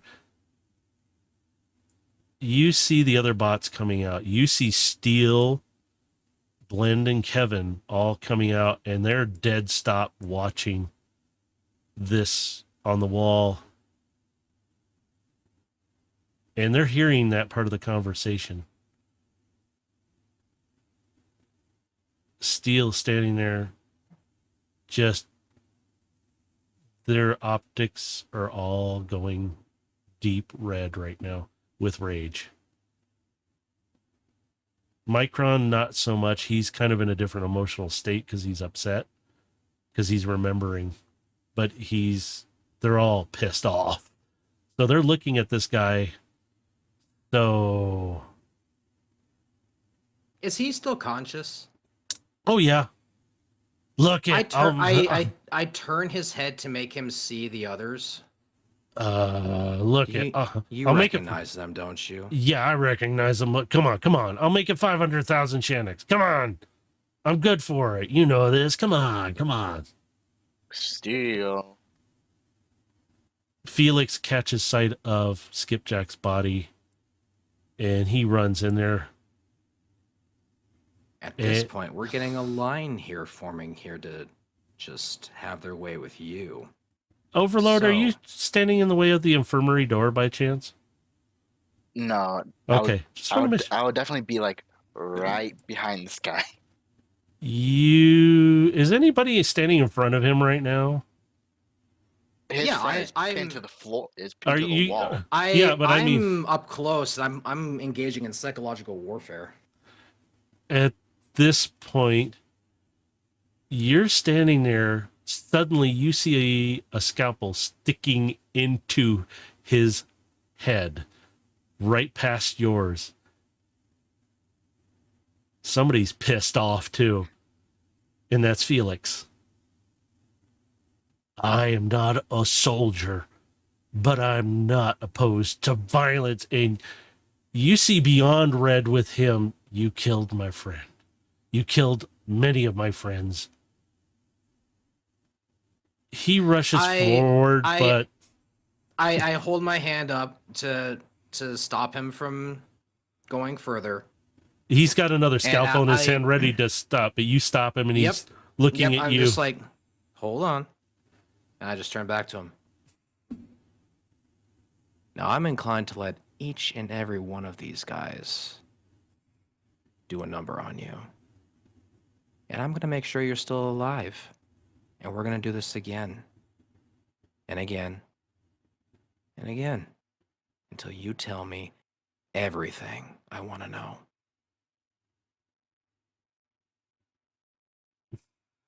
Fine, Now, I will tell you. shall we what. begin? But I want my life. Your life is dependent upon your answers and how much these guys are willing to let you go. Fine, Bec- I'll do it. Nah, He's just good. Now, I believe I want an answer to my first question. Who do you work for? Ava. And That's- who does Ava work for? That I don't know. I just know that she was hired to do this job, but she sent it on to me. And who is she associated with? Who does she run with? She associates with a lot of underhanded rumors. Is she was in with Shockwave for a while, where that was never proven. But he was paying good at one time. At least that was what was told. Why did your village, or excuse me, why did your group attack the village Serenity? The ship. You had the AI. I was hired to come and get it too. But you were a side bonus, but you guys weren't there. We went looking. It was pretty easy to find. I found that village real easy. So you went there because of us? Well, somewhat of you. I needed the AI. I got paid well enough. Why is the AI so important to you? Not me. I just get paid. It was to Ava. Then why is the AI important to her? I have no idea. Again, not my buyer or client. You know, for someone who took this job, you know very little about your own work.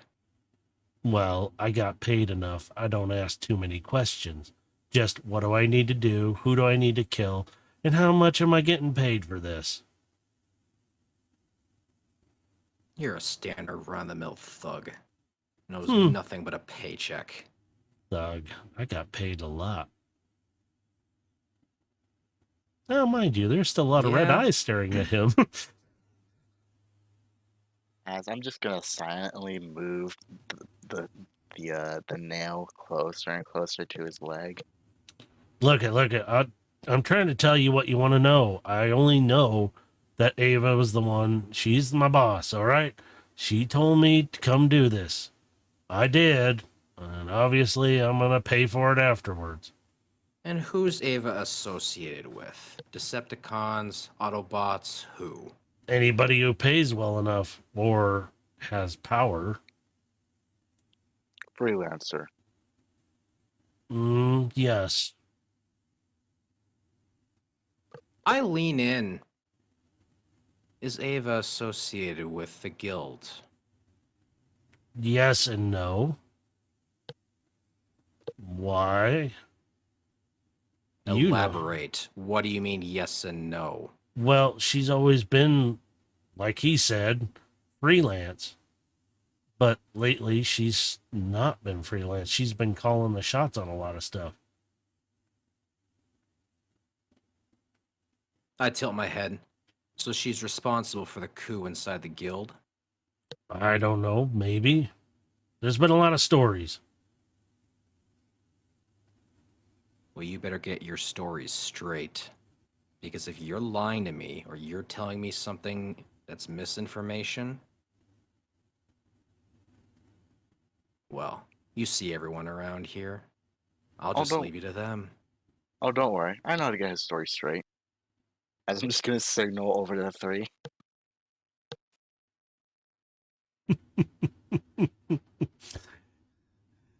You see them still tracking a laser on him with the turrets. They're still transformed into that turret. But suddenly you just see them break apart, but they're all like side by side. You see, I'm trying to remember who I had. Well, I mean, I was signaling towards Steel and the other three. Oh, those three? Oh. Yeah, you can have them. Yeah. You see the three little ones transform, but they're just sitting there watching.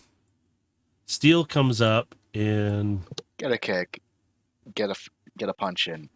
the other two Do are a just round the nail. yeah, the other two are just sitting there. They're mad. They're pissed off, but they're like standing still. Steel comes up. He's again about your size. He takes the one nail. And then suddenly he's like, he hands it back to you for a second. And he looks over and he looks around at all of you and just slams a fist right into his head. And then does it again, breaking his optic a bit. And then you see his big hand grab his head and you hear it and squeezing. Did you kill him? And I mean, he's close to his face. I'm leaning in close to his face too. I'm like, oh, you better answer him because I don't think he's gonna hold back on you. Now his hand is dwarfing his whole head, so he's literally he could just go, you're squished. So he's sitting there. Look, it was just business. I'll pay you. Couple 100,000, Chenix? Huh? He lets go. And you see him turn. He gently grabs the nail out of your hand, that spike, and turns around and he just whips it around. He slams it into the other side of the shoulder with one hand palmed.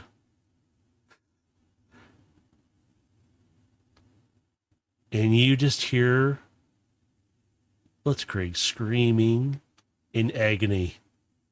Look it, I've told you everything I know that I can. What else do you want? Retribution.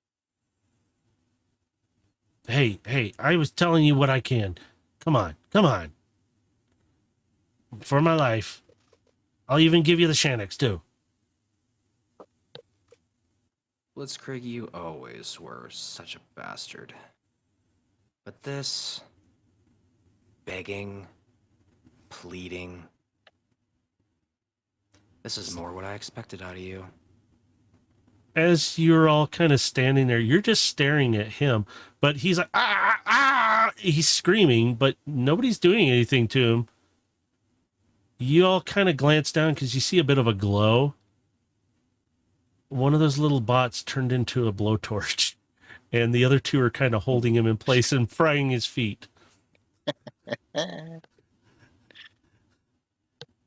Don't melt him to the floor. Yes, sir. You could just hear the three voices in unison. We don't want to make our ship dirty. It's a totally different mentality right now you're hearing. It sounds more grown and out of control a little bit, but in control too. They are very unstable at the moment.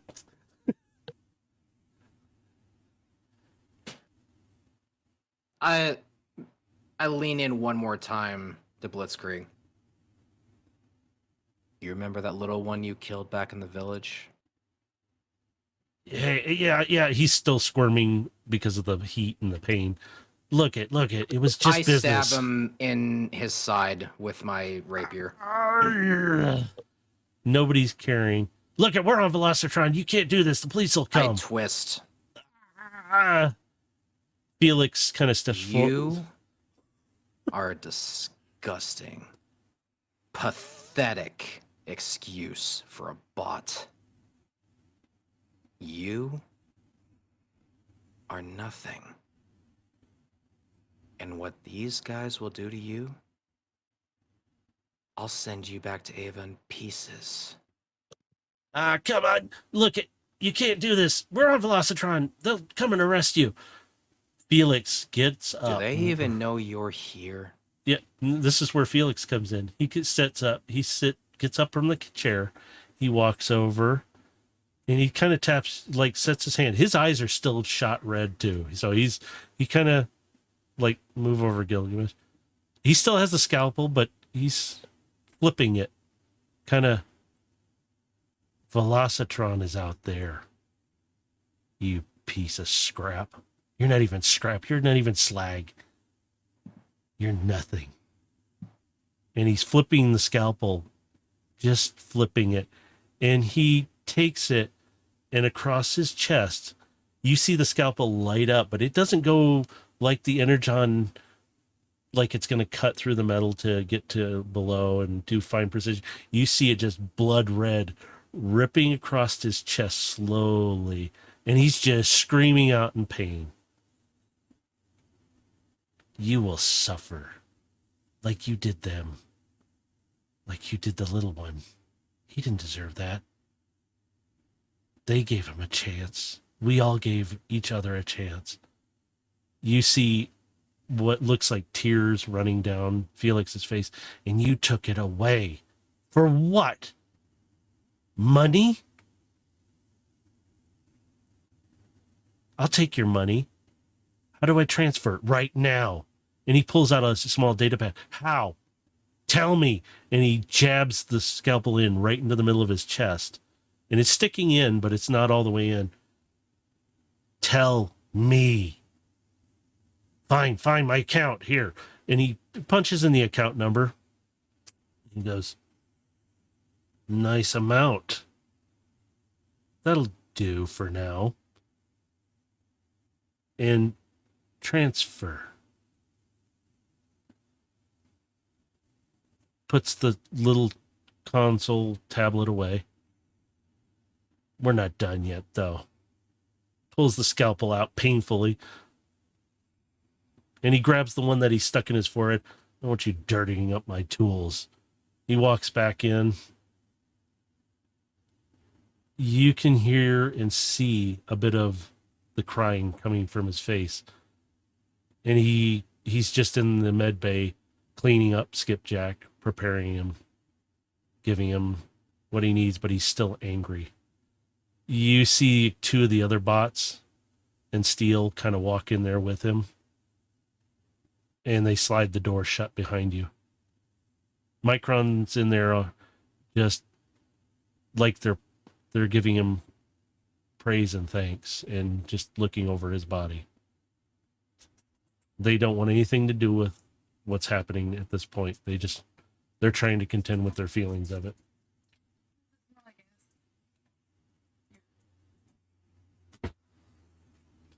So, you guys have Blitzkrieg still. What do you want to do? Is that everything that we can get from him? Look, I gave him all my Shaniks. I just asked for my life. I don't care about the Shaniks. Just let me live. I mean, the rest of the information. Well, what else do you want to know? Well, like Gilgamesh said, everything.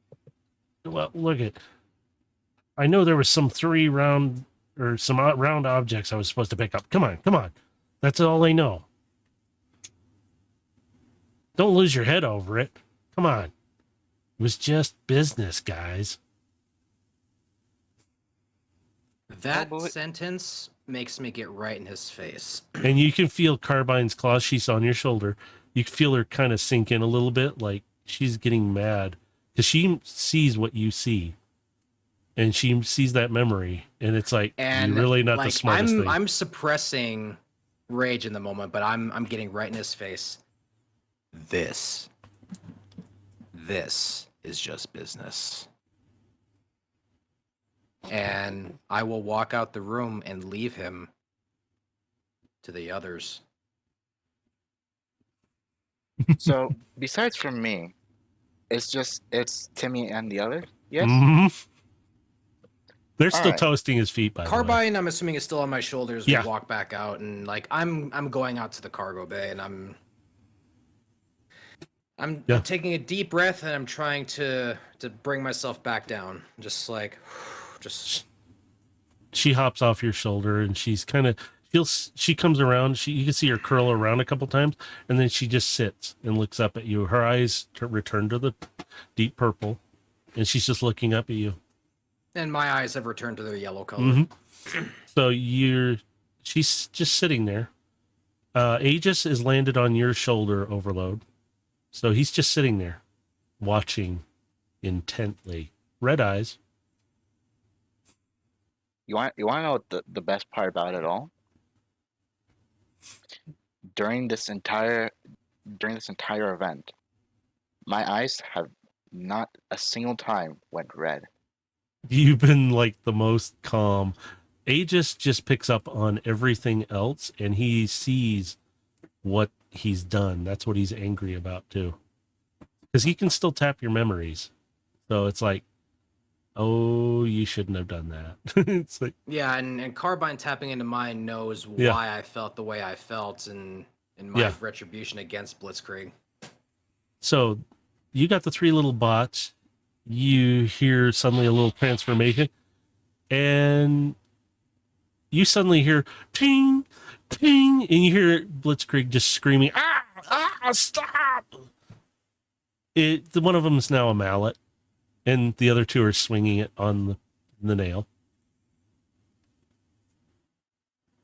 As I do want to quickly look behind the wall that he's pinned against, and is it like directly behind where they're mourning?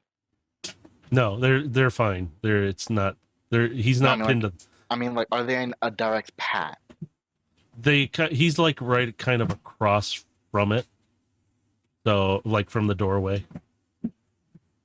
Well, like, what I mean is like, let me move my character. Oh, I'll only get It's like- these guys out of the way.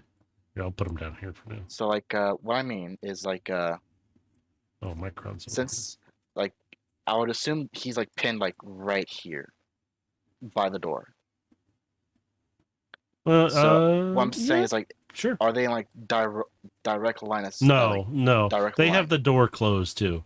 So Well, they- the reason I say in a direct line because of something I wish to do. they're just sitting in there prepping. They're ignoring him. Like, go ahead, do it. Do Well, what no, you want to.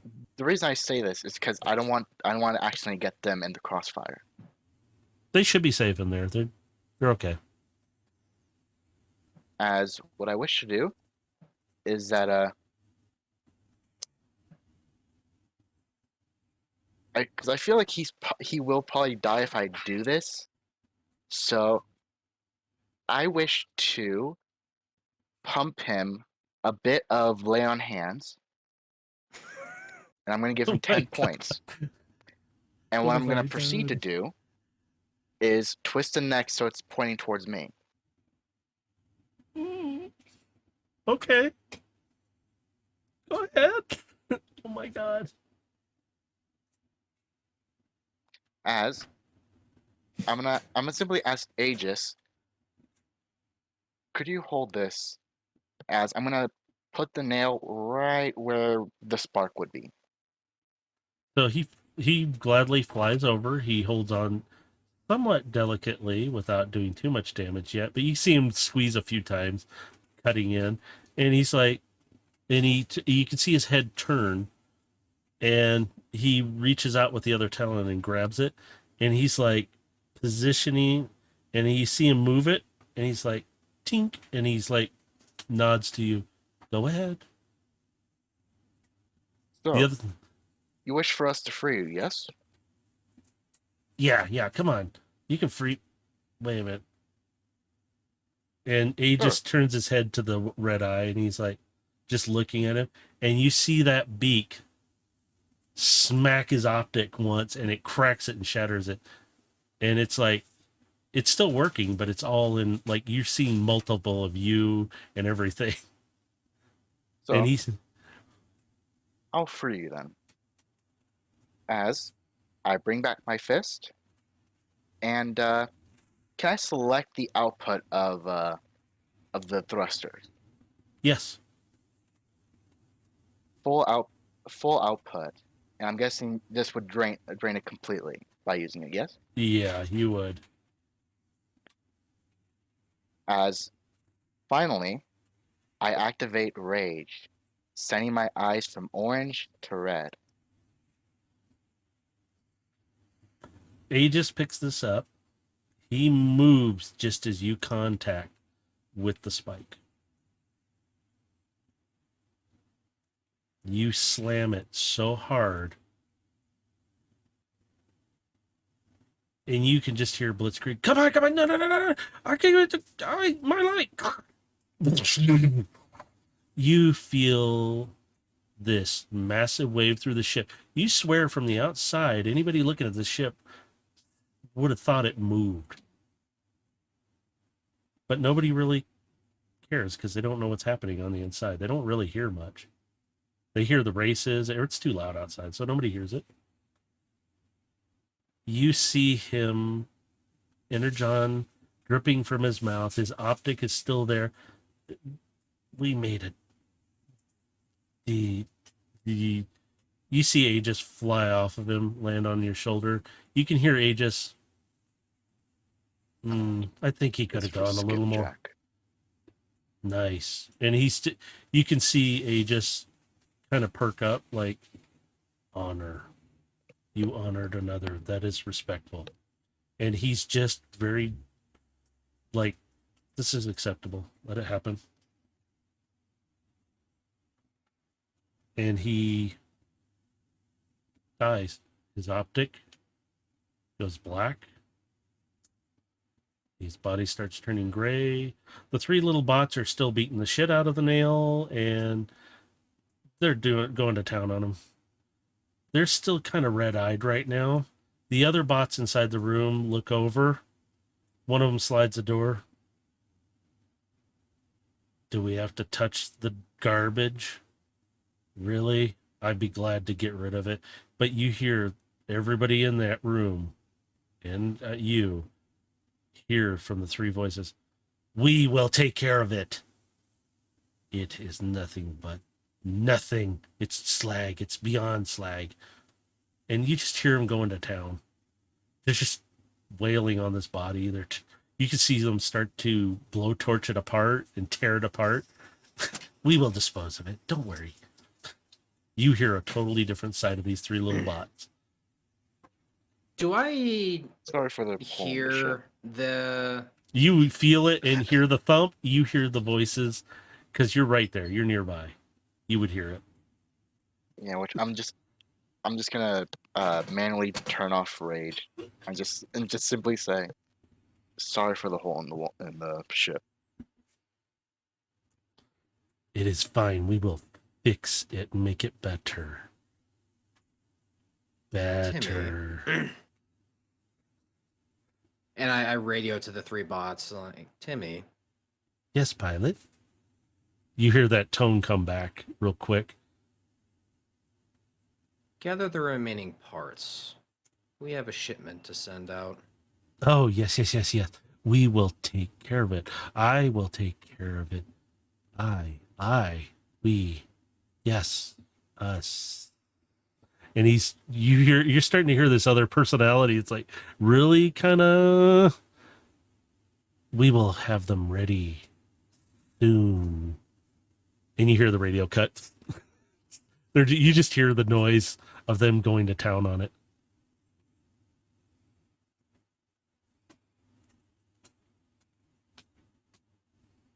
I'm just standing in the cargo bay, just kind of reflecting on everything that's happened, and I'll look to Carbine.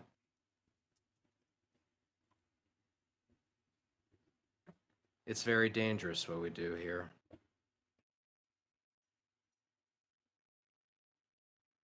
And you see her head tipping back and forth, and the ears and little tufts just flipping back and forth. I mean, you've seen this cat-like creature that's mostly black with highlights of red and deep purple eyes. The tufts kind of come off of a little bit reddish black, and the ears are red inside. But she's just staring at you. I just kind of like brush off my hands a bit and just like, that's not the first time I've had to torture someone. But you already knew that. You see her blink at you and just kind of, the head tips like, mm-hmm. Do you know what I see within myself? She kind of gets up and walks toward you, and she's looking up at you. She's like craning back because you're tall. These guys are small compared to you guys. So like, they're even smaller than like the triplets. They're small. They're my Nikon. So she's looking up at you. She kind of sits back and is looking up like, come down here for a moment. I need to see you. I'll just kind of I'll kind of pick her up and just kind of like put her on my arm. Actually, she's sitting, like, she sits on your palm. She climbs right in willingly. As you do, and you stand up, she's still sitting in your palm. She transforms. You see a little bot, the symbol of the Minicon on her forehead, the symbol of the Caracal cat, black and red, looking with purple optics. You are not as bad as you think you are, but you are good at what you do. And she bows to you, ready to serve.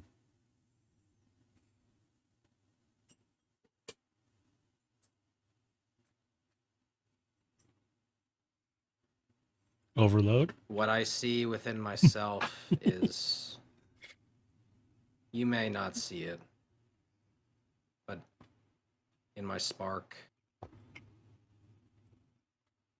there is a monster. There is no monster. You see her cock her head to one side a bit. You think you are, but you are not. You are skilled. You have moves. And she just starts doing like these karate chops and kicks and like doing a hi-ya kind of thing. It's like, you have moves. And she's like, monsters do horrible things. What happened back there was not horrible either. There are those who would disagree. That's their problem. Otherwise, I wouldn't serve you.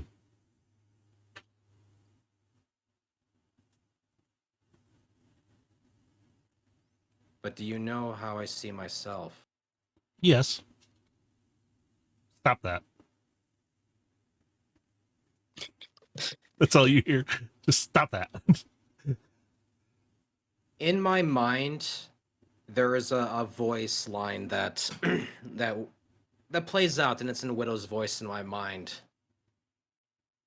You must become a monster to fight the monsters of the world. She just cocks her head like, really? Do you understand what it really means? Yes, we have to become something sometimes, but it doesn't mean you are.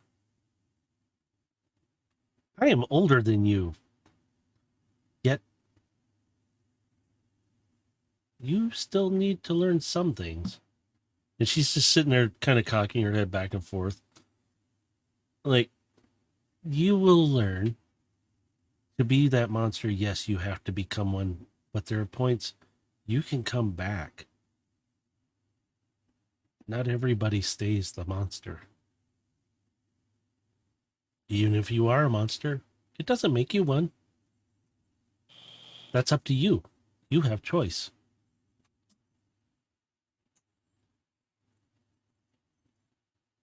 And Choice. yep. And she's like, yes, choice. And she transforms back into the caracal. And she just blinks at you and tips her head, and the little tufts on her ears just kind of flop to the side. Choice.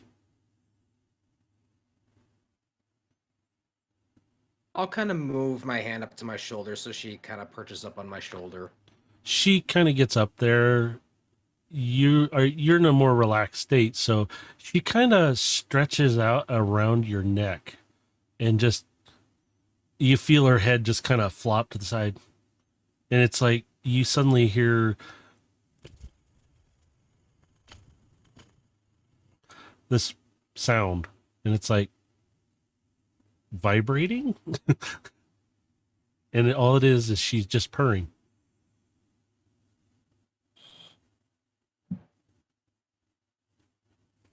So while she's doing that, I'll just kind of close my eyes and just refocus myself and bring myself back to center.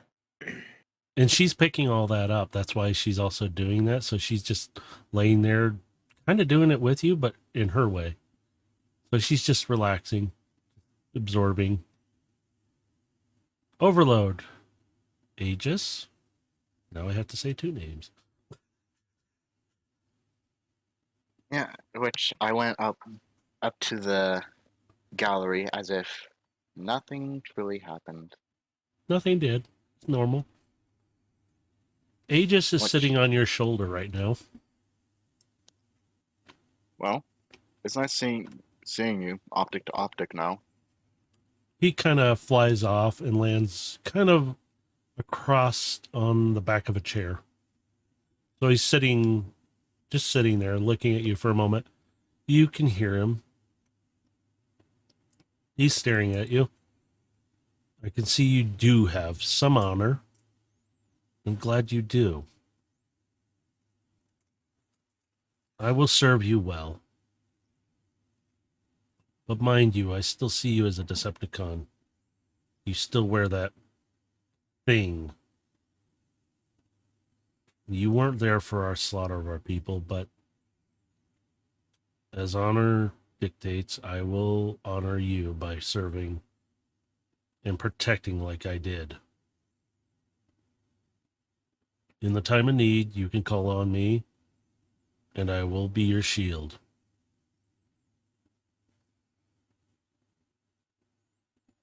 Honestly, are not for you to wish for me to, as you see me as a Decepticon, I'd say continue to. Continue seeing me as the one that decimated your allies, people that you trusted. If that is what soothes you, then that is fine with me. Just know that whatever enemy you make will be an enemy of mine. Very well. You see his wingspan fully extend, and it would be almost your height and just maybe about the same, and then it retracts back, and you see him kind of float up, and he's over the table in the lounge area there. Suddenly you see this bot standing in front of you. He's deep brown, kind of got a beige coloring that goes to the orange. You see his optics, those deep orange eyes staring at you. And he kneels down. I will serve you with honor. And he stands back up. I'll go ahead and stand up then. He has to And- crane and- back to look up at you because, again, they're short.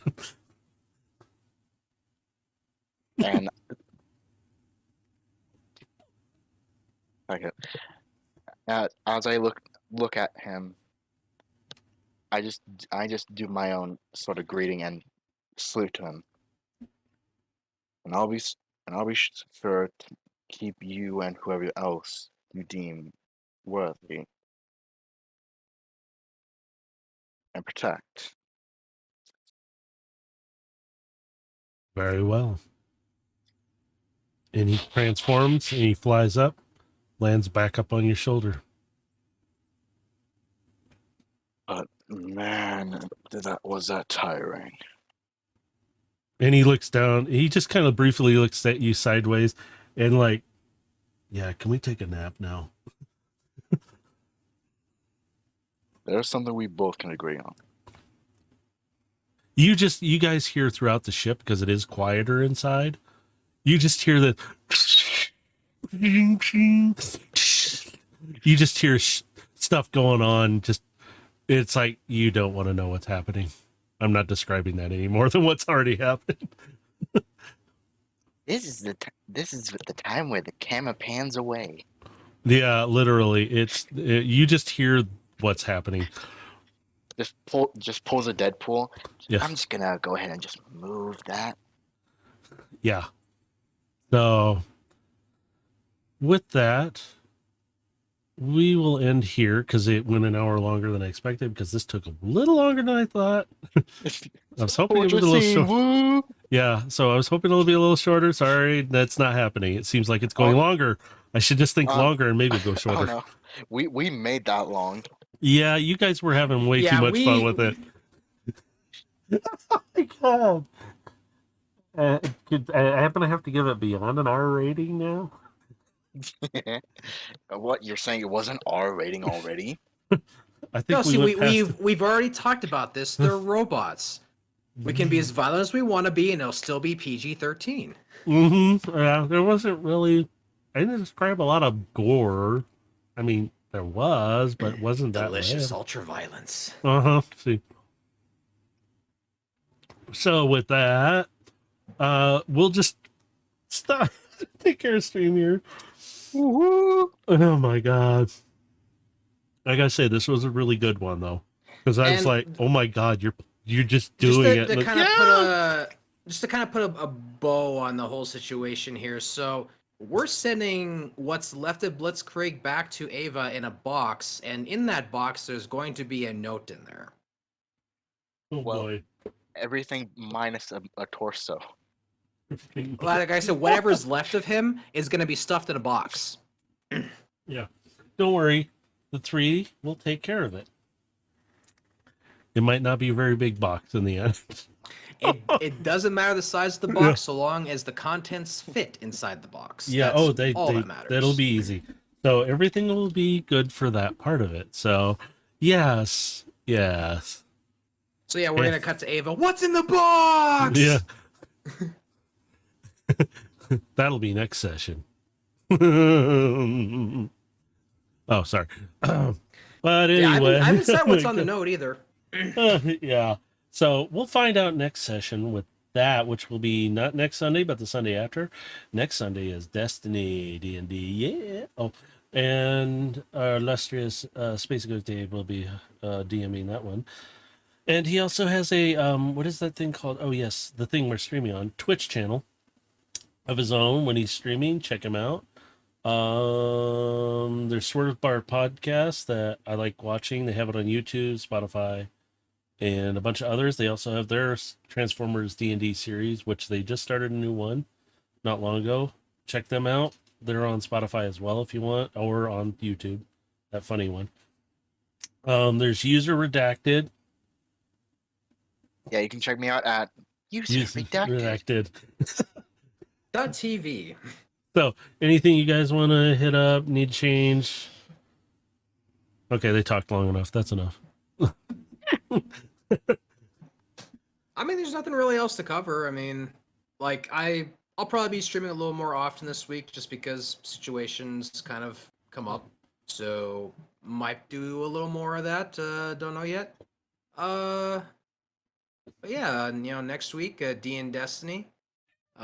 Some interesting stuff, developing here. Some potential new characters arriving. So yeah, we've got a lot going on here. So looking forward to next week. And yeah, that's all I got from me. Oh, that's right. Speaking of, I need to see if I'll just chat with them. We might get another one in here eventually here. So we'll see. Yeah. Fuck yeah. They're not getting a mini con. I'm already going to have split personality with the two. Well, okay, they might. Split personality? Yeah, I'm already got. Oh, that's gonna be fun. I got like 25 going on. Gosh, keep you arguing. guys started talking about that, but yeah, he does it I on. hate to tell you, things are already shaping up where I'm gonna have a character who has multiple personalities anyway. Oh boy. Meanwhile, just the one chaotic fucking personality. I just realized. See, I'll just say this.